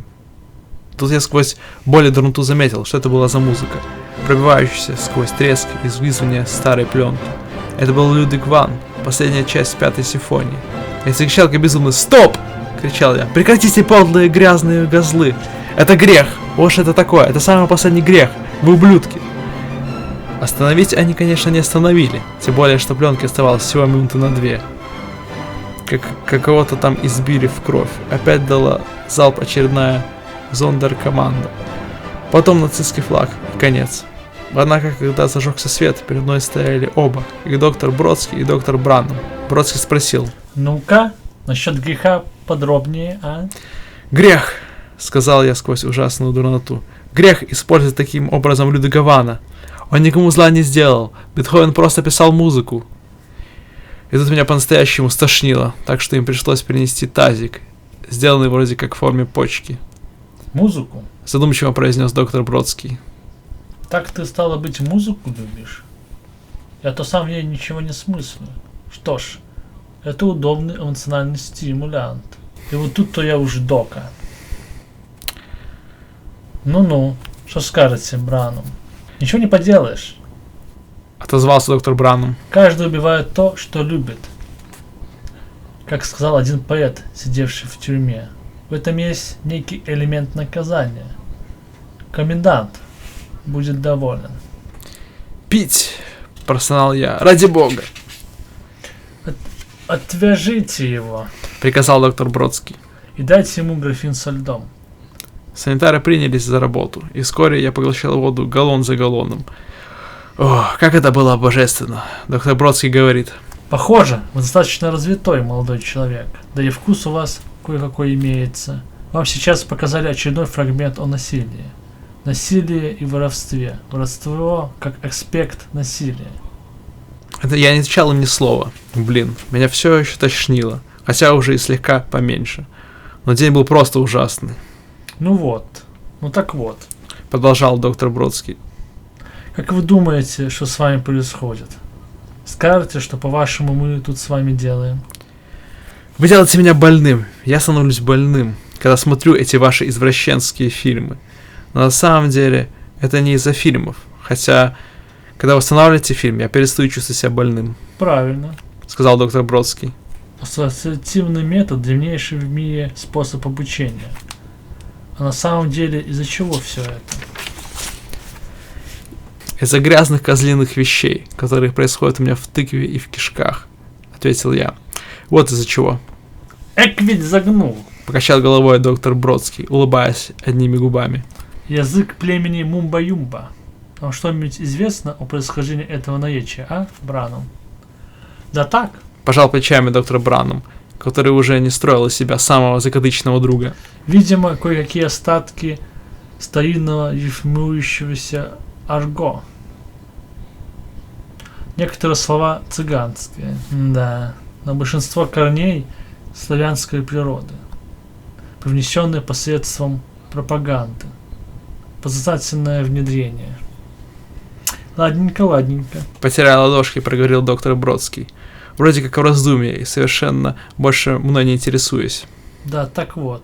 Спохватился он. Провода тут ни при чем. То, что к нему прикрепляют, служит для другого. Просто мы измеряем и с их помощью твои реакции. Что остается, ну? И тут я сразу понял, конечно же, что это за глупый шут. Как же я раньше не догадался, что были ведь еще и уколы в рукер. Закричал я. Я все понял, вонючий кал, подлючие трюкачи, предатели, пидоры заразные. Больше у вас это не пройдет. Я рад, что вы заявили протест. Сказал доктор Бродский. Теперь у нас по этому поводу полная ясность. Но мы ведь не можем вводить в ваш организм вакцину, Людовика и другими путями. Через пищу, например. Но подкожные инъекции лучше всего. И не надо против этого бороться, я вас умоляю. Толку от вашего сопротивления не будет. Вы все равно нас не пересилите. Грязные выродки, со всхлипом проговорил я. Потом более жестко. Я не возражаю, пускай будет насилие и всякий прочий кал. С этим я уже смирился. Насчет музыки это нечестно. Чтобы я становился больным, когда слушаю чудесного Людвига Вана, Генделя и еще кого-нибудь. Так делать могут только злобные сволочи. Я никогда вас не прощу за это, козлы. Оба постояли с видом слегка вроде как задумчивым. Наконец доктор Бродский сказал. Разграничение всегда непростое дело. Мир един, жизнь едина. В самом святом и приятном присутствии и некоторая доля насилия. В любом акте, например, да и в музыке, если уж на то пошло. Нельзя упускать шанс, парень. Выбор ты сделал сам. Я не понял этой его тирады, но сказал так. Вам нет необходимости углублять курс моего лечения, сэр. Вот я исхитрился и прибавил к своему тону еще толику смирения. Вы доказали мне, что всякий там дратинг, толчокин, убийство и тому подобное вещи нехорошие, очень и очень нехорошие. Я усвоил этот урок, сэр. Я вижу сейчас то, что никогда не видел прежде. Я излечился, слава богу. И с этими словами я как бы молитвенно воздел глаза к потолку. Однако оба моих мучителя печально покачали головами, а доктор Бродский сказал. Пока вы еще не излечены. Много еще предстоит сделать. Только тогда, когда ваше тело начнет реагировать мгновенно и действенно на всякое насилие, как на змею. Причем без какой бы то ни было нашей поддержки, без медикаментозной стимуляции. Только тогда. А я говорю, сэр, господа, у меня ведь и соображение какое имеется. Насилие это зло, потому что оно против общества, потому что каждый век на земле имеет право на жизнь, право на счастье, на то, чтобы его не били, и не издевались, и не сажали на нож. Я многому научился, правда же, ей-богу. Но доктор Бродский долго от души над этим смеялся, показывая белые зубья, а потом говорит. Есть эпохи разума. Или что-то в этом духе, столь же мудреное. Я понимаю. Продолжил он. Я понимаю, что такое добро, и одобряю его, но делаю при этом зло. Нет-нет, мой мальчик, это уж ты предоставь нам. Но ты не унывай, скоро все кончится. Теперь уже меньше, чем через 2 недели ты будешь свободным человеком. И он потрепал меня по плечу. Меньше чем через 2 недели. О, други мои, о, братья, это же целая вечность. Это все равно, что время от начала мира до его конца. По сравнению с этими 2 неделями, отсидеть в гостюрьме 14 лет от звонка до звонка было бы сущей чепухой. И каждый день одно и то же. Впрочем, через 3 или 4 дня после того разговора с Бродским и Брановым, когда вошла киса с шприцом, я сказал: вот уж нафиг. И толчок ее по руке, так что шприц дзынь-блям упал на пол. Это я сделал специально, чтобы поглядеть, что они предпримут. Объявили не то, что ко мне явилось 4 или 5 здоровенных амбалов в белых халатах. Они свалили меня на кровать и, смеясь мне в лицо, надавали за трещин, а киса медсестричка с вами Вы гадкий злой хулиган, поняли? вонзила мне в руку другой шприц и нарочно, чтобы сделать мне больно, изо всех сил нажала на поршень, вгоняя мне под кожу раствор. И опять обессиленного меня везли на каталке в этот адский кинозал. Каждый день, показывали примерно одно и то же. Сплошные пинки, толщоки и кровь. Кровь красными ручьями, стекающими с лиц и тел, забрызгивая объективы камеры. Все те же ухмыляющиеся и рехочущие мальчики, одетые по последней принятой у нацатых моде. Хихикающие японские мастера заплечных дел, либо нацистские штурмовики или зондеркоманды. И с каждым днем жесточайшая жажда, желание умереть от нее и от боли, головной, зубной, всевозможной, становились все сильнее и сильнее. Пока однажды утром я попытался победить мучителей тем, что трах-трах стал колотиться головой об стену, чтобы упасть без сознания. Но результатом была лишь дурнота от того, что это тоже было насилием. Очень похожим на насилие из фильмов. Я обессилел. Дал себе укол и снова, как прежде, отвезли в зал. А потом наступило утро, когда, проснувшись и поедая на завтрак яйца, поджаренную булку с джемом и горячий чай с молоком, я подумал: должно быть, уже немного осталось. Уж теперь-то срок, наверное, совсем близок. Я уже настрадался так, что больше страдать просто не способен. Я ждал и ждал, когда придет та киса со шприцом, но она так и не пришла. Вместо нее явился санитар в белом халате и сказал: Сегодня, старина, тебе разрешается идти самому. «Идти?» — спросил я. «Куда?» Да все туда же. — ответил он. Ну да, не надо смотреть так удивленно. Пойдешь сам смотреть фильм, в моем сопровождении, конечно. Тебя больше не будут возить на каталке. «Но», — продолжил он недоумевать я, — «как же насчет утреннего укола?» Потому что я действительно удивился, ведь они так неукоснительно всегда следили за тем, чтобы пичкать меня этой вакциной Людовика, как они ее назвали. Неужто мне больше не будут всаживать в бедную мою исколотую руку эту проклятую тошнотворную жидкость? С этим покончено. Усмехнулся санитар. Отныне и присно, и во веки веков. Аминь. Будешь теперь обходиться без уколов. Парень. Сам будешь пешком ходить в камеру ужасов. Но привязывать и насильно заставлять смотреть тебя все равно будут. Пошли, тигренок. Пришлось мне надеть халат и туфли и топать по коридору в этот их кинематограф. На сей раз, не только тошнота одолевала меня, но и удивление. Опять понеслись все те же драки, насилие, раздолбанные черепа. Опять растерзанные кисы сочились кровью, умоляя о пощаде. Что называется жестокость и грязь в частной жизни. Все те же концлагеря, евреи и серые улицы завоеванных городов, полные танков и солдат в форме. Люди, падающие под убийственным автоматным огнем. Так сказать, общественная сторона того же самого. Теперь я не мог списать свои чувства дурноты и жажды. Чувство выжженности изнутри ни на что, кроме фильмов, которые меня вынуждали смотреть. Веки вздернуты, руки, ноги привязаны к захватам кресла, но никаких проводов, ничего уже не прицеплено, ни к голове, ни к телу. Так что же, как не фильмы, которые я смотрю, производят на меня это действие. Правда, не исключено, конечно же, и такое, что эта жидкость Людовика, действуя на манер прививки, циркулирует у меня в крови и отныне всегда, во веки веков, будет заставлять меня заболевать каждый раз, когда я вижу насилие и жестокость. От такой мысли я разинул рот и зарыдал. Отчего слезы вроде как заслали вид на то, чем мне полагалось во что бы то ни стало любоваться. Застали его благостными каплями бегущего серебра. Но эти сволочи в белом проворно подоспели с платками и принялись вытирать мне слезы, приговаривая: Ну-ну, разнюдился вакса-плакса. И снова все чисто у меня перед глазами. Немцы подталкивают причитающих и плачущих евреев, веков, женщин, мальчиков и девочек в камеры, где им всем конец от ядовитого газа. Снова не удержавшись, завыл я.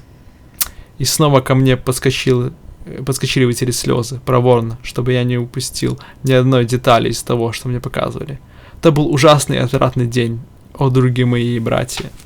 Вечером после обеда, состоявшего из тушеной баранины, фруктового пирога и мороженого, я лежал в своей палате, одинокий, и про себя думал: будь оно все проклято, последний шанс, это только выбраться отсюда немедленно.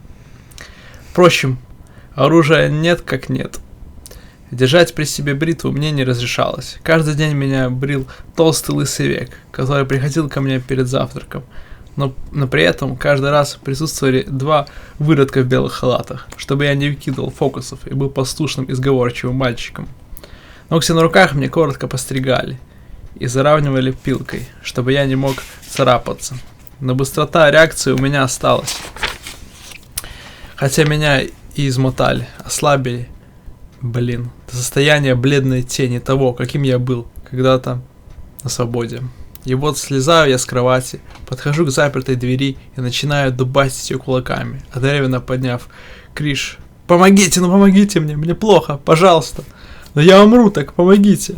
Прямо горло насадил, пока докричался. Потом слышу шаги по коридору и вроде как недовольное ворчание. Я узнал голос санитара, который приносил мне жрачку, и провожал к моему ежедневному мучению. Он бормотал: Что такое? В чем дело?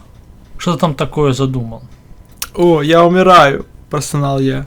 «Ужасная боль в боку, аппендицит не иначе!» Сам ты хуже всякого аппендицита. – проворчал санитар. И тут, о радость, слышу звяканье ключей. Если это очередная шутка, приятель, я приведу людей, и мы будем лупцевать тебя весь вечер.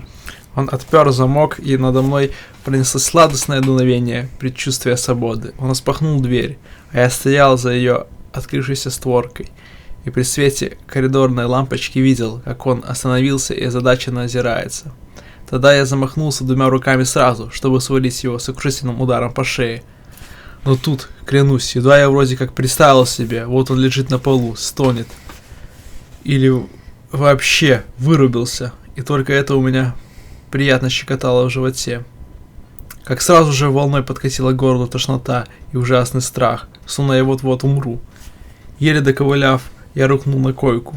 Блах-блах-блах. А санитар, который был не в белом, а в обыкновенном домашнем халате, понял, что у меня было на уме, и говорит: Что ж, и это урок на пользу, не правда ли? Век живи, век учись, как говорится. А ну, дружочек, вставай с кровати и ударь меня. Ну ударь. Конечно, я серьезен. Врежь мне хорошенько в челюсть. Позарез надо. Ну ей-богу же. Но я только и мог что лежать и хныкать. Подонок. Процедил санитар. Дерьмо. Он взял меня за шиворот пижамной куртки и приподнял. Причем я обвис в его руке, безвольно и расслабленно. И тут он размахнулся и правой рукой вылепил мне полновесный толчок в лицо.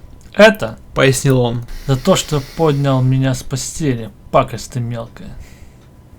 После этого он вытер руки одна от другую, шись-шись, и вышел вон.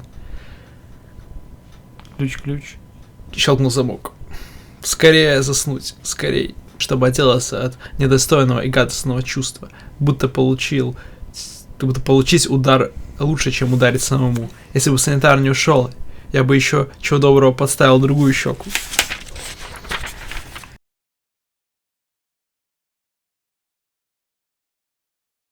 Часть 2, глава 7.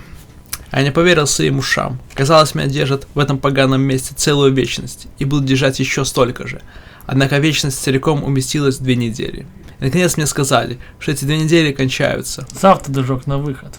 Да еще большими пальцами этак, словно показывая, где этот самый выход располагается. А потом и санитар, который толчокнул меня, но продолжал носить мне на подносе жрачку и провожать на ежедневную пытку. Последний тяжелый день у тебя остался. Вроде как выпускной экзамен. И гаденько при этом заухмылялся. В то утро я ожидал, что меня, как обычно, в пижаме и тапочках уведут в этот их зал, кинозал. Но нет. В то утро мне вернули мою рубашку, нижнее белье, боевой костюм и говнодавы. Причем все вычищенное, выстиранное и наглаженное. Мне отдали даже опасную бритву, которой я вовсю пользовался в дни веселых выступлений. Так что, одеваясь, я только озадаченно хмурился. Но недоносок в белом лишь ухмылялся, ничего не объясняя. Блин. Меня вполне вежливо проводили туда же, куда всегда. Но там кое-что изменилось. Киноэкран задернули занавесом. А под отверстиями для проекторов никаких матовых стекол уже не было. Их, видимо, подняли или раздвинули в стороны, как дверцы шкафа. Там, где когда-то были только звуки, кашель, кашель и неясные тени, теперь открыто восседала публика. И в этой публике кое-какие лица были мне знакомы. Присутствовал комендант тюрьмы, присутствовал капеллан, священник или свищ, как мы его между собой называли, присутствовал начальник охраны и присутствовал тот самый важный и шикарно одетый век, который оказался министром то ли внутренних дел. Остальных я не знал. Там же были и доктор Бродский с доктором Брановым. Правда, уже не в белых халатах. Теперь они были одеты как и положено. Одеваться интерием. Достаточно преуспевающим, чтобы следить за модой. Доктор Браном стоял молча, а стоящий рядом с ним доктор Бродский, обращаясь к собравшимся, что-то им по-ученому втолковывал. Увидел меня в дверях, он произнес: Теперь прервемся, джентльмены, чтобы познакомиться с самим объектом. Как вы сами можете убедиться, он здоров и прекрасно выглядит. Он выспался, хорошо позавтракал, наркотиков не получал, гипнотическому воздействию не подвергался. Завтра мы уверенно выпустим его в большой мир, и будет он добр, как самаритянин. Всегда готовы прийти на помощь словом и делом. Не правда ли разительное превращение из отвратительного громилы, которого государство приговорило к бессмысленному наказанию около 2 лет назад, и который за 2 этих года ничуть не изменился? Не изменился, я сказал? Это не совсем так. Тьма научила его фальшивой улыбке, лицемерным ужимкам, сольной льстивой ухмылочке. Она и другим порокам обучила его, а главное, утвердила в тех, которым он предавался прежде. Но, джентльмены, довольно слов. Дела свидетельствуют вернее, а потому за дело. Смотрите же. Я был слегка ошеломлен всем этим говоритингом. Никак не мог взять в толк, каким боком он касается меня. Потом везде погас свет, и зажглись вроде как 2 прожектора, светивших из проекционных отверстий. Причем один из них осветил вашего скромного многострадального повествователя. А в круг, очерченный другим, выступил какой-то здоровенный дылда, которого я раньше не видел. У него была жирная, усталая харя и жиденькие, будто наклеенные волосы на лысеющей голове. На вид ему было что-нибудь лет 30, или 40, или 50, неважно. Одним словом, старый кашка. Он двинулся ко мне, и вместе с ним двинулся луч прожектора, пока оба луча не слились в один яркий световой круг. Отвратительно ухмыльнувшись, он сказал мне: «Привет, дерьма кусок. Фу, да ты, видно, не моешься, судя по запаху». Потом он, вроде как пританцовывая, отдавил мне ногу, левую, потом правую, потом пальцем щелкнул меня по носу. Ужасно больно, у меня даже слезы на глаза навернулись. Потом крутанул мне ухо, будто это телефонный диск. Из публики до меня донеслось хиканье, а пару раз кто-то даже громко хохотнул. У меня ноги, нос и ухо разболелись, как безумно, и я сказал: «Зачем ты так делаешь? Я ведь ничего плохого тебе не сделал, кореш». «Я?» — отозвался этот век. «Это делаю, Тресь опять меня по носу. И вот это делаю. Снова жучая боль в скрюченном ухе. И вот это. Бац, меня опять каблуком на правую ногу. Потому что ненавижу таких гадов, как ты. А если хочешь со мной за это посчитаться, давай начинай. Я уже знал, что бритву надо выхватить очень быстро, пока не накатила убийственная тошнота, которая превратит радость боя в ощущение близости собственной ужасной кончины. Однако едва лишь моя рука нащупала в кармане бритву, перед моим внутренним оком пронеслась картина того, как этот мерзавец, захлебываясь кровью, вопит и просит пощады. И сразу за этой картиной нахлынули ужасная тошнота, сухость в горле и боль. Так что мне стало ясно. Надо скоренько менять свое отношение к этой скотине. Поэтому я похлопал себя по карману в поисках сигарет или бабок. Но ведь, блин, ни того, ни другого. И я плаксивым таким голосом говорю: «Я бы угостил тебя сигареткой, кореш, но только нету их-то у меня». А вот тот в ответ: Ха-ха-ха-ха, поплачь, сучонок. И снова он, тресь меня своим поганым черепаховатым ногтем по носу, отчего зрители в темном зале, судя по доносящимся звукам, пришли в буйный восторг. А я уже в полном отчаянии, пытаясь умаслить этого отвратительного и настырного века, со всех сил старался не дать повода к тому, чтобы нахлынули тошнота и боль. «Пожалуйста, позволь мне что-нибудь для тебя сделать», — возмолился я, роясь в карманах и не находя там ничего, кроме своей верной бритвы. Поэтому я вынул ее и, подав ему, проговорил: «Прошу тебя, возьми, пожалуйста, вот это. Маленький презент. Пожалуйста, возьми себе». На что он ответил: Нечего совать мне свои паршивые взятки. Этим ты меня не проведешь. И он ударил меня по руке, отчего бритва полетела на пол. А я говорю: «Прошу тебя, я обязательно должен что-нибудь для тебя сделать. Может, я почищу тебе ботинки?» И тут, блин, отрежьте мне бейтсы, если вру. Я опустился на колени, высунул мили на 1,5 красный язык и принялся лизать его грязные, вонючие башмаки. А он на это хрясь мне сапогом в рот. Правда, не слишком больно. В этот миг мне подумалось, что, может быть, тошнота, боль и настигнут меня, если всего лишь обхватить его как следует руками за лодыжки и дернуть, чтобы этот подлый выродок свалился на пол. Так я и поступил, и он, к несказанному своему изумлению, с грохотом рухнул под хохот всех этих сволочей, сидевших в зале. Однако, едва лишь я увидел его на полу, сразу же ужас и боль охватили меня с новой силой, и в результате я протянул ему руку, чтобы он поскорее встал, после чего он изготовился врезать мне зубодробительный толчок в лицо, но доктор Бродский остановил его. Хорошо, спасибо, хватит.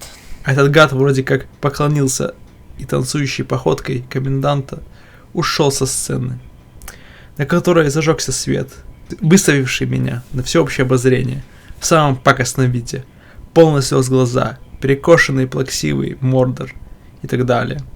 К публике обратился доктор Бродский. Наш объект, как видите, парадоксально понуждается к добру своим собственным стремлением совершить зло. Зло – намерение, сопровождающее сильнейшим ощущением физического страдания. Чтобы совладать с этим последним, объекту приходится переходить к противоположному бонусу поведения. Вопросы будут? Как насчет выбора? Прококотал глубокий грудной бас. Это был знакомый мне голос тюремного свяща.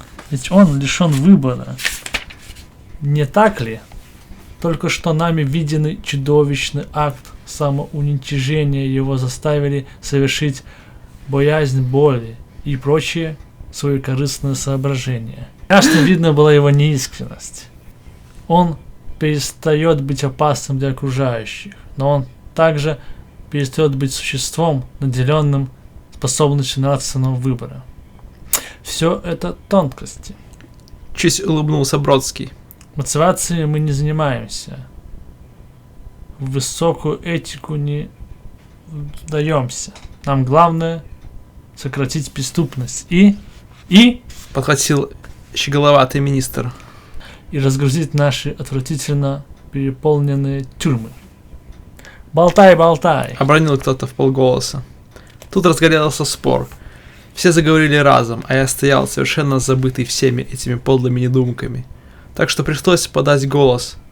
А что же со мной? Мне-то теперь как же? Я что теперь, животное какое-нибудь получаюсь, собака? От этого все зашумели в мой адрес, полетели всякие раздраженные слова. И опять в криш, еще громче. Я что, по-вашему, заводной апельсин? Не знаю, что меня побудило произнести эти слова, блин. Они вроде как сами собой возникли у меня в голове. На минуту-другую воцарилось молчание. Потом встал один тощий профессорского вида кашка с шеей, похожей на сплетение проводов, передающих энергию от головы к телу, и сказал: Тебе не на что жаловаться, мальчик. Ты свой выбор сделал. И все происшедшее лишь следствие этого выбора. Что бы теперь с тобой не случилось, случится лишь то, что сам себя избрал. Это же голос тюремного свища. О, как трудно в это верится. Причем комендант тут же бросил на него взгляд, в котором читалось: все, дескать, все твои надежды высоко взлететь на поприще тюремной лиги придется тебе похоронить. Шумный спор разгорелся снова, и тюремный свищ кричал наравне со всеми что-то насчет совершенной любви, которая изгоняет страх и всякий прочий кал. С улыбкой от уха до уха заговорил доктор Бродский. Я рад, джентльмены, что вы затронули тему любви. Сейчас мы увидим на практике то поведение в любви, которое считалось невозвратно исчезнувшим еще со времен Средневековья. Тут свет погасили, и опять зажглись прожекторы, один из которых направили на меня, бедного и страдавшегося вашего друга и повествователя. А в другой бочком выступила молодая киса, причем такая, красивее которой, я клянусь, вам в жизни, блин, не приходилось видеть. То есть, во-первых, обалденные груди, высунутые прямо на показ, потому что платье у нее было с таким низким вырезом. Во-вторых, божественные ноги, а походка такая, что прям в кишках свербит. И добавок лицо, красивое и детски невинное. Она подошла ко мне в луче прожектора, свет которой показался мне сиянием благодати Господней, которую, как и весь прочий кал, она вроде как несла с собой. И первой, промелькнувшей у меня в голове мыслью было, что не худо было бы ей тут же на полу и оформить по доброй старой схеме Сунь-Вынь. Но сразу же, откуда ни возьмись, нахнула на тошнота, будто какой-то подлый мент из-за угла все время подглядывал. Подглядывал, да вдруг как выскочит и сразу тебе руки за спину. Даже вонь ее чудных духов теперь заставляла меня лишь корчиться, подавляя рвотные позывы в желудке. Так что пришлось мне постараться подумать о ней как-нибудь по-другому, пока меня окончательно не раздавила вся эта боль, сухость во рту и ужасающая тошнота.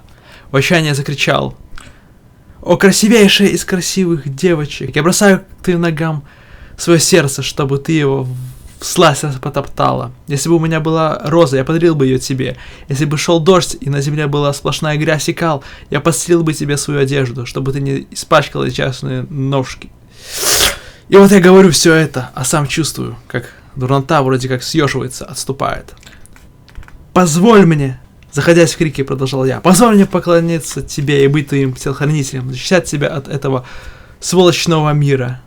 Тут я немного задумался, подыскивая слово, нашел его и проговорил: «Позволь мне быть твоим верным рыцарем». Вновь пал на колени и стал бить поклоны, чуть не стукаясь лбом о пол. И вдруг я почувствовал себя шутом каким-то, посмешищем. Оказывается, это опять было вроде как игра, потому что вновь загорелся свет, а девочка улыбнулась и ускакала, поклонившись публике, которая разразилась рукоплесканиями. При этом глаза у всех этих грязных кашек прямо чуть ли не на лоб вылазили. До того похотливыми взглядами они ее, провожали. Вот вам истинный христианин. Воскликнул доктор Бродский. Он с готовностью подставит другую щеку. Он взойдет на Голгофу, лишь бы не распинать других. При одной мысли о том, что убить муху, ему станет тошно до глубины души. И он говорил правду, потому что когда он сказал это, я подумал о том, как убивают муху, и сразу почувствовал чуть заметный наплыв тошноты, но тут же справился, оттолкнув и тошноту, и боль тем, что стал думать, как муху кормят кусочками сахара, и заботятся о ней, будто это любимый щенок. Падла этакая. Перевоспитан! Восторженно вскрикнул Бродский. Господи, возрадуются уповающие на тебя. Главное, зычно провозгласил министр внутренних дел. Метод работает.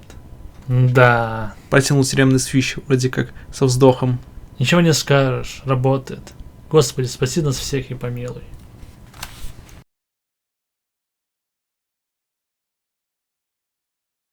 Часть 3.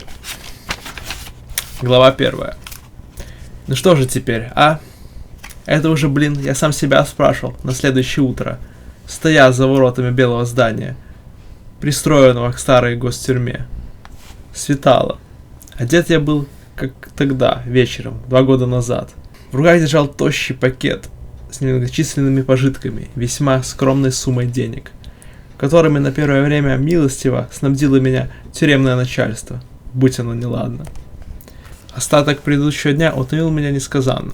Пришлось давать бесконечные интервью перед телекамерами и вспышками фоторепортеров. Блесь. Вновь и вновь я должен был показывать, как меня корчит от одного упоминания о Махаловке. Нести постыдную чушь и кал. Потом я рухнул в постель, и чуть ли не в тот же миг, как мне показалось, меня разбудили и сказали, чтобы я выметался, чтобы шел домой. Они, дескать, не хотят больше видеть вашего скромного повествователя, Ну и вот, стою тут ни свет ни заря, перебираю в лемокромане денег, позвякаю ими и недоуменно соображаю. Ну что же теперь, а? Первым делом я решил пойти куда-нибудь позавтракать. Все же с утра маковой росинки во рту не держал. Так меня старались поскорее выпихнуть на свободу. Всего чашечку чая и выпил. Гостюрьма располагалась в довольно-таки непотребной части города. Однако маленьких рабочих столов кругом было полно, и вскоре я набрел на одну из них, Там было мерзко, стояла вонь, с потолка свисала единственная лампочка, засчиженная мухами до того, что едва светилась. Рабочие по дороге на утреннюю смену рубали здесь жуткого вида сосиски, с чавканием запивая их чаем и заглатывая один за другим куски хлеба. Хрум-хрум-хрум. А когда хлеб на столе кончался, требовали еще. Девица, которая их обслуживала, была страшненькая, но с большими грудями. И некоторые из посетителей то и дело пытались ее с хохотом облапить. Она в ответ хихикала, и от одного вида всего этого меня тянуло блевануть. Однако я очень вежливо, джентльменским голосом заказал поджаренного хлеба с джемом и чаем, уселся в темном углу и стал есть и пить.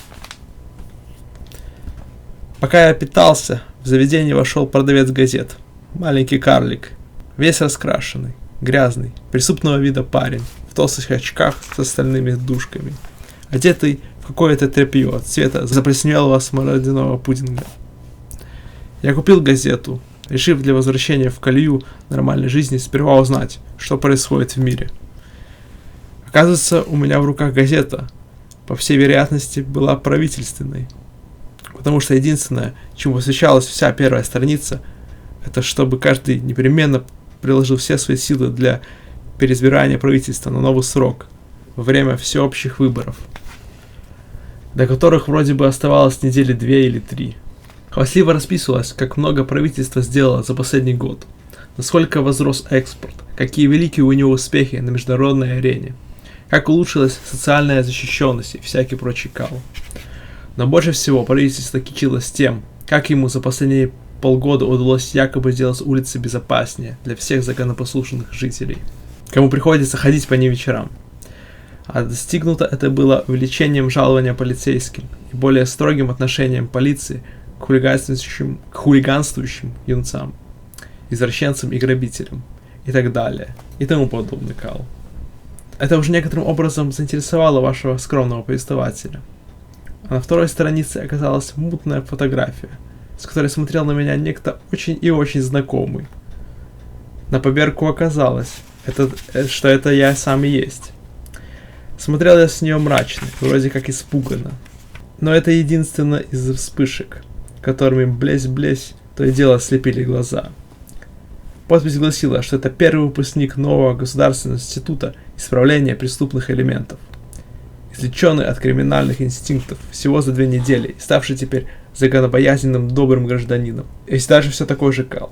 Чуть дальше здесь же обнаружилась очень хвастливая статья о методе Людовика, о том, какое мудрое у нас правительство. И опять всякий кал. Снова фотография. Похоже, и этого человека я знаю. Конечно.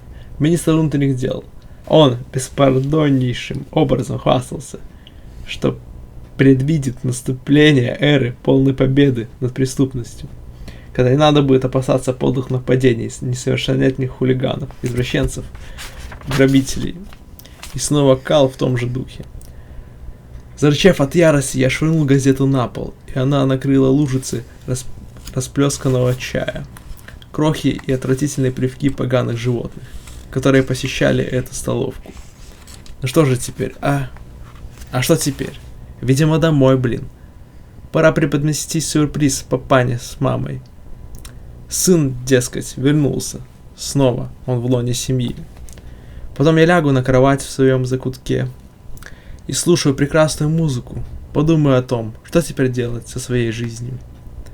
За день до того представитель комиссии по социальной интеграции выдал мне длинный перечень мест, куда я мог обратиться в поисках работы. Он даже звонил об меня разным людям. Однако у меня, блин, не было ни малейшего желания прямо сразу начинать вкалывать. Сперва следует чуток отдохнуть. Да-да. И спокойно подумать, лежа в кровати под звуки прекрасной музыки.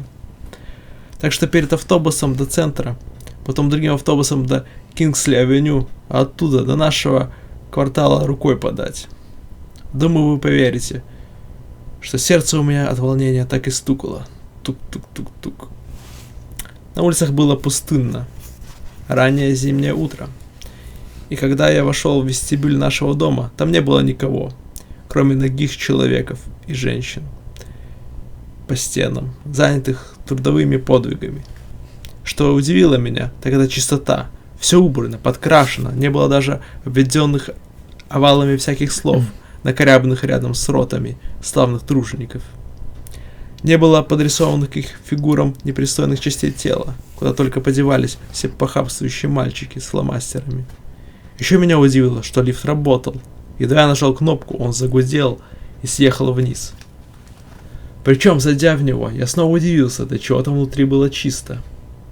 Я поднялся на 10-й этаж, поглядел на ничуть не изменившуюся дверь под номером 10-8, и у меня даже руки задрожали, когда я вынул из кармана маленький ключик, чтобы отпереть ее. Однако я решительно сунул ключ в скважину, повернул, отворил дверь и вошел, встреченный взглядами 3 пар удивленных, почти испуганных глазьев, 2 из которых принадлежали Па и Ма, но был с ними еще один век, которого прежде никогда не видел. Большой, толстый мужик в рубашке и штанах с подтяжками. Расположившись как дома, он прихлебывал чай с молоком и хрустел поджаренным хлебом с яичницей. Этот незнакомец заговорил первым. Ты кто такой, приятель? Откуда у тебя ключ взялся? Вон отсюда, пока я тебе мордор не искривявил. Выйди и постучись. И говори, что нужно, побыстрее. Мама и папа ослабенело застыли. Значит, газету еще не прочли. И тут я вспомнил, что газеты ведь доставляют уже после того, как папа уйдет на работу.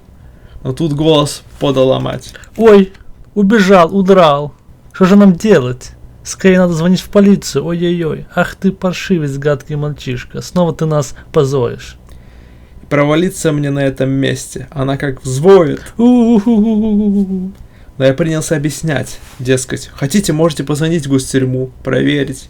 А этот незнакомец сидел и хмурился, глядя на меня так, будто вот двинет меня по мордор, волосатым своим мясистым кулачищем.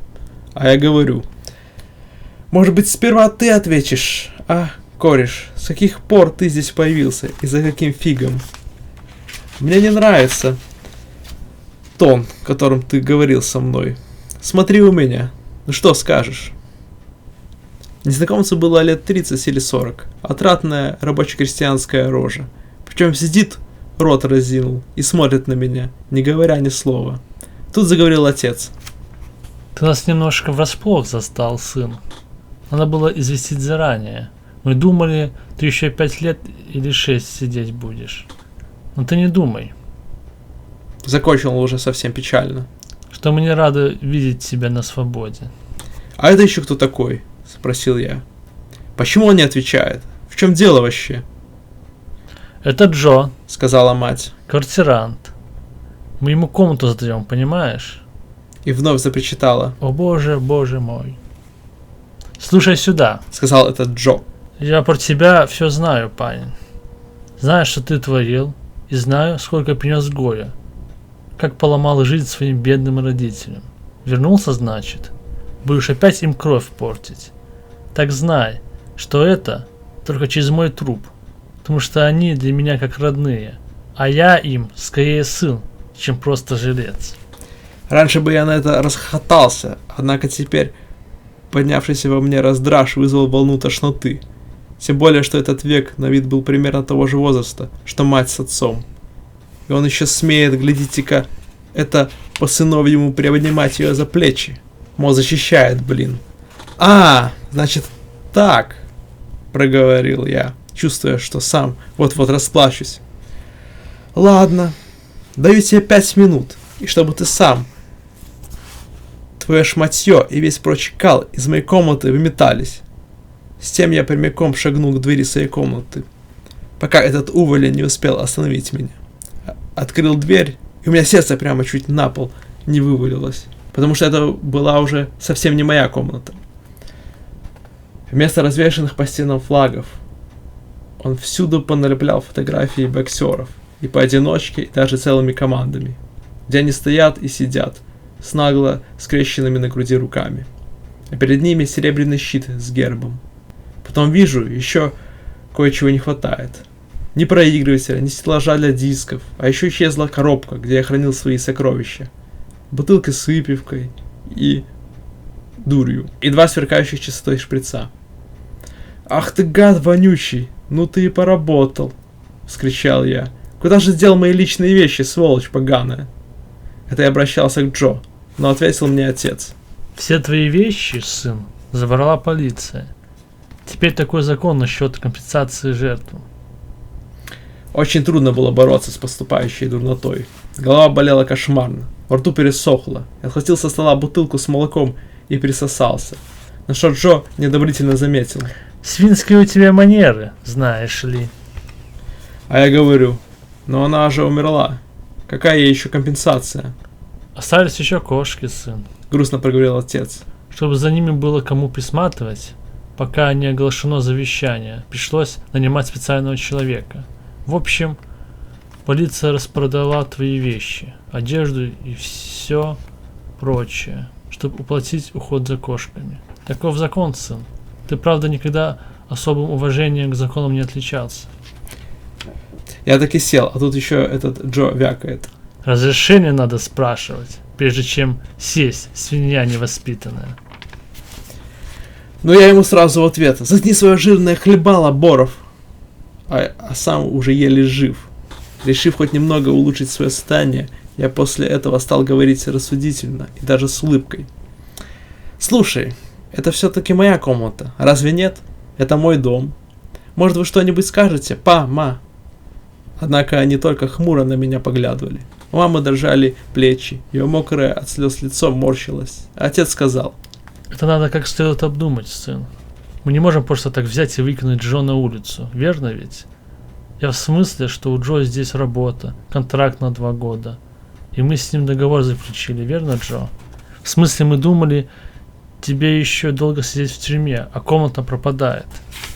Он явно стыдился собственных слов. Это бросилось в глаза. Поэтому я улыбнулся. Чуть-чуть, вроде как кивнул и говорю. Все, понял. Привыкли жить в мире, да еще и с прикормкой. Такие, значит, дела. А родной сын вам вроде как ненужная помеха.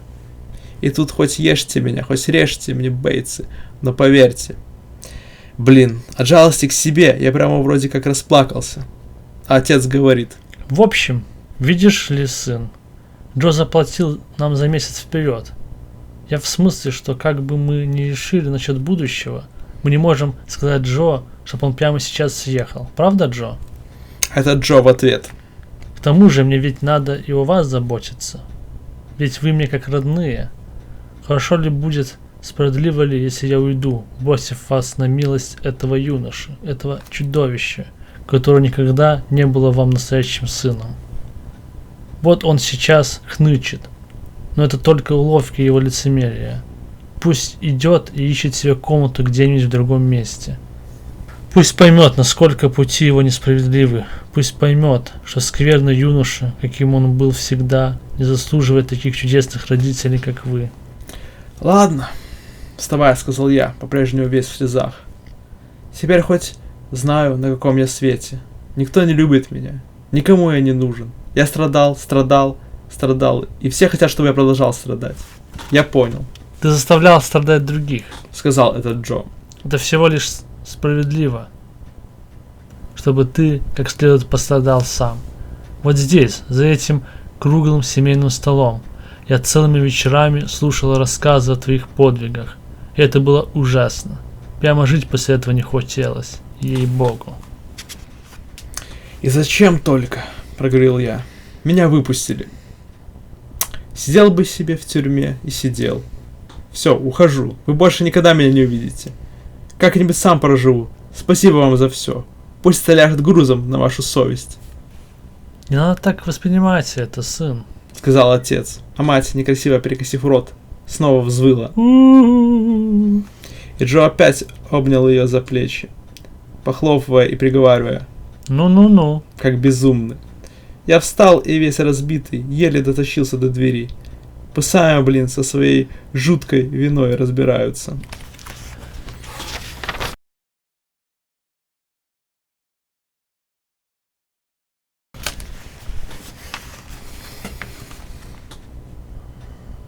Часть 3, глава 2.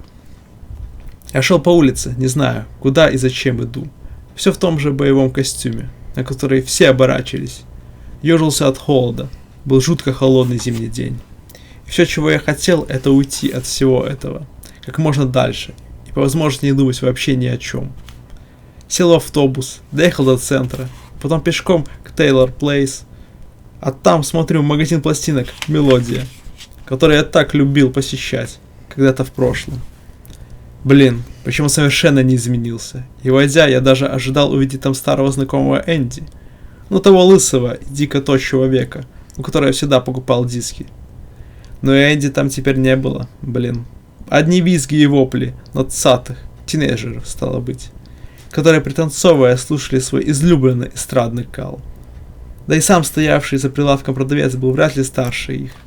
Все время щелкал костяшками пальцев и хихикал, как безумный.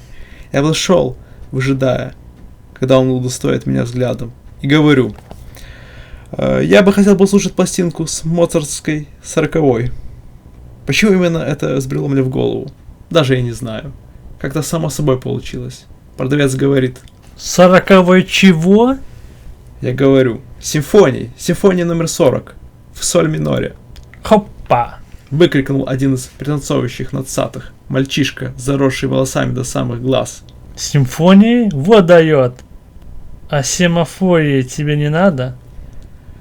Во мне уже начинал вскипать раздраж, но я старался справляться с ним. Поэтому изо всех сил улыбался и стоявшему за прилавком веку, и приплясовывающим, шумящим надцатым. Продавец сказал: Зайди вон в ту кабину, дружище. Сейчас чего-нибудь подберем. Я вошел в крошечный закут, где покупателям давали послушать пластинки, которые они вознамерились купить. И продавец поставил на проигрыватель диск. Это была не 40-я Моцарта, а моцартская Прага. Он, видимо, взял первую попавшуюся ему на полке пластинку Моцарта, отчего я начал всерьез сердиться и старался совладать с этим чувством из страха перед тошнотой и болью. Однако я совсем забыл то, чего забывать как раз не следовало. И теперь мне от этого было хоть в петлю. Дело в том, что эти сволочи доктора устроили так, что любая музыка, которая навевает всякие там чувства, подымала теперь во мне такую же тошноту, что и всякий вид или поползновение к насилию. А все потому, что в фильмах насилие сопровождалось музыкой. Особенно запомнился мне тот ужасный нацистский фильм, заключительной частью бетховенской 5-й. И вот теперь прекрасный Моцарт превращается в сущий ад. Я выскочил из магазина за спиной, беснуясь, хохотали надцатые. Продавец кричал: Эй! Но я не обращал внимания, шел как пьяный по улице и свернул за угол к молочному бару «Корова». Я знал, что мне нужно. Заведение было по-утреннему почти пусто. Внутри вид непривычный. Какие-то красные коровы по всем стенам, а за прилавком век тоже какой-то незнакомый. Но когда я сказал «молоко плюс, двойное», этот длиннолицый, гладко выбритый субъект сразу понял, что требуется.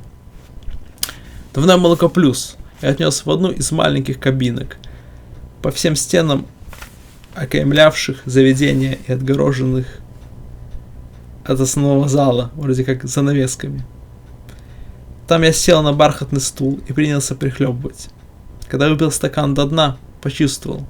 Действует. На не очень-то аккуратно подметенном полу лежал обрывок серебряной бумажки от пачки с угарками. И у меня глаза к нему как приклеились. Этот клочок серебра начал расти. И стал таким ярким, таким огненным, что пришлось даже сощурить глаза. Он перерос с собой не только кабинку, где я прохлаждался, но и весь бар Корова. Всю улицу, весь город. Потом перерос целый мир.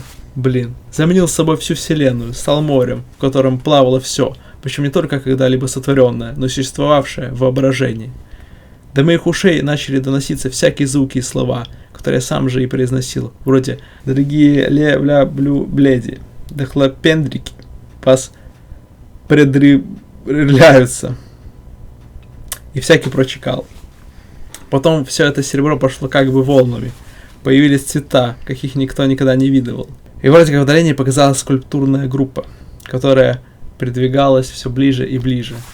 Вся в освещении вроде как ярчайших прожекторов, снизу и сверху. Скульптурная группа изображала Бога или Гога и всех его ангелов и святых. Они блестели, как бы отлитые из бронзы, с бородами, большущими крыльями, которые трепыхались вроде как на ветру. Так что вряд ли они были из камня или бронзы, а глаза у них были живыми и двигались. Огромные фигуры близились. Вот-вот сейчас сомнут меня, раздавят. Я услышал свой собственный голос. И уже чувствую, нет у меня больше ничего. Ни одежды, ни тела, ни головы, ни имени, ничего. Хорошо, прямо божественно. Тут шум поднялся, будто все рушится и валится. А Бог, ангелы, святые принялись вроде как качать мне головами, словно говоря, что сейчас не время. Но я должен попытаться снова. Потом все заухмылялись, захихикали и пропали. Жаркий, всезаряющий свет стал холодным. И вот я уже снова сижу, как сидел, за столом перед пустым стаканом. Чуть не плачу от того, что единственный выход, похоже, это смерть. Да, понял я, вот оно. Вот что мне надо сделать. Но как это сделать, я не знал. Потому что прежде об этом никогда не думал, В мешочке с личным имуществом у меня была моя опасная бритва. Но при первой же мысли о том, как я поведу ей по своему телу, вжик, и хлынет красная кровь, меня охватила ужасная тошнота. Нужно придумать что-нибудь ненасильственное, отчего я просто вроде как мирно усну, и не станет вашего скромного повествователя. Не будет он больше никому мешать. Я решил, что, может быть, стоит сходить в публичную Библию за углом, да поискать книжку там про какой-нибудь бесполезный способ расстаться с жизнью. Я представил себя мертвым. Представил, как все меня будут жалеть. Па, ма и этот вонючка Джо, который занял мое место. А кроме того, доктор Бродский и доктор Бранном, и тот внутренних дел министр и всякие прочие. И хвастливое подлое правительство тоже. С тем я и выкатился на улицу, на зимнюю стужу. А времени было уже за полдень, 2 часам уже. Это я понял, увидев большие часы на башне. Так что в отключке я, оказывается, был дольше, чем мне казалось. Крепенькое мне дали молоко плюс. Я прошел по бульвару Марганита, свернул на Будбай-авеню, опять за угол, и вот, наконец, Библио. Это была поганенькая развалюха, куда я вряд ли заходил хоть раз с тех пор, как не минуло лет 6 от роду. Она делилась на 2 зала. Один, чтобы брать книги на дом, другой, чтобы читать их прямо здесь. Весь заваленный газетами и журналами, и пропахший старичьем. Особой такой вонью старости и нищеты. Кашки толклись у стеллажей по всей комнате, сопели, рыгали, разговаривали сами с собой, печально перелистывали газетные страницы, либо сидели за столами, притворяясь, будто читают журналы. Причем некоторые спали, а кое-кто даже громко храпел. Сперва вроде как забыл, зачем пришел, а потом меня стукнуло, что ведь Пришел-то я поискать какой-нибудь бесполезный способ сыграть в ящик. И я направился к картотеке. Книг оказалось множество, блин. Но по названиям судя, вряд ли хоть одна из них годилась в дело. Одну медицинскую книжку я все же выписал. Но когда раскрыл ее, оказалось, что полно рисунков и фотографий всяких ужасных ран и болезней, и меня опять слегка затошнило. Так что я отложил ее и взял огромный том Библии, решив, что хоть она, может быть, даст мне какое-то утешение, как бывало в добрые старые времена в гостюрьме. Не такие уж и добрые, да и не старые, но теперь мне казалось, что тюремная жизнь была когда-то очень давно. Взял и поплелся за стол читать. Однако все, что я там обнаружил, это распри и ругань евреев с евреями, до избиения всех до 7 колена, и мне снова стало тошнёхенько. Тут уж я чуть не расплакался, а сидевший напротив меня Кашка заметил и говорит: Что случилось, сынок? В чем дело? «Жить не хочу», — ответил я. «Надоело, все надоело. Жизнь эта у меня уже во где сидит». Мой сосед по столу сказал, не отрываясь от журнала, где он безумный разглядывал какие-то большие геометрические построения. Что-то в нем показалось мне знакомым. А тот другой Кашка и говорит: Ну-ну, такой молодой. Зачем же ведь у тебя все впереди? «Ага», — сказал я горестно. «Впереди как 2 фальшивых сиськи». Сосед по столу снова сказал. На сей раз обернувшись, нас обоих словно током ударил. Я понял, кто это. А он говорит, да так громко. Никогда не забываю очертания, ей-богу. Любые очертания запоминаю накрепко. Даже столь мерзкие, как у твоей свинской рожи. Гад, наконец-то ты мне попался. Кристаллография. Вот она что. Та самая книга, которую он тогда нес из Библию. Искусственная челюсть, хрусь-хрусь, пиджак, хрясь и в клочья. Книжки его все в раздрызг. И все по кристаллографии. Ну, думаю, пора отсюда в темпе сматываться, блин. Однако этот Кашка был уже на ногах и поднял безумный криш на весь зал. Так что все полудохлые Кашки со своими газетами и журналами аж встрепетнулись. Держи его. Кричит. Это тот самый малолетний подонок, который порвал мне книги по кристаллографии. Едкие книги. Таких теперь днем с огнем не сыщешь. Эко ведь шум поднял, прямо безумный. Подл трус. Типичный малолетний преступник. Кричит. Он здесь. Он среди нас. Теперь никуда не денется. С бандой таких же своих приятелей он избивал меня. Пинал и топтал ногами. Раздел меня и разломал мою вставную челюсть. Они хохотали, когда я стонал и истекал кровью. Погнали меня домой, голого и растерзанного. Как вы знаете, все было не совсем так. Кое-какую одежду мы ему оставили. Он был не совсем наг. Я кричу в ответ: это же 2 года назад было. Меня за это наказали уже. Я теперь научился. Сюда поглядите, вот он портрет в газете. Наказали, говоришь? Сказал один, вроде как из отставных военных. Да таких, как ты, уничтожать надо. Морить, как крыс. Наказали, как же? Ну хорошо, хорошо. Все пытался урезонить их я. У всех есть право на собственное мнение. Но я прошу вас меня простить. Всех прошу. А мне идти надо. Я попытался покинуть это прибежище безумных Кашек. Аспирин, вот что мне было нужно. 100 таблеток аспирина. Съешь и кранты. Продается в любой аптеке. Но любитель кристаллографии закричал: Не упускайте его. Мы ему сейчас покажем. Наказали. Мерзкая малолетняя скотина. Бейте его. Хотите верьте, хотите нет. Блин, 2 или 3 старых истуканов, каждый это лет под 90, схватили меня трясущимися рукерами. Причем меня чуть не выворачивало от болезненной старческой вони, которая исходила от этих полутрупов. Любитель кристаллографии повалил меня и попытался давать мне маленькие слабые толчки в лицо, а я силился высвободиться и смыться, но старческие рукеры держали меня крепче, чем можно было себе представить.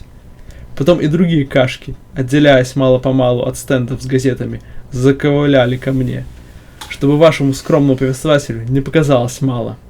И все кричали что-то вроде Убей его, топчи его, по зубам его, по роже. и прочий кал. У меня-то не проведешь, я понимал, в чем дело. Для них это был шанс отыграться за свою старость, отомстить молодости, а другие повторяли. Бедный старина Джек. Он ведь чуть не убил старого Джека, свинья такая. И тому подобное. Словно это было чуть ли не вчера. Хотя для них это вроде было как и вчера. Я оказался посреди волнующегося моря из старых вонючих тел. Кашки тянулись ко мне слабыми ручонками, норовили зацепить когтем, кричали и пыхтели. А этот мой кристальный друг бился впереди всех, выдавая мне толчок за толчоком. А я не осмелился ничего предпринять. Ни единым движением им ответить, потому что мне лучше было, чтобы меня били и терзали, чем снова испытать ужасную тошноту и боль. Хотя, конечно же, сам факт происходящего насилия заставлял тошноту выползать откуда-то из-за угла, как бы в раздумье, то ли наброситься на меня в открытую, то ли скрыться обратно. Тут появился библиотекарь, довольно молодой еще век, и закричал. Что тут происходит? Прекратите немедленно, это читальный зал. Никто на него не обращал внимания. Тогда библиотекарь сказал. Ладно, звоню в полицию. И тогда я заорал, что есть мочи. Никогда в жизни я так не орал. Да, сделайте это, защитите меня от этих чокнутых стариков.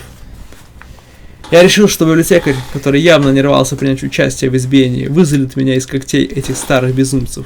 Он повернулся и ушел в свою конторку. И где там у него стоял телефон. Старики к этому моменту уже изрядно выдохлись, и я мог бы левым мизинцем их всех раскидать. Но я позволял держать себя. Лежал спокойно, с закрытыми глазами, терпел их слабые толчки в лицо и слушал одышливые старческие слова. Мерзавец, малолетний убийца, хулиган, вор. Убить его мало. Потом мне достался такой болезненный толчок в нос, что сказав себе «Ну вас к черту!», я открыл глаза и стал биться по-настоящему. Так что вскоре без особого труда вырвался и кинулся в коридор. Но старичок, чуть не помирая от отдышки, кинулся толпой следом, грозя вновь поймать вашего скромного повествователя в свои трясущиеся звериные когти. Меня снова свалили на пол и начали пинать, а потом донеслись голоса помоложе.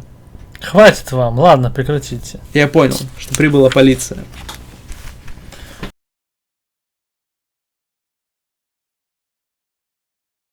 Часть 3, глава 3.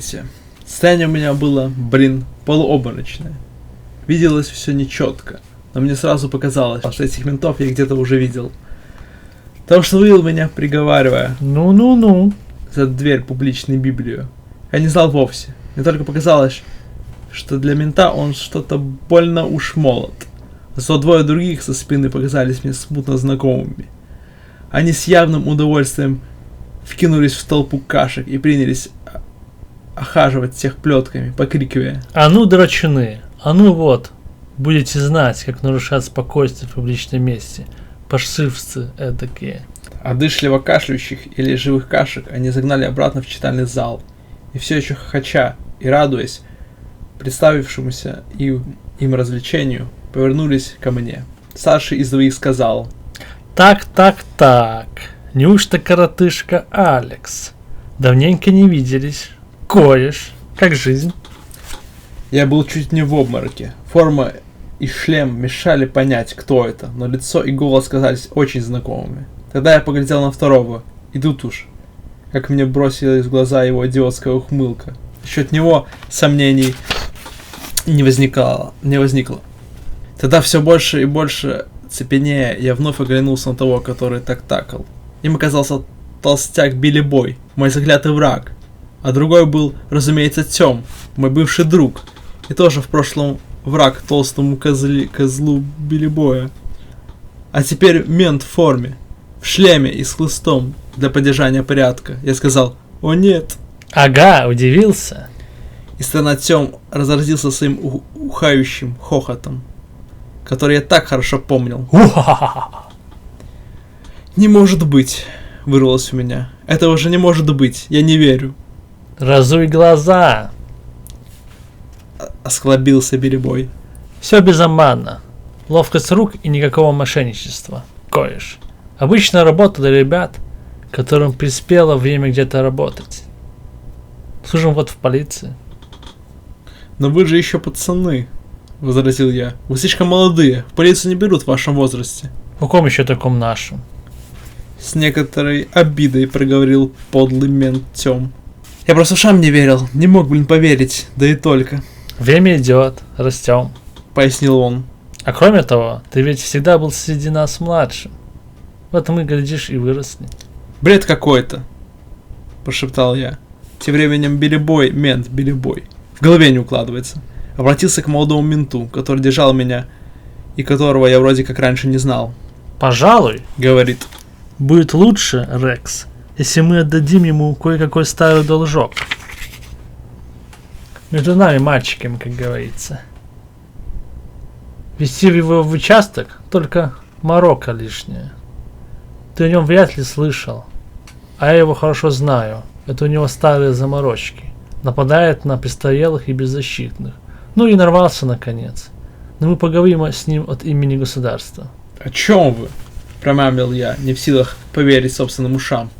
Ребята, они же сами на меня напали. Ну скажите. Ведь вы не можете быть на их стороне. Ведь это не так, Тём. Там был Кашка, с которым мы пошустрили, когда-то в прежние времена. И теперь через столько времени он решил отомстить мне. Лучше поздно, чем никогда. Сказал Тём. Вообще-то, я те времена помню плохо. И, кстати, перестань называть меня Тём. Зови сержантом. Но кое-кого мы все-таки помним. В тон ему продолжил Билли-бой. Он уже не был таким толстяком, как когда-то. Кое-кого из мальчиков-хулиганчиков, очень лихо управляющихся с опасной битвой, к ногтю. Они, крепко взявшись, вывели меня на улицу. Там их ждала патрульная машина. Этот самый Рекс оказался шофером. Они забросили меня в фургон, причем я никак не мог отделаться от ощущения, что все это всего лишь шутка, что Тём сейчас стянет с головы полицейский шлем и захохочет. Уа-ха-ха. Но он сидел молча, а я, стараясь рассеять закопошившийся во мне страх, говорю: «Слушай, а как наш Пит поживает? Что с Питом? Про Джорджика я слышал, с Джорджиком это очень печально вышло», Пит? Пит, говоришь? отозвался Тём. Имя вроде знакомое. Вижу, машина едет прочь от города. Я говорю: «Куда это мы едем?» Билли-бой со своего места рядом с шофером обернулся и говорит: Еще не вечер. Съедем за город, погуляем чуток. Зима, конечно, я понимаю. Уныло, однако ж все-таки природа. Да и то сказать, вряд ли полезно всему городу видеть, как мы старые долги отдаем. К тому же садить на тротуарах, тем более бросать на них падаль, негоже, ох, негоже. И он вновь отвернулся. «Да ну», — сказал я, — «что-то я вас совершенно не понимаю. Прежние времена позади. За то, что я тогда делал, меня уже наказали. Меня вылечили», Про это нам читали. — сказал Тём. Старшой нам все почитал насчет того. Отчинно, говорит, хороший способ. «Вам читали», — повторил за ним я, слегка язвительно. «Ты все такой же темный. Сам читать так и не выучился», Ну нет, — проговорил Тём очень спокойно и даже как-то удрученно. так говорить не стоит. Не советую, дружище. И он тут же выдал мне большой толчок прямо в клюв. Так что кровь сразу кап-кап-кап, красная-красная. «Никогда у меня не было к тебе доверия», — с обидой проговорил я, вытирая нос тыльной стороной ладони. «Всегда я был одинокий», Ну вот, годится. — сказал Билли-бой. Мы были уже за городом. Вокруг голые деревья, птички время от времени чирикают, а вдалеке гудит какая-то сельскохозяйственная машина. Зима была в самом разгаре, смеркалось. Вокруг ни людей, ни животных, только мы четверо, Вылазь, Алекс. сказал Тём. Немножко надо подрасчитаться. Все время, пока они со мной возились, шофер сидел за рулем машины, курил цигарки и почитывал какую-то книжонку. В кабинете у него горел свет, чтобы видеть на то, что с вашим скромным повествователем делали Билли-бой и Тём. Он никакого внимания не обращал. Не буду сейчас вдаваться в детали, вспомню только про чириканье птичек в голых ветвях. рокот какой-то там сельхозтехники и звуки нескончаемого пыхтения и ударов. При свете автомобильных фар я видел туман от их дыхания. А в кабине шофер совершенно спокойно переворачивал страницы. Долго они, меня обрабатывали. Потом Билли Бой или Тём, не помню уж, который из них говорит. Ладно, хватит, кореш. По-моему, довольно. Как ты думаешь? И они напоследок каждый по разу врезали мне толчок в лицо. Я повалился и остался лежать на прошлогодней траве. Холод стоял жуткий, но я его не чувствовал. Потом они вытерли руки, снова надели кителя и шлем и сели в машину. Когда-нибудь еще встретимся, Алекс. Проронил Билли Бой, а Тём разозлился своим клоунским смехом. Шофер зачитал страницу, отложил книжку, потом завел мотор, и они уехали в сторону города. Причем оба, и бывший мой друг, и бывший враг, на прощание сделали ручкой, а я остался лежать в полном отрубе. Боль подступила не сразу, навалилась. Меня всего скорчило. А тут еще пошел ледяной дождь. Людей поблизости видно не было. Не было ни домов, ни даже огонечка. Куда же мне идти, бездомным и почти без денег в карманах? И я от жалости к себе заплакал. Потом встал и поплелся прочь.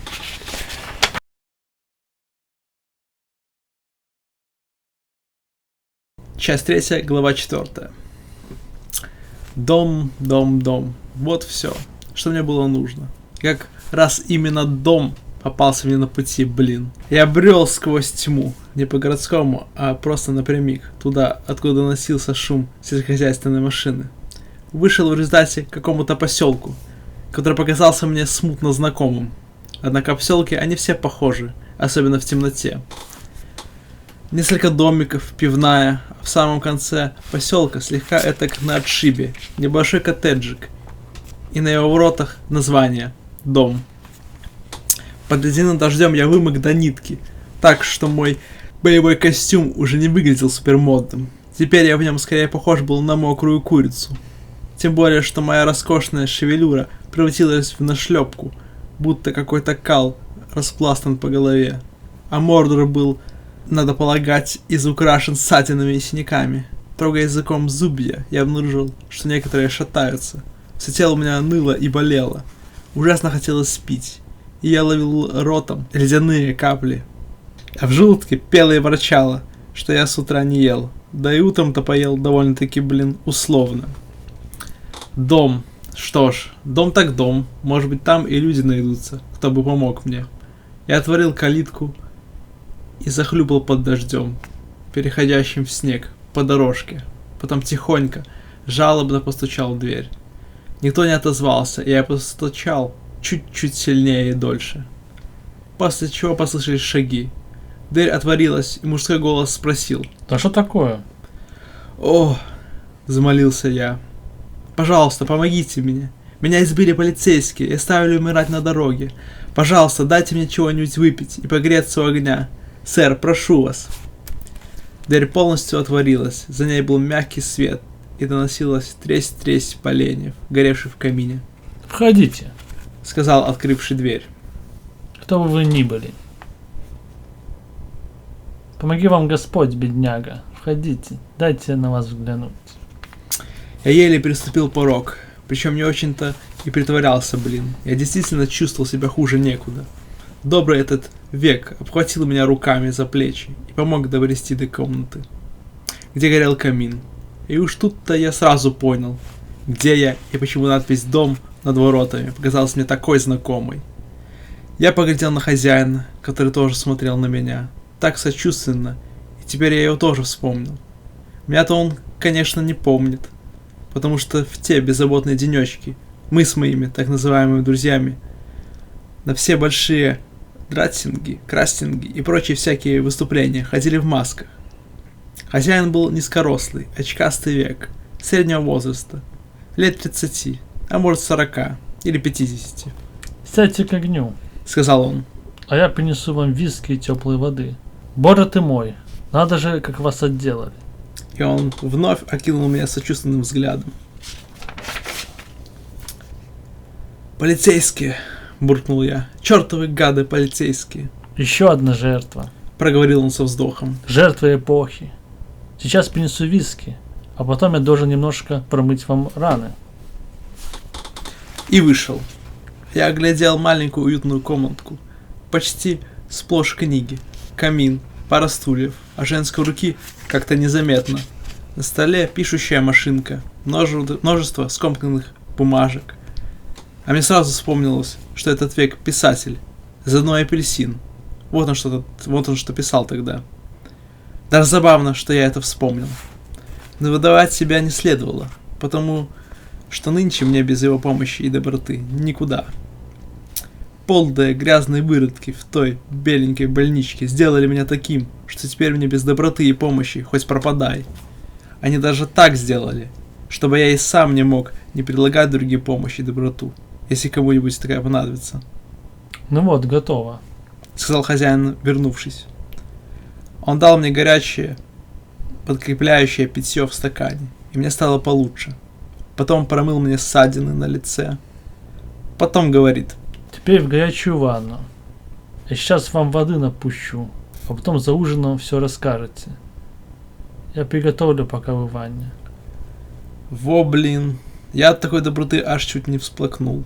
И он, видимо, заметил в моих глазах слезы, потому что сказал Ну-ну-ну. и потрепал меня по плечу.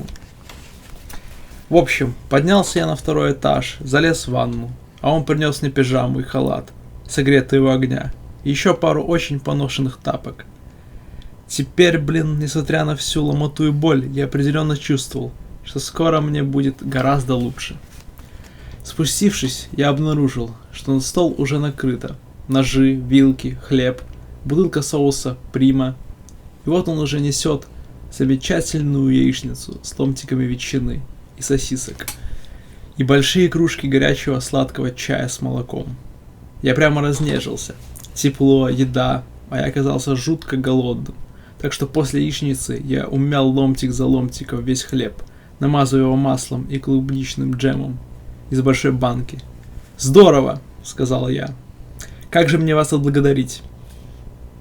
Мне кажется, я знаю, кто вы. — сказал он.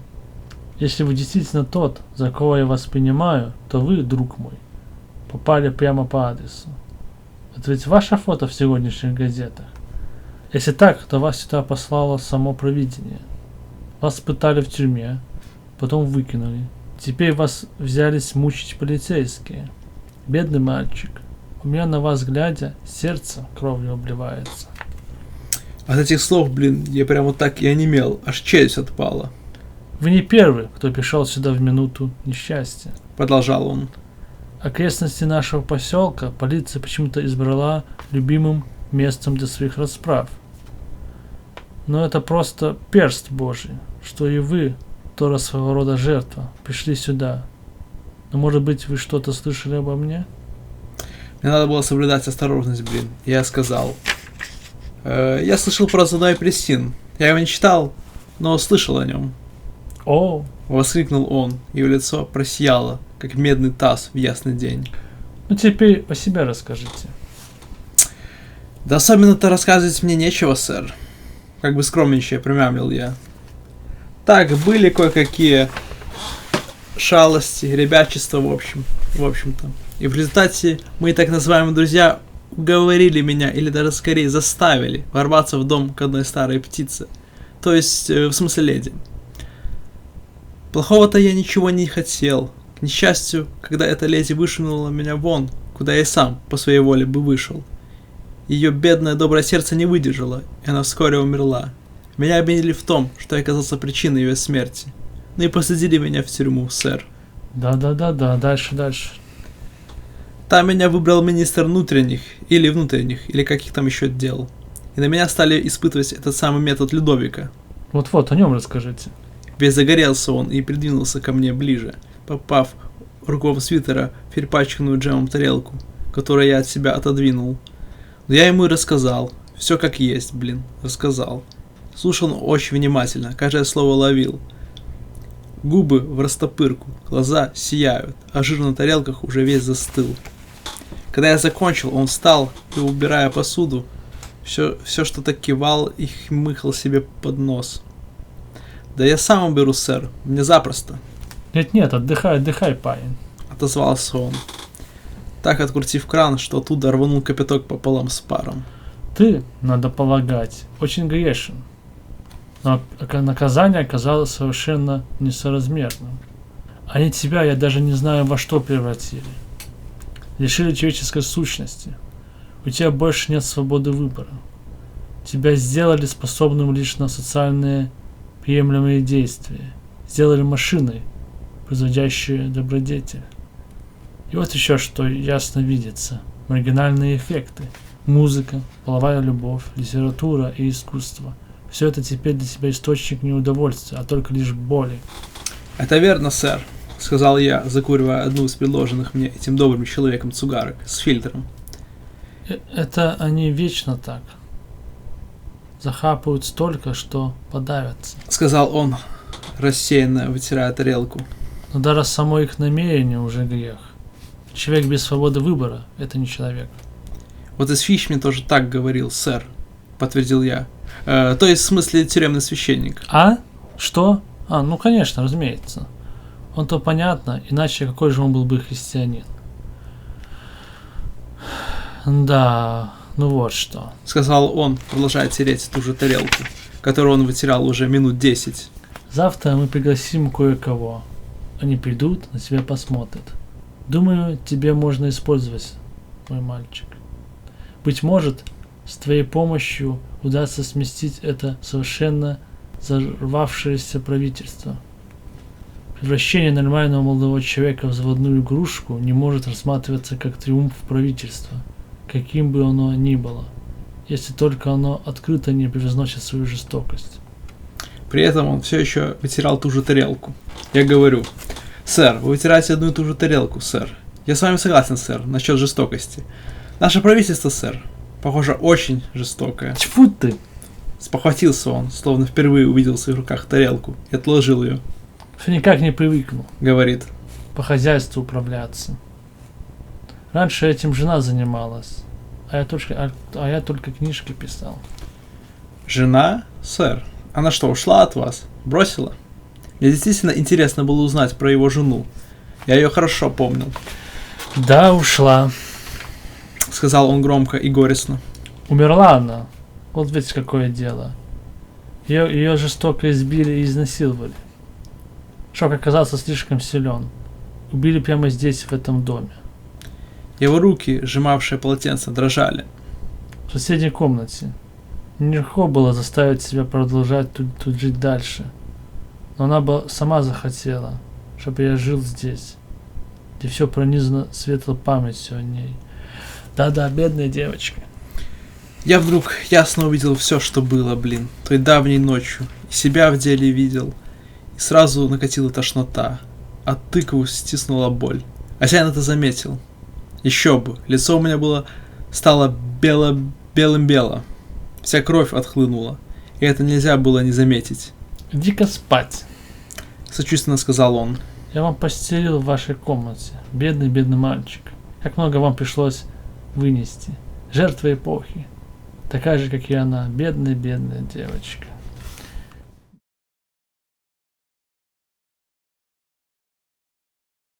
Часть 3, глава 5. Ночью я замечательно выспался, Вообще без никаких снов. Утро выдалось очень ясным и морозным, а снизу доносилась аппетитная вонь завтрака, который жарили на кухне в первом этаже. Как водится, мне не сразу вспомнилось, где я, но вскоре я все сообразил, и пришло ощущение теплоты и защищенности. Однако, полежав еще немного в ожидании, когда меня позовут к завтраку, я решил, что надо бы узнать, как зовут этого доброго века, который принял меня и обогрел, прямо как мать родная. Поэтому я встал и принялся босиком бродить по комнате в поисках заводного апельсина, на котором должно же стоять его имя, если он автор книги.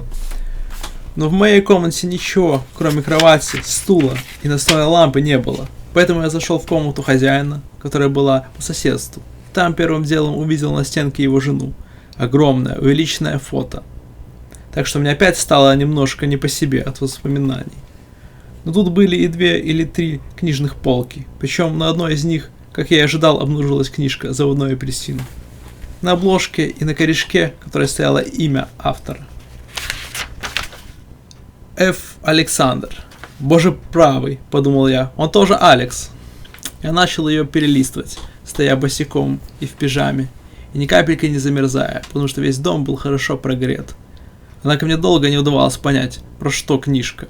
Она была написана каким-то совершенно безумным языком. Там во множестве попадались ахи, охи и тому подобный кал. И все это вроде как к тому, что людей в наше время превращают в машины. А на самом деле они, то есть и ты, и я, и он, и все прочие раздолбаи, должны быть естественными и произрастать, как фрукты на деревьях.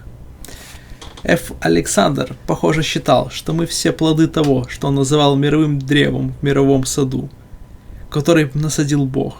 А цель нашего там пребывания в том, что Бог утолял нами свою жгучую жажду любви, или какой-то кал наподобие этого. Вся эта абракадабра мне совсем не понравилась, блин. Я подумал, да чего же на самом деле этот Ф. Александр безумный?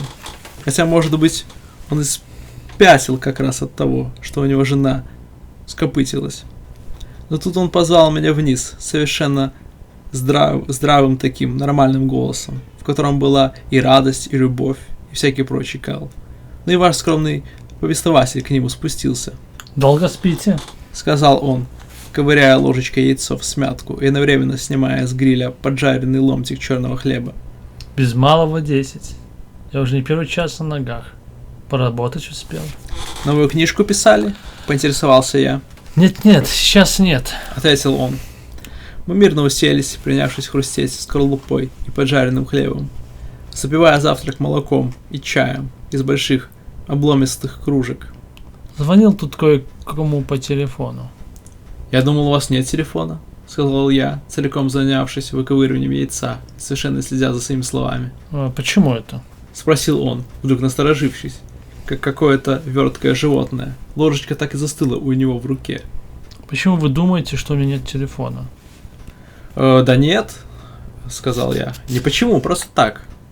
Сказал, а сам думаю. Интересно, блин, много ли он запомнил из начальной стадии той ночи, когда я подошел к двери со старой сказкой про то, что надо позвонить, вызвать врача, а она ответила, что телефона нет. Он очень этак внимательно на меня глядел, но потом опять стал вроде как добрым и дружелюбным и принялся додать яйца. Пожевал и говорит. Ну так вот, значит, я позвонил нескольким людям, которые может заинтересовать ваша история. Вы можете стать очень мощным оружием, в том смысле, чтобы наше подлое правительство лишилось всяких шансов на предстоящих выборах. Один из главных козырей правительства – то, как оно последние несколько месяцев теснит преступность. Он снова внимательно посмотрел на меня, поверх наполовину выеденного яйца. И вновь я подумал, вдруг он знает, какую роль я сыграл в его жизни. Однако он, как ни в чем не бывало, продолжал. Брутальных, хулиганствующих юнцов стали привлекать для работы в полицию. Вовсю начали разрабатывать антигуманные и разрушающие личность методы перевоспитания. И пошел чесать, и пошел. Да все такие слова научные, блин. И такой безумный блеск в глазах. Мы, говорит, уже все это видели. В других странах пока что. Но это ж ведь лихая беда начала. И оглянуться не успеем, как получим на свою голову весь аппарат тоталитаризма. Думаю, его зацепило-то, а сам потихоньку желток выедаю, да тостом захрупываю. А я-то, говорю, тут при чем, сэр? Вы? Слегка тормознулся он, все так же безумно блуждая взглядом. Вы живое свидетельство их дьявольских козней. Народ, обычные простые люди должны знать, они понять должны. Бросив завтрак, хозяин встал и заходил по кухне от раковины к кладовке, продолжая громко вытистывать. Разве хотят они, чтобы их сыновья становились такими же несчастными жертвами, как вы? Не само ли правительство теперь будет решать, что есть преступление, а что нет, выкачивая жизнь, силу и волю из каждого, кого оно сочтет потенциальным нарушителем своего спокойствия. Тут он несколько преуспокоился, но к выковыриванию желтка не возвращался.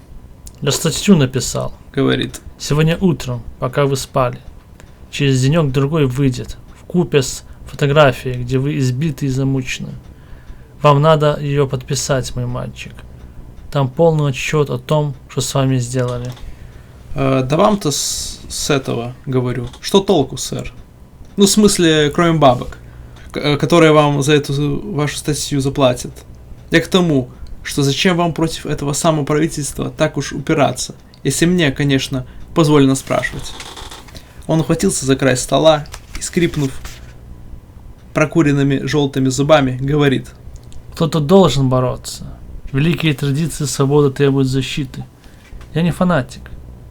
Но когда вижу подлость, я ее стремлюсь уничтожить. Всякие партийные идеи – ерунда. Главное – традиции свободы. Простые люди расстаются с ними, не моргнув глазом. Спокойная жизнь готова продать свободу. Поэтому их надо подкалывать. И с этими словами, он схватил вилку и ткнул ею раз в стену, так что она даже согнулась. Отшвырнул на пол. Вкратчиво сказал: Питайтесь получше, мой мальчик. Бедная ты жертва эпохи. отчего я совершенно ясно понял, что он близок к помешательству. Ешь. Вот, мое яйцо тоже съешь. Однако я не унимался. А мне что с этого будет? Меня сделают снова нормальным человеком? Я снова смогу слушать хоральную симфонию без тошноты и боли? Смогу я снова жить нормальной жизнью? Со мной это как? Он бросил на меня такой взгляд, будто совершенно об этом не думал. Будто моя жизнь вообще ерунда, если сравнивать с ней свободу и всякий прочий кал. В его взгляде сквозило какое-то даже удивление, что я сказал то, что сказал. Словно я проявил недопустимый эгоизм, требуя чего-то для себя. Потом говорит: Да. Ну ты живой свидетель, мой мальчик. Ты дай завтрак и пойдем, посмотришь, что я написал. Статья пойдет в Уикли Трампет под твоим именем. Да, а написал он, оказывается, длинную и очень слезливую парашу. Я читал ее вне себя от жалости бедненькому мальчику, который рассказывал о своих страданиях и о том, как правительство выкачало из него всю волю к жизни. А потому, дескать, народ должен не допустить, что им правило такое злонамеренное и плохое руководство. А сам этот бедный страдающий мальчик был, конечно же, никто иной, как ВСП, то есть ваш скромный повествователь. «Очень хорошо», — сказал я, — «просто балдеж. Вы прямо виртуоз пера, папик». В ответ он эдак с прищуром глянул на меня и говорит: Что? Будто он меня не расслышал. Говорю, это такой жаргон у надцатых. Все тинейджеры на этом языке изъясняются. Потом он пошел на кухню мыть посуду, а я остался, сидя по-прежнему в пижамном одеянии, в тапках, и ожидая, что будет в отношении меня предприниматься дальше. Потому что у самого у меня планов не было никаких, Когда от двери донеслись динь-динь-дилилинь звонка, Ф. Александр Великий был еще на кухне. Вот, Воскликнул он, уходя с полотенцем в руках. это к нам с тобой. Открываю. Отворил, впустил. В коридоре послышалось дружеские приветствия. Всякие там ха-ха-ха, и погода отвратная, и как дела, и тому подобный кал. А потом они вошли в комнату, где был камин, книжка и статья о том, как я настрадался. Увидели меня, заахали. Пришедших было 3, и Ф. Алекс назвал их имена. Один был З. Долин, одышливый, прокуренный толстячок, кругленький, в больших роговых очках, все время перхающий, с окурком цигарки во рту. Он все время сыпал себе на пиджак пепел и тут же смахивал его суетливыми рукерами. Второй был, не разбери поймешь, Рубинштейн, высоченный, учтивый старый кашка, с джентльменским выговором и круглой бородкой. И, наконец, Д.Б. да Сильва, быстрые движения и парфюмерная вонь. Все они долго и внимательно меня разглядывали. И казалось, результатом осмотра остались довольны до чрезвычайности. Долин сказал. Что ж, прекрасно, прекрасно. Этот мальчик может оказаться орудием весьма действенным. Впрочем, не повредило бы, если бы он выглядел похуже и поглупее. Этаким, знаете ли, зомби. Дело бы пошло бы на пользу. Надо будет что-нибудь в этом направлении предпринять. И непременно. Трёп насчет зомби мне не очень-то понравился. Я сказал, что за дела вообще? Что вы такое говорите своему меньшему другу? Но тут Ф. Александр пробормотал. Странно, странно. Очень странно. Но этот голос мне что-то напоминает. Где-то мы уже встречались. Ну точно ведь встречались. И он, нахмурившись, погрузился в воспоминания, а решил, что с ним, надо поосторожней. Де Сальва говорит. Главные митинги. Первым долгом покажем его народу на митинге. Разбитая жизнь, вот тональность. Людей надо волновать. Я вам показал все свои 30 с лишним зубьев. Очень белых на фоне смуглого, слегка иностранного на вид лица. Никто, вновь подал голос я, не говорит мне, что самому-то мне со всего этого. Меня пытали в тюрьме, вышвырнули из дому собственные родители, которых совершенно подмял под себя этот их постоялец. Потом меня избили старики и чуть не убили менты. Ну, и мне-то что теперь? Как? На это отозвался Рубинштейн. Вот увидишь, парень, партия не останется неблагодарной. Нет-нет. Когда сделаем дело, ты получишь очень даже соблазнительный сюрпризик. Подожди, сам увидишь. Да мне только одно и нужно, выкрикнул я. Мне только бы стать вновь нормальным, здоровым, каким я был раньше, чтобы в жизни была радость, чтобы были настоящие друзья, а не такие, которые называют себя друзьями, а сами в душе предатели. Можете вы это сделать, да или нет? Кто-нибудь сможет сделать меня снова прежним? Только это мне и нужно, только этого я и хочу у вас узнать. Мученика на алтаре свободы. Прочистив горло, заговорил Долин. Есть определенные обязанности, и вы не должны забывать о них. А мы, в свою очередь, о вас позаботимся. И он с дурацкой улыбочкой принялся поглаживать мне левую руку, словно я буйно помешанный. Я возмутился. Перестаньте обращаться со мной как с вещью, которую надо пристроить к делу. Я не такой идиот, как вы думаете, глупые выродки. Рядовые преступники. Народ темный. Но я-то не рядовой, не такой какой-нибудь тем, недоразвитый. Вы меня слушаете? Тём? Задумчиво проговорил Ф. Александр. Тём. Где-то мне это имя попадалось. А? Тём. Обернулся я. Причем тут Тём? Вы-то что можете знать про Тёма? И махнул рукой. О господи. Причем мне очень не понравилась промелькнувшая в его глазах догадка. Я пошел к двери, чтобы подняться наверх, забрать свою одежду и слинять. Неужто такое бывает? Проговорил Ф. Александр, оскалив свои пятнистые зубья и безумно вращая глазами. Нет, не может быть. Но попадись мне тот гад, богом клянусь. Я взорву его в клочья. Да-да, клянусь. Я руки-ноги ему подвыдергиваю. Ну-ну. Сказал Де Сальва, похлопав его по груди, как пса, которого надлежит успокоить. Все в прошлом. То были совсем другие. А надо помочь бедной жертве. Мы должны это сделать во имя будущего и нашего дела. «Пойду соберу шмотки», — сказал я, поднимаясь по лестнице. «В смысле одежду. И все, ухожу. В отрыв одинокий. Я к тому, что всем спасибо, но у меня своя жизнь, а у вас своя. Еще бы, земля под ногами начинала мне уже жарить пятки». Но Долин сказал: Ну нет, ты теперь наш. Мы тебя не отпустим. Поедем вместе. Все будет хорошо, не волнуйся. С этими словами он подступил ко мне, вроде как чтобы схватить за руку. Я было подумал затеять дратинг, однако от одной только мысли об этом накатила тошнота.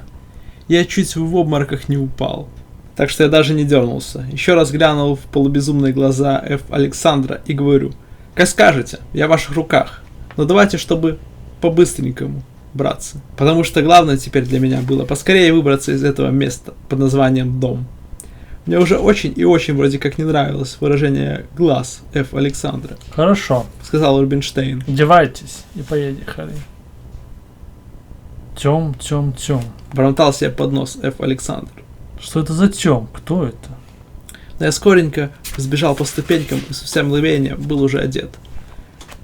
Потом с 3 этими веками вышел и сел в машину. Причем посадили меня посередине между Рубинштейном и Долином. Непрерывно пёркающий. А Де Сильва, взявшись за руль, повел машину в город, в один из жилых кварталов, который был не так уж далеко от того, где я когда-то жил с родителями, Ну, парень, выходи. сказал Долин, покашляя и при этом не забывая затягиваться цигаркой, так чтобы его тлеющий кончик начинал пылать и искриться, как небольшая доменная печь. Пока разместишься здесь. Заходим. Обычный вестибюль с очередным художеством, прославляющий трудовую доблесть.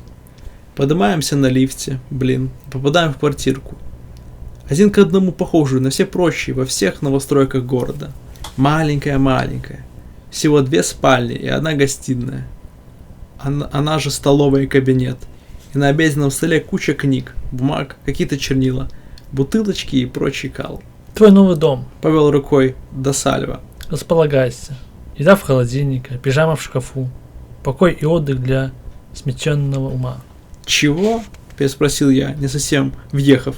Ничего. Успокоил меня Рубинштейн своим старческим голосом. Мы тебя покидаем. Дела? Дойдем попозже. Будь как дома. Да вот что. Одышливо проговорил Долин. Ты понял, видимо, что шевельнулась в измученной памяти нашего добрейшего Ф. Александра. Ты случаем не... То есть, я хочу сказать, это не ты? Ты понимаешь, что я имею в виду? Смелее. Мы больше никому не скажем. Я понял свое наказание, поморщился я. Бог свидетель, я сполна за все расплатился. И не только за себя расплатился, но и за этих сволочей, которые называли себя моими друзьями. Прилив ненависти вызвал во мне тошноту. «Пойду прилягу», — сказал я. «О, какой кошмар!» Кошмар! — подтвердил Де Сильва, улыбаясь во все свои 30 зубьев. Это уж точно кошмар. В общем, они ушли, удалились по своим делам, посвященным, как я себе это представлял, тому, чтобы делать политику и всякий прочий кал. А я лежал на кровати в одиночестве и полной тишине. В кровать я повалился, едва скинув говнодавы и приспустив галстук. Лежал и совершенно не мог себе представить, что у меня теперь будет за жизнь. В голове проносились всякие разные картины, вспоминались люди, которых встречал в школе и в тюрьме, ситуации, в которых приходилось оказываться, и все складывалось так, что никому на всем большом белом свете нельзя верить. Проснувшись, я услышал весной музыку, довольно громкую, причем как раз она меня-то и разбудила. Это была симфония, которую я очень неплохо знал, но много лет не слушал. 3-я симфония одного датчанина по имени Отто Скаделик. Штука громкая и бурливая, особенно в первой части, которая как раз и звучала. Секунды 2 я слушал с интересом и удовольствием, но потом на меня накатила боль и тошнота, и я застонал, взвыл прямо всеми кишками. Ведь до чего я дошел. Это при моей-то любви к хорошей музыке. Я сполз с кровати, еле дотащился, подбывая до стенки, и застучал, забил в нее, вскрикивая: «Прекратите! Прекратите! Выключите!»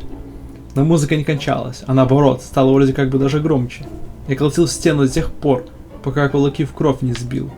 Всю кожу с них содрал до мяса. Я кричал, вопил, но музыка не прекращалась. Тогда я решил от нее сбежать.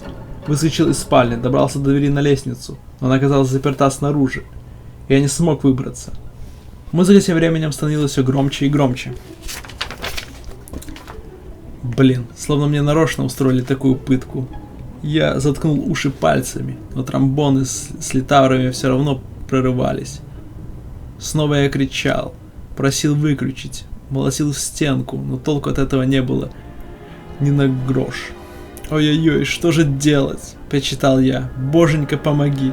Обезумев от боли и тошноты, я метался по всей квартире, пытаясь скрыться от этой музыки. Выл так, будто мне выпустили кишки. И вдруг на столе, среди наваленных на него книг и бумаг, я увидел, что надо делать. Собственно, то, что я и собирался еще тогда, в личном Библию. Пока старцы-читатели, а потом Тёма с Белебоем, переодетые мусорами, не помешали мне. Собирался я себя прикончить, отбросить кости, свести счеты с жизнью в этом поганом и подлом мире. Я увидел одно слово – смерть. Оно было на обложке какой-то брошюрки, хотя там имелось в виду всего лишь смерть правительству. И словно с самой судьбой мне подкинутый, рядом лежал еще один буклетик с нарисованным на обложке открытым окном. А под ним подпись «Отвори окно свежему ветру, новым идеям и новой жизни». Я понял это как указание, чтобы разгрести весь этот кал, можно лишь выпрыгнуть в окно. Одно мгновение боли, а после нескончаемый вечный сон. Музыка по-прежнему кипела и клокотала, всеми своими ударными и духовыми, скрипки и барабаны водопадами изливались сквозь стену. Окно в комнате, где стояла кровать, было приоткрыто. Я подошел к нему, взглянул на машины, на автобусы и на людей далеко внизу. Всему этому миру я крикнул: «Прощай! Прощай! Пусть Бог простит тебе загубленную жизнь!» Потом я влез на подоконник, музыка была теперь от меня слева. Закрыл глаза, щекой ощутил холодное дуновение ветра и тогда прыгнул.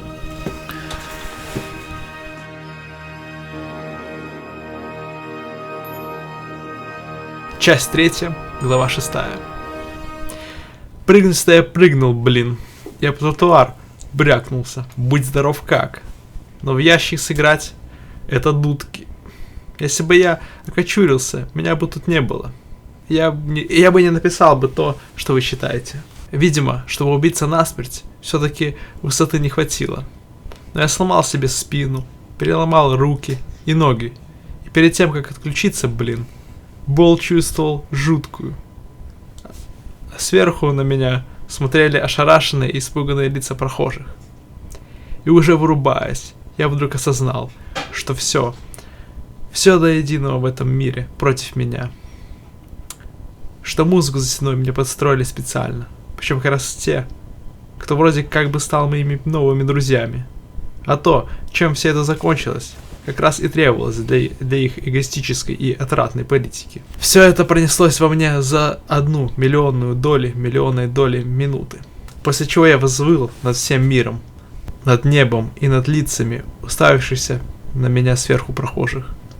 Вернувшись к жизни, после долго черного провала, длившегося, быть может, не 1 миллион лет, я оказался в белоснежной больничной палате, где пахло, как всегда пахнет в больницах, дезинфекцией и чопорной, тоскливой чистотой. Лучше бы этим всем больничным антисептикам придавали хорошую такую ядреную вонь жареного лука или хотя бы цветочков. Мало-помалу я пришел в себя. Постепенно все вспомнил. Но лежал я весь спеленутый белым, и тело своего я не чувствовал вовсе. Ни боли, ни вообще ничего напрочь. Голова вся перемолота бинтами. Какие-то клейкие нашлепки на лице. Руки тоже там и сям перемотаны. К пальцам привязаны какие-то палки. Словно это не пальцы, а цветочные стебли, которым надо помочь вырасти прямыми. Ноги тоже на каких-то растяжках. Сплошные бинты. Проволочные распорки и стержни. А правую руку около плеча вставлена какая-то штуковина, в которую капает кровь из перевернутой банки. Но чувствовать я ничего не чувствовал, блин. Рядом с моей койкой сидела медсестра, которая читала книжку, напечатанную очень нечетко. Хотя по черточкам перед некоторыми строчками можно было понять, что это рассказ или роман. Причем, судя по ее охам и вздохам, речь нам шла не иначе, как про старый добрый Сульвынь. Медсестричка была очень даже клевая киса. Пухленькие губки, длинные ресницы, а под жестко накрашенным форменным платьем вырисовывались вполне приличных размеров груди. Я и говорю ей: «Ну я торчу, малышка. А что, заваливайся рядом, покувыркаемся». Однако слова еле выговаривались, рот словно окостенел. К тому же, пошевелив в нем языком, я обнаружил, что несколько зубьев не хватает. А медсестра как вскочит, книгу уронила на пол и говорит: Ой, пациент пришел в сознание. «Такая симпатичная киса, могла бы назвать меня и попроще». А я хотел ей об этом сказать, но вместо слов у меня получалось только пык да мык. Она вышла, оставила меня в одиночестве. И, оглядевшись, я увидел, что лежу в некой небольшой комнатке на одного. Не то что когда-то в детстве, когда я, попав в больницу, валялся в огромной палате, где было полно народу, кашляющих полуживых стариков, от одного вида которых хотелось как можно скорее оттуда вырваться. Тогда у меня, было, кажется, вроде как дифтерия. Похоже, я еще не мог надолго удержать сознание, потому что почти сразу же вроде как снова заснул. Но к тому времени понял уже, что киса вернулась и привела с собой одетых в белые халаты человеков, которые загадочно хмыкая хмуро разглядывали вашего скромного приставателя. И удивительное дело, с ним был старый свищ из гостюрьмы, который, дыша на меня застарелым алкогольным перегаром, сперва прочитал: О, сын мой, сын мой. А потом сказал, говорит: оттуда ушел уже. Не смог. Никак не смог я примириться с тем, что эти мерзавцы творят. А ведь они и с другими преступниками то же самое делали. Так что я ушел оттуда и рассказываю тебе обо всем этом в своих проповедях. О, сын мой во Христе. Позже я снова проснулся. Кто бы вы думали, стоял теперь возле моей кровати? Да, все та же троица. Те, из чьей квартиры я выпрыгнул. Д.Б. да Сильва, не разбери, поймешь, Рубинштейн и З. Долин. Друг. Обратился ко мне один из них. Я не заметил, не расслышал толком, кто именно. Друг, юный друг наш, ты зажег в народе огонь возмущения, лишил этих ужасных злодеев последнего шанса на переизбрание. С ними покончено раз и навсегда. Ты заслужил хорошую службу свободе. Вот это я пытался сказать, что если бы я умер, вам, сволочи, пальциканы проклятые, это было бы еще выгодней. Подлые вы предатели. Но получилось у меня только пык да мык. Затем один из этой троицы вытащил пачку газетных вырезок. Я увидел себя окровавленного на носилках и даже вроде как вспомнил вспышки света, когда фотографы это снимали. Одним глазом я читал заголовки, вздрагивающие в руке века, который держал вырезки. Юная жертва реформаторов пенитенциарной системы, убийцы в правительстве. Еще я заметил фотографию человека, показавшегося мне знакомым, а под ней надпись «Гнать в шею». Видимо, это был министр внутренних или внутренних, или каких там еще дел. Но тут медсестричка сказала: Его нельзя волновать. Вам нельзя делать ничего такого, что могло бы его расстроить. Пойдемте, я вас выведу. «В шею, в шею, в шею!» Попытался я крикнуть им вслед, но получилось опять только пык да мык. Тем не менее, троица политиков удалилась, и я удалился тоже.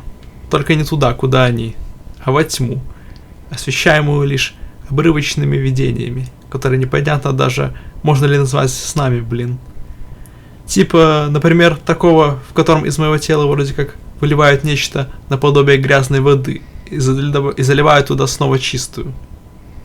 А потом пошли очень даже приятные и балдежные сны, где я угоняю чей-то автомобиль, а потом еду в нем по белу свету, и всех по дороге сбиваю и давлю.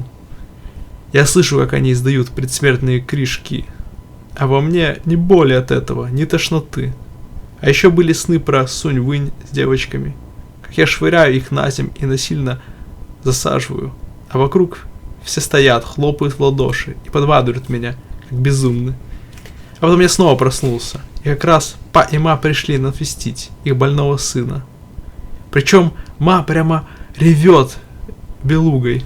Говорит, я к этому времени стал уже лучше, так что смог сказать им: ну что за дела?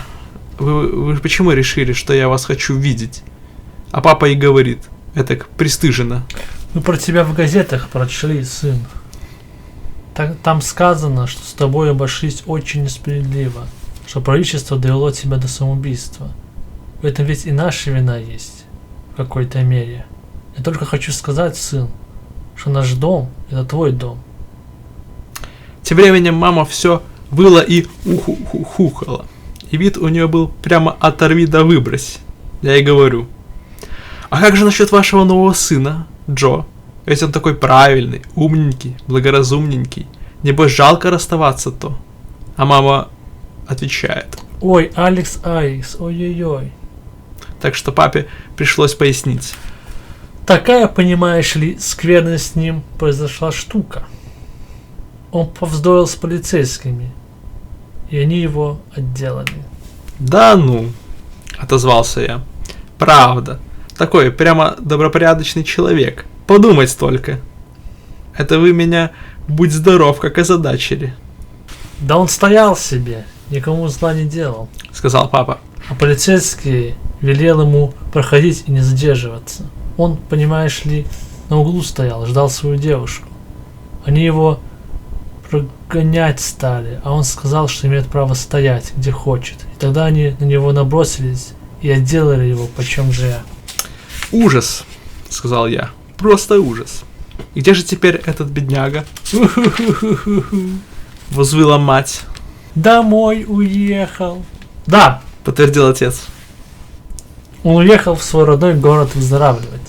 И работа его перешла кому-то другому.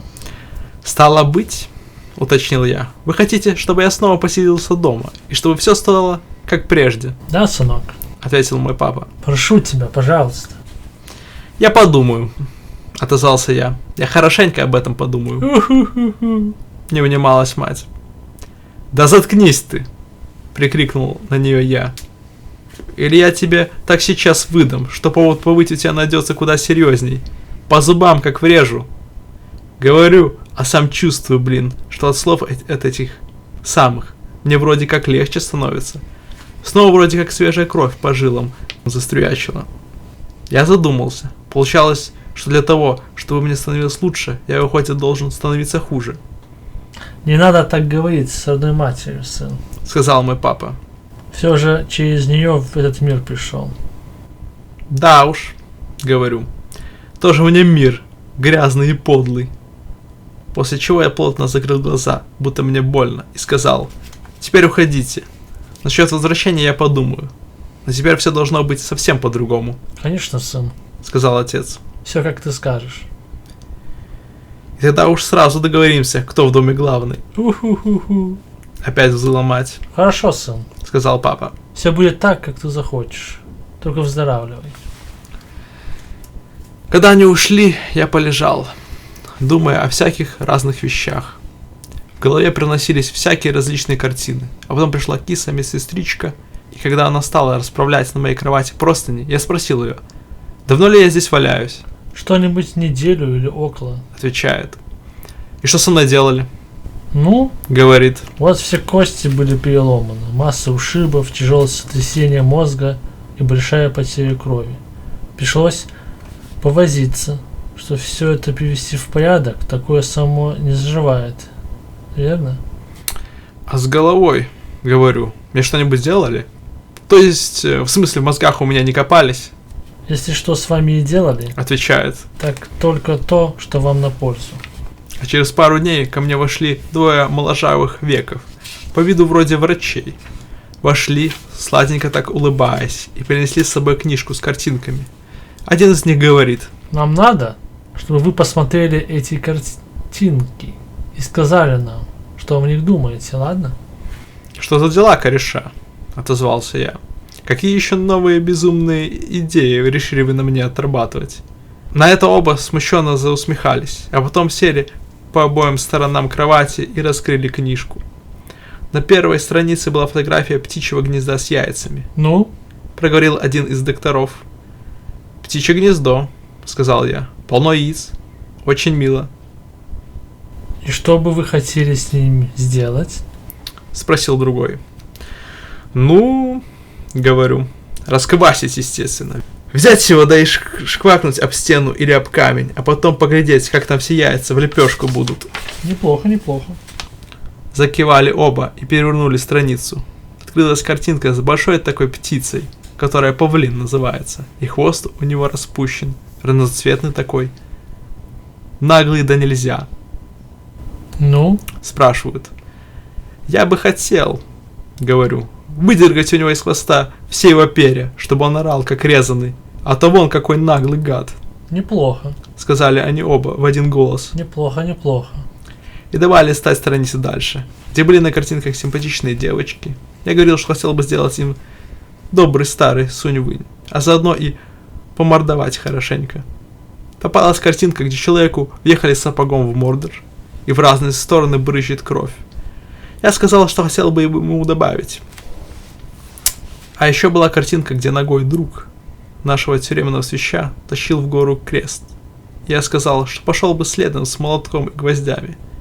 И снова Неплохо, неплохо. я говорю, к чему все это? Глубокая гипнопедия. Отвечает один. Или какое-то слово наподобие, точно не помню. Похоже, вы выздоровели. Выздоровел? Возмутился я. Валяюсь тут плашмя на койке, а вы говорите выздоровел.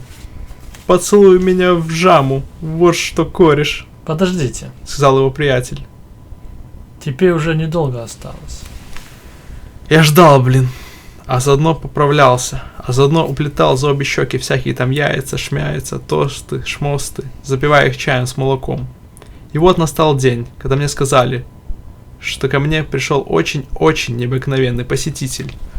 «Но кто?» – допытывался я, пока поправляли белье на постели и причесывали мне гриву.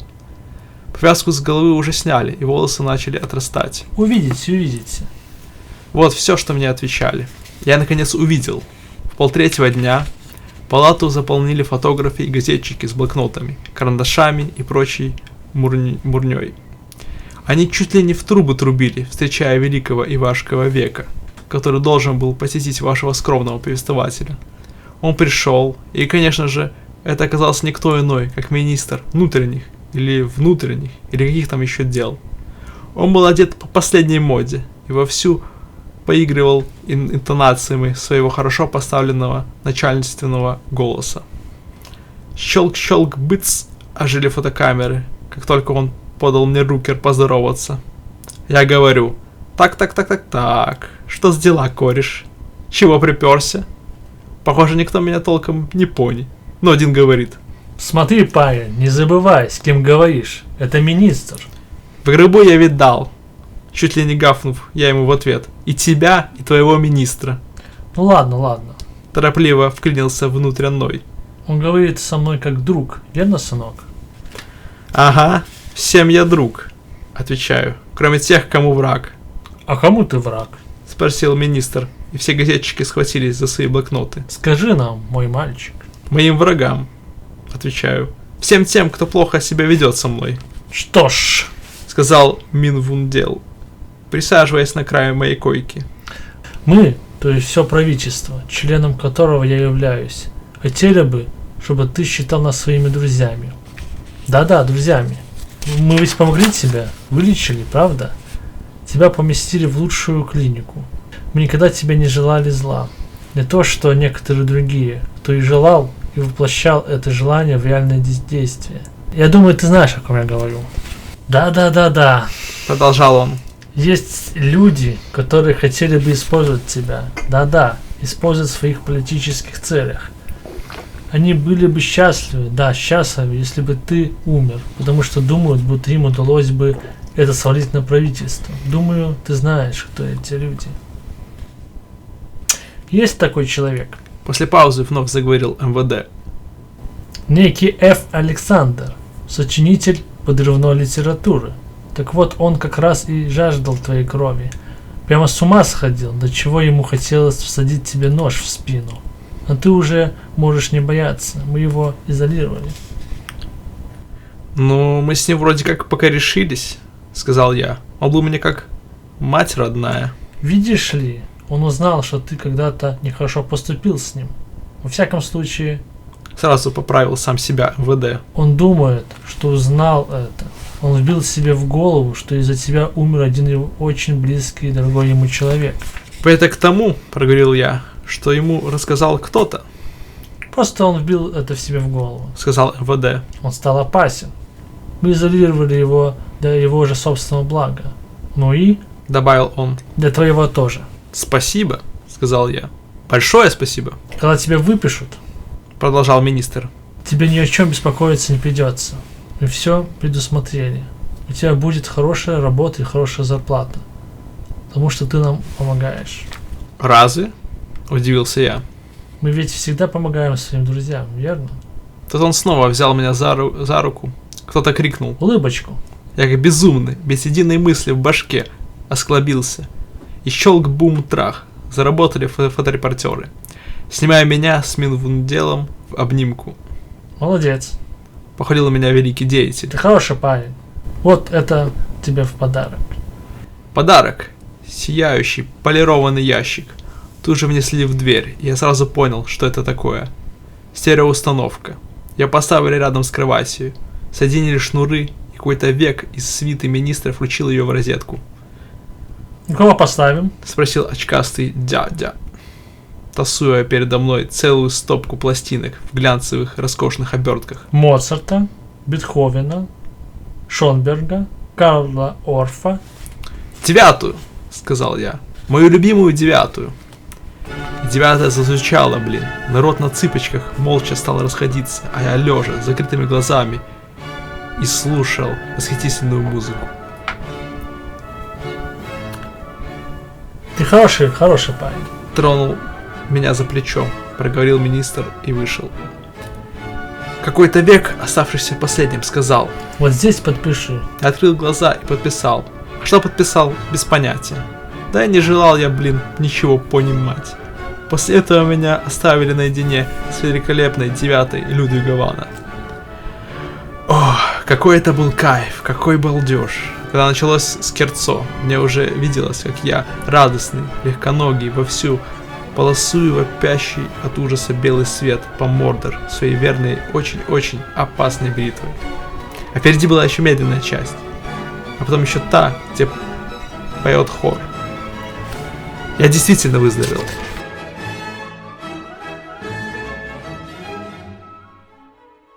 Часть 3, глава 7. Ну что же теперь, а? Теперь представьте себе меня.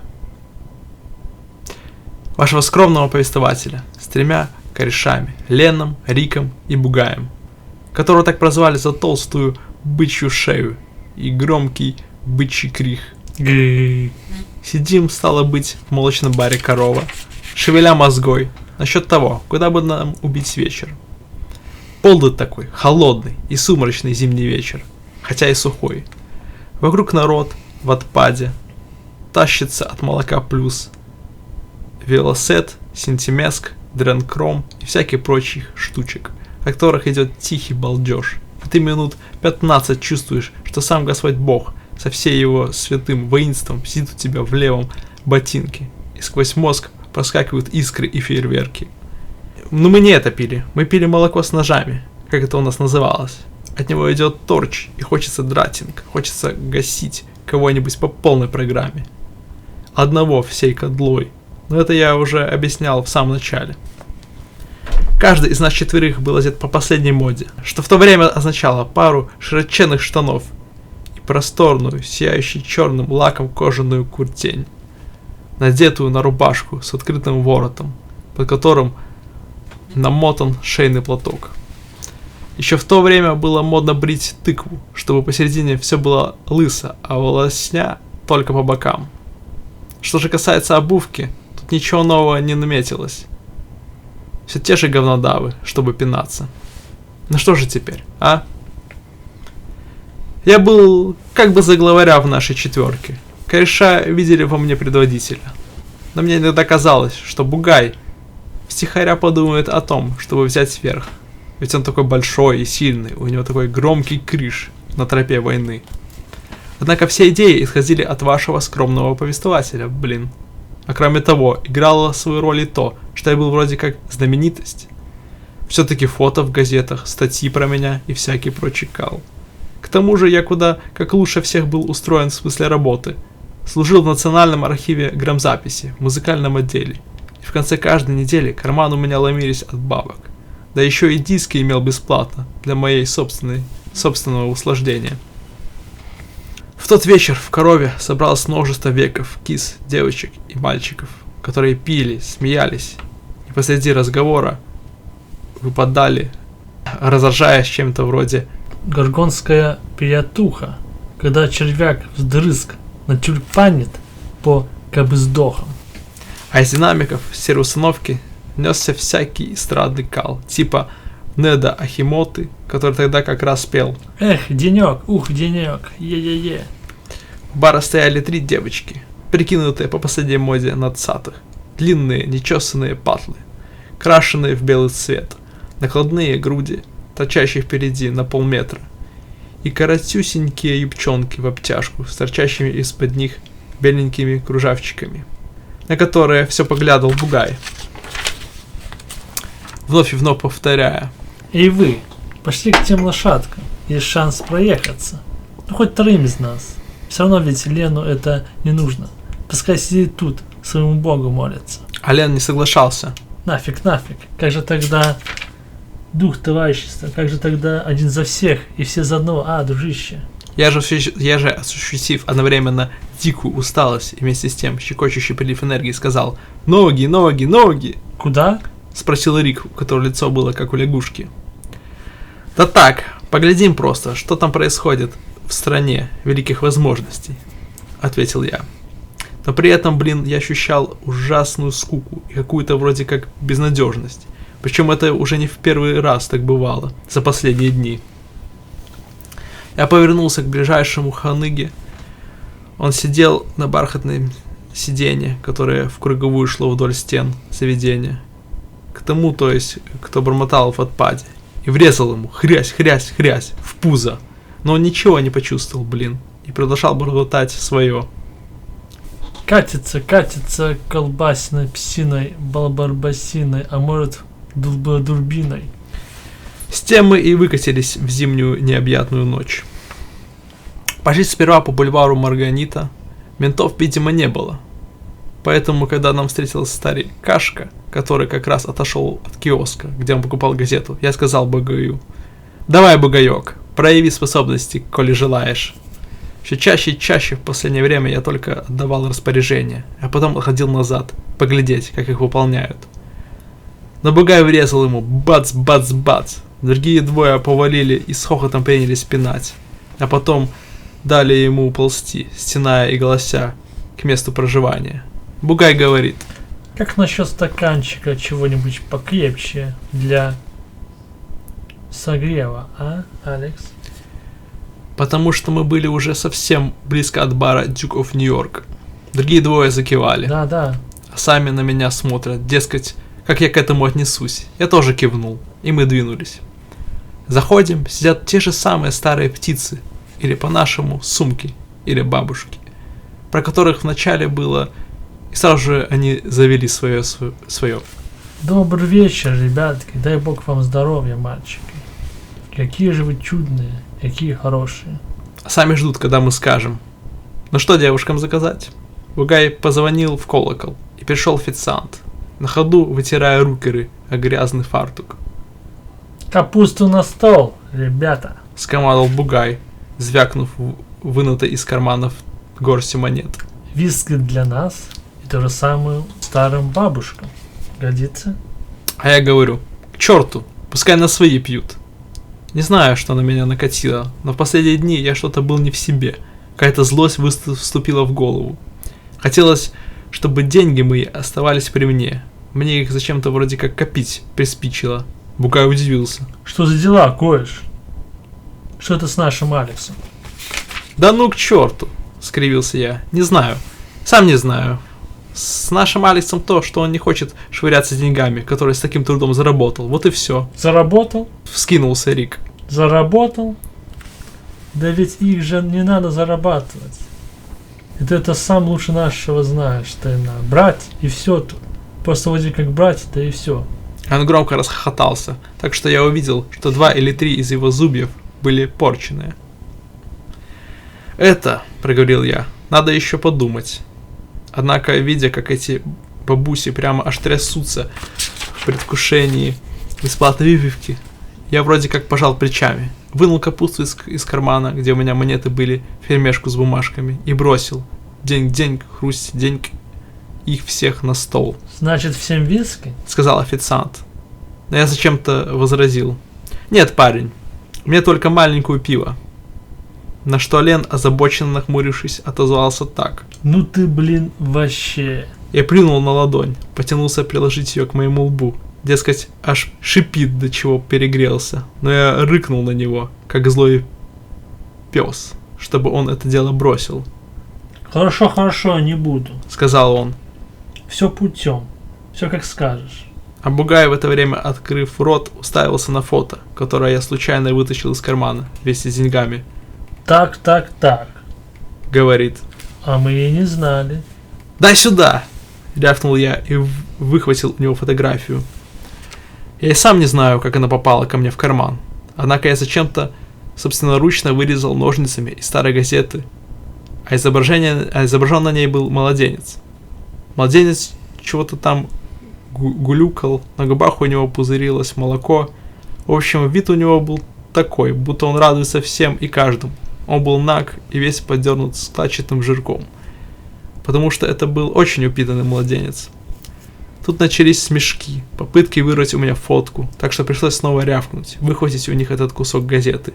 После чего я разодрал его на множество мелких обрывков, которые снежинками полетели на пол.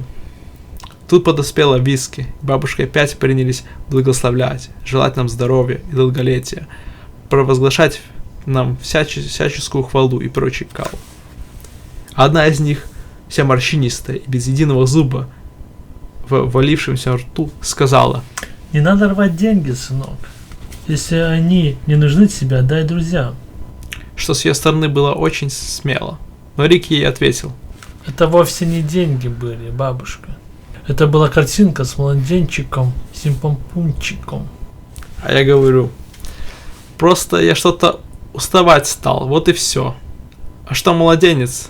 Тогда сами вы младенцы, вся ваша кодла. Все бы вам хихикать да насмехаться. А если бить людям морду, так только трусливо, когда вам не могут дать сдачи. Глядите-ка. Отозвался Рик. А мы-то думали, что как раз ты у нас по этой части.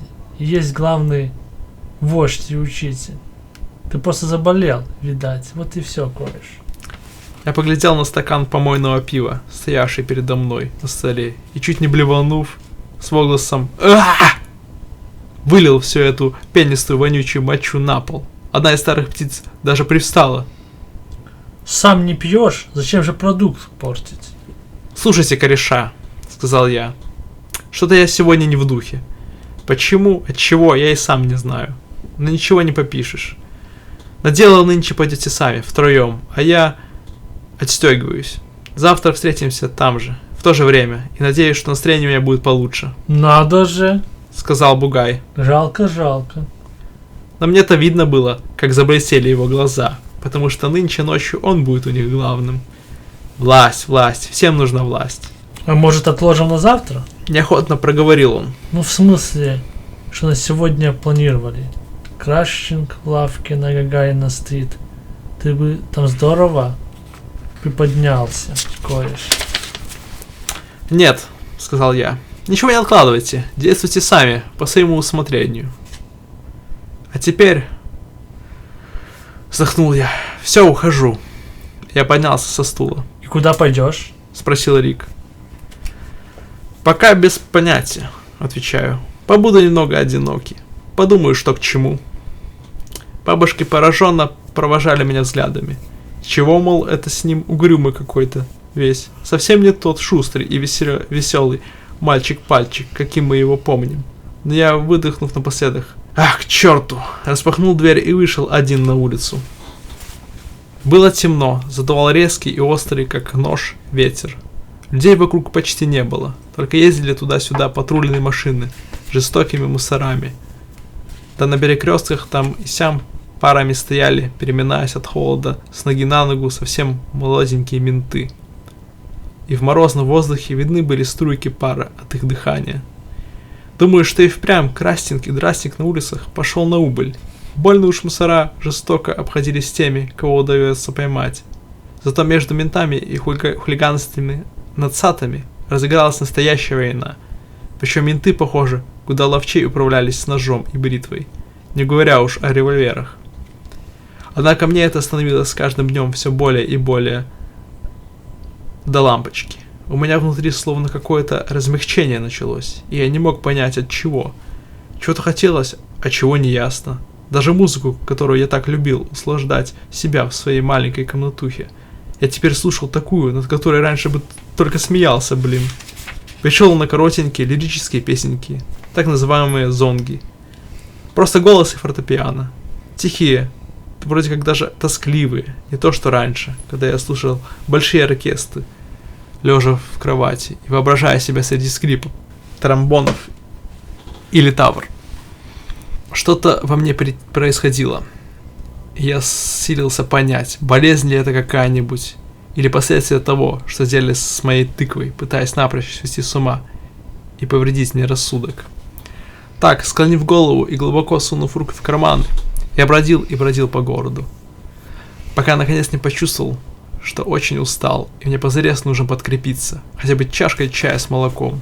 Думая про этот чай, я вдруг вообразил, как сижу перед большим камином в кресле с чашкой чая в руках. Причем самое смешное и странное было то, что я виделся себе старым-старым кашкой, леток это к 70. Потому что, глядя на себя как бы со стороны, я видел свои волосы, сплошь седые. К тому же у меня еще вроде как были усы, и тоже седые. В общем, я был старик. Сидел у камина, а потом видение исчезло. Но это было очень странно. Я подошел к одной из кофеен и сквозь предлинную витрину увидел, толпу зауряднейших простых людишек с терпеливыми, невыразительными лицами. По которым сразу было видно, что эти человеки не обидят и мухи. Они сидели там и негромко переговаривались, прихлебывая свой несчастный чай или кофе. Я вошел, пробрался к прилавку, взял себе большую чашку горячего чая с молоком, потом вернулся к столикам и за один из них уселся. За моим столом сидела вроде как молодая пара. Они пили кофе, курили цигарки с фильтром и очень тихо между собой переговаривались, спокойно друг другу улыбаясь, но я на них внимания не обращал, а только прихлебывал чай, целиком уйдя в свои видения и мысли о том, что это такое во мне происходит, что меняется и что будет дальше. Однако я заметил, что девочка, сидевшая с этим веком, очень даже хорошенькая, причем не из тех, кого хочется сразу швырнуть на пол и взяться за старый добрый Сунь-Уинь. Нет, у нее была действительно изящная фигура, красивое лицо, приятная улыбка, белокурые волосы и тому подобный кал. Век, который был с ней, сидел в шляпе и глядел в сторону от меня, а потом он крутился на своем стуле, чтобы посмотреть на большие настенные часы, висевшие в заведении. Тут я увидел, кто он, а он увидел, кто я. Это был Пит, один из тех, с кем я был неразлучен во времена, когда само слово «друзья» означало меня, его, Тёма и Джорджика.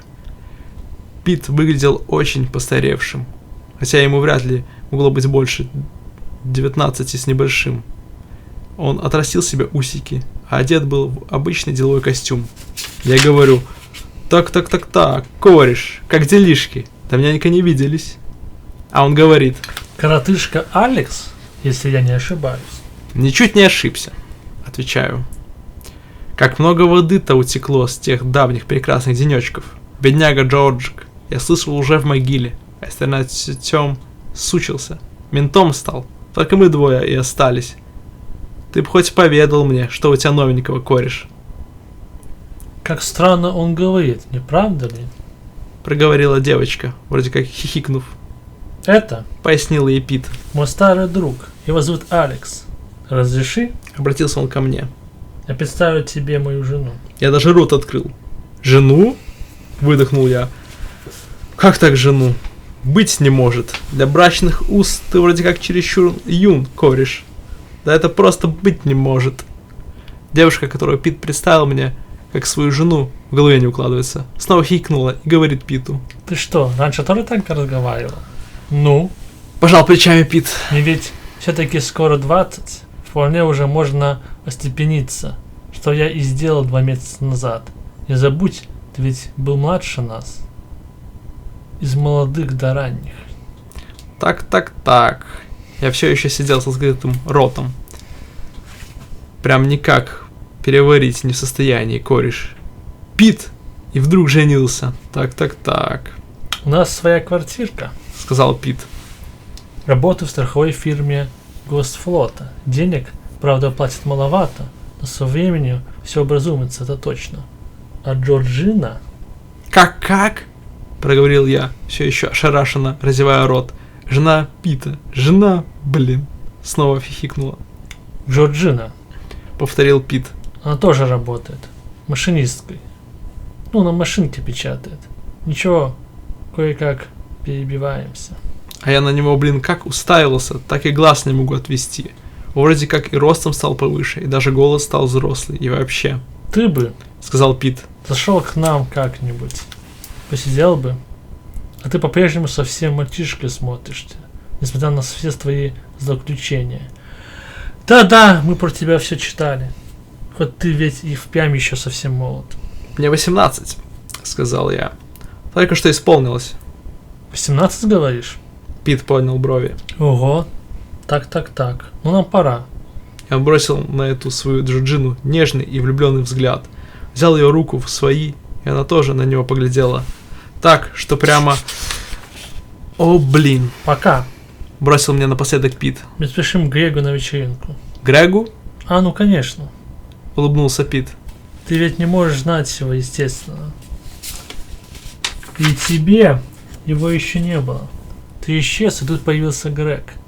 Он иногда вечеринки небольшие устраивает. Так, чепуха. Коктейли, салонные игры. Но очень мило, очень прилично. Как бы это тебе объяснить? Безобидно, что ли?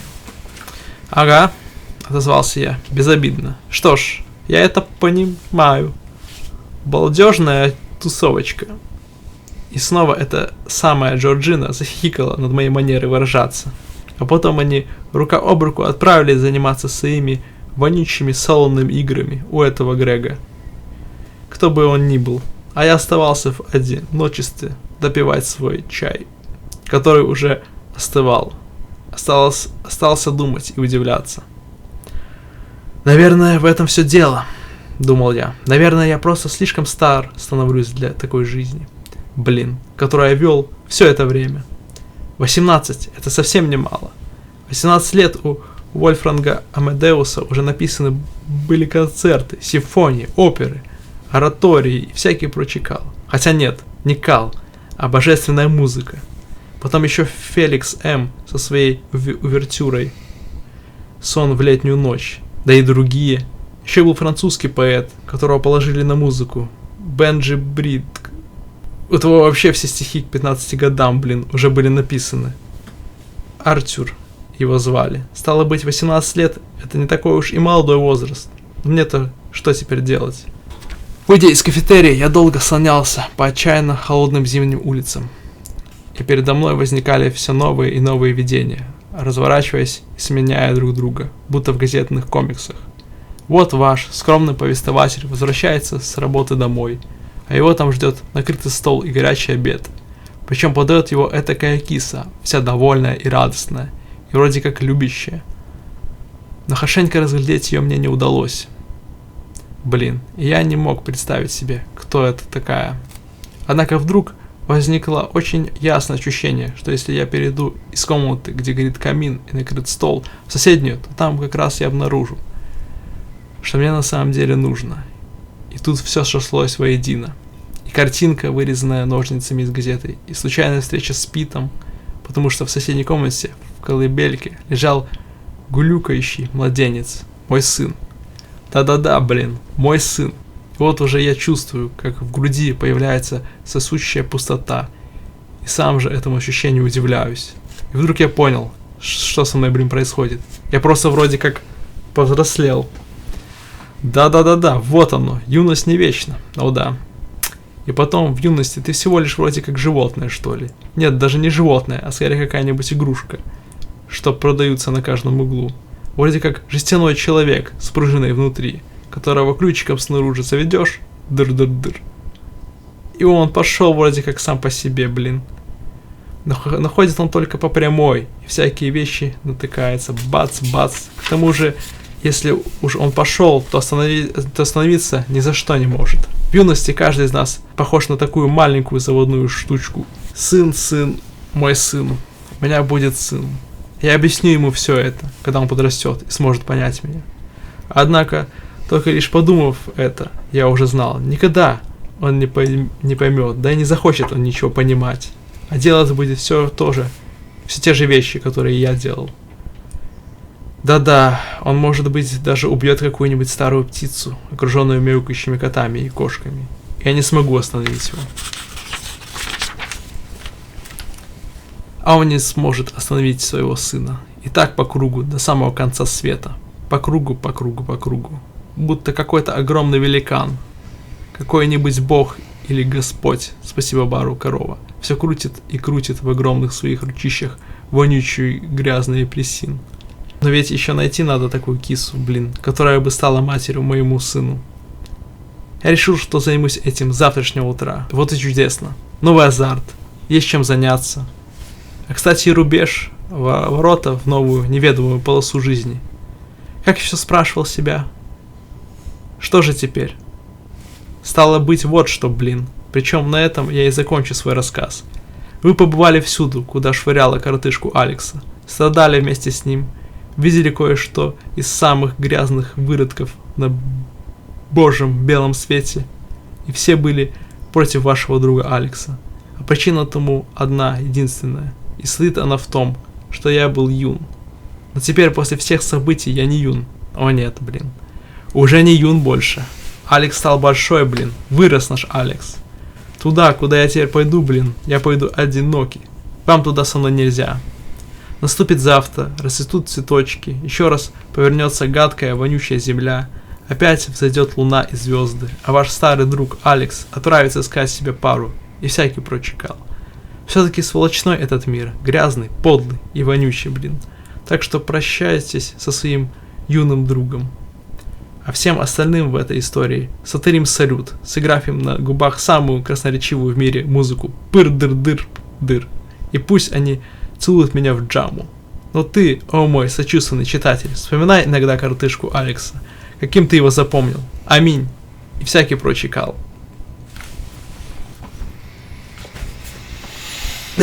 Сделали.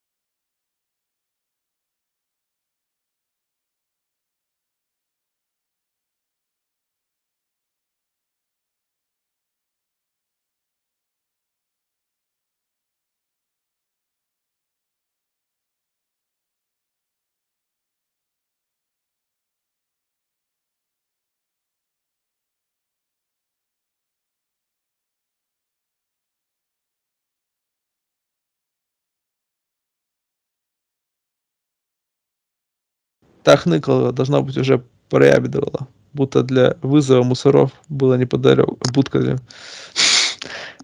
Та хныкалка, должна быть, уже проябедывала, будто для вызова мусоров. Будто, я все время читаю. Будка. Будка. Незабудка. Да. Так. Подожди. Та хныкалка должна быть уже проябедала. Будто для... Будто опять, боже мой! Что?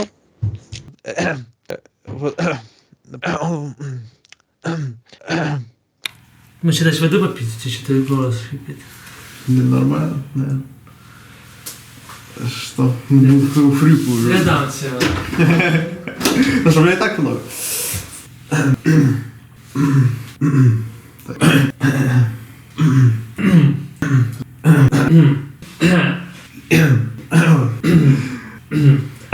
Сейчас это не будет смотреть.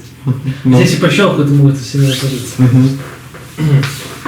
Блин, знаешь, и вставим все наши эти косяки. Да, в конце. Нет? Так я так как записываю. А, ну может так, да. С поднятыми руками. Воды? Да, давай чуть-чуть. Да, я тебя это сам. Давай. Удобно? Угу. Налил тебя. Все? А теперь мокрый, что ты делаешь?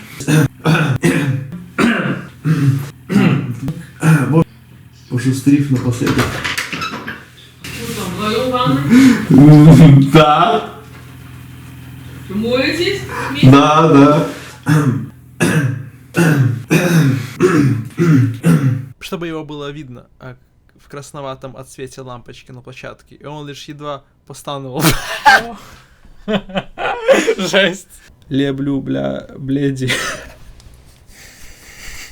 Не смейся, читаешь. Ну ладно, не важно. Впереди как две фальшивых сиськи.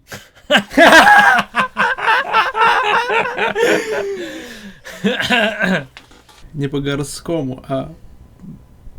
Потом неудачный дубль, знаешь? Да! Это вот больше, чем соло, да? Да. Или только из неудачных дублей суставы тебе. Народ должен не допустить, что им правило такое злонамеренное и плохое руководство. А сам этот бедный страдающий мальчик был, конечно же, никто иной, как... В морском повествователе. А сам этот бедный страдающий мальчик... ВСП? ВСП, да. Не знаю, что это значит. Ну, может, словно писать. А. Ты же сказал. Ты же не понял, что сказал или что? Да. Не понял. Наши как... Наши славные часы 2 раза в день сказал славное время. Вот это да. Я вам показал все свои 13 с лишним зубьев. 13. Я было подумал затеять дратинг, однако от одной только мысли об этом накатила тошнота. Я чуть в обмороках не упал. Какой-то надсад тоже в обмороках. Можно оставить? Можно оставить.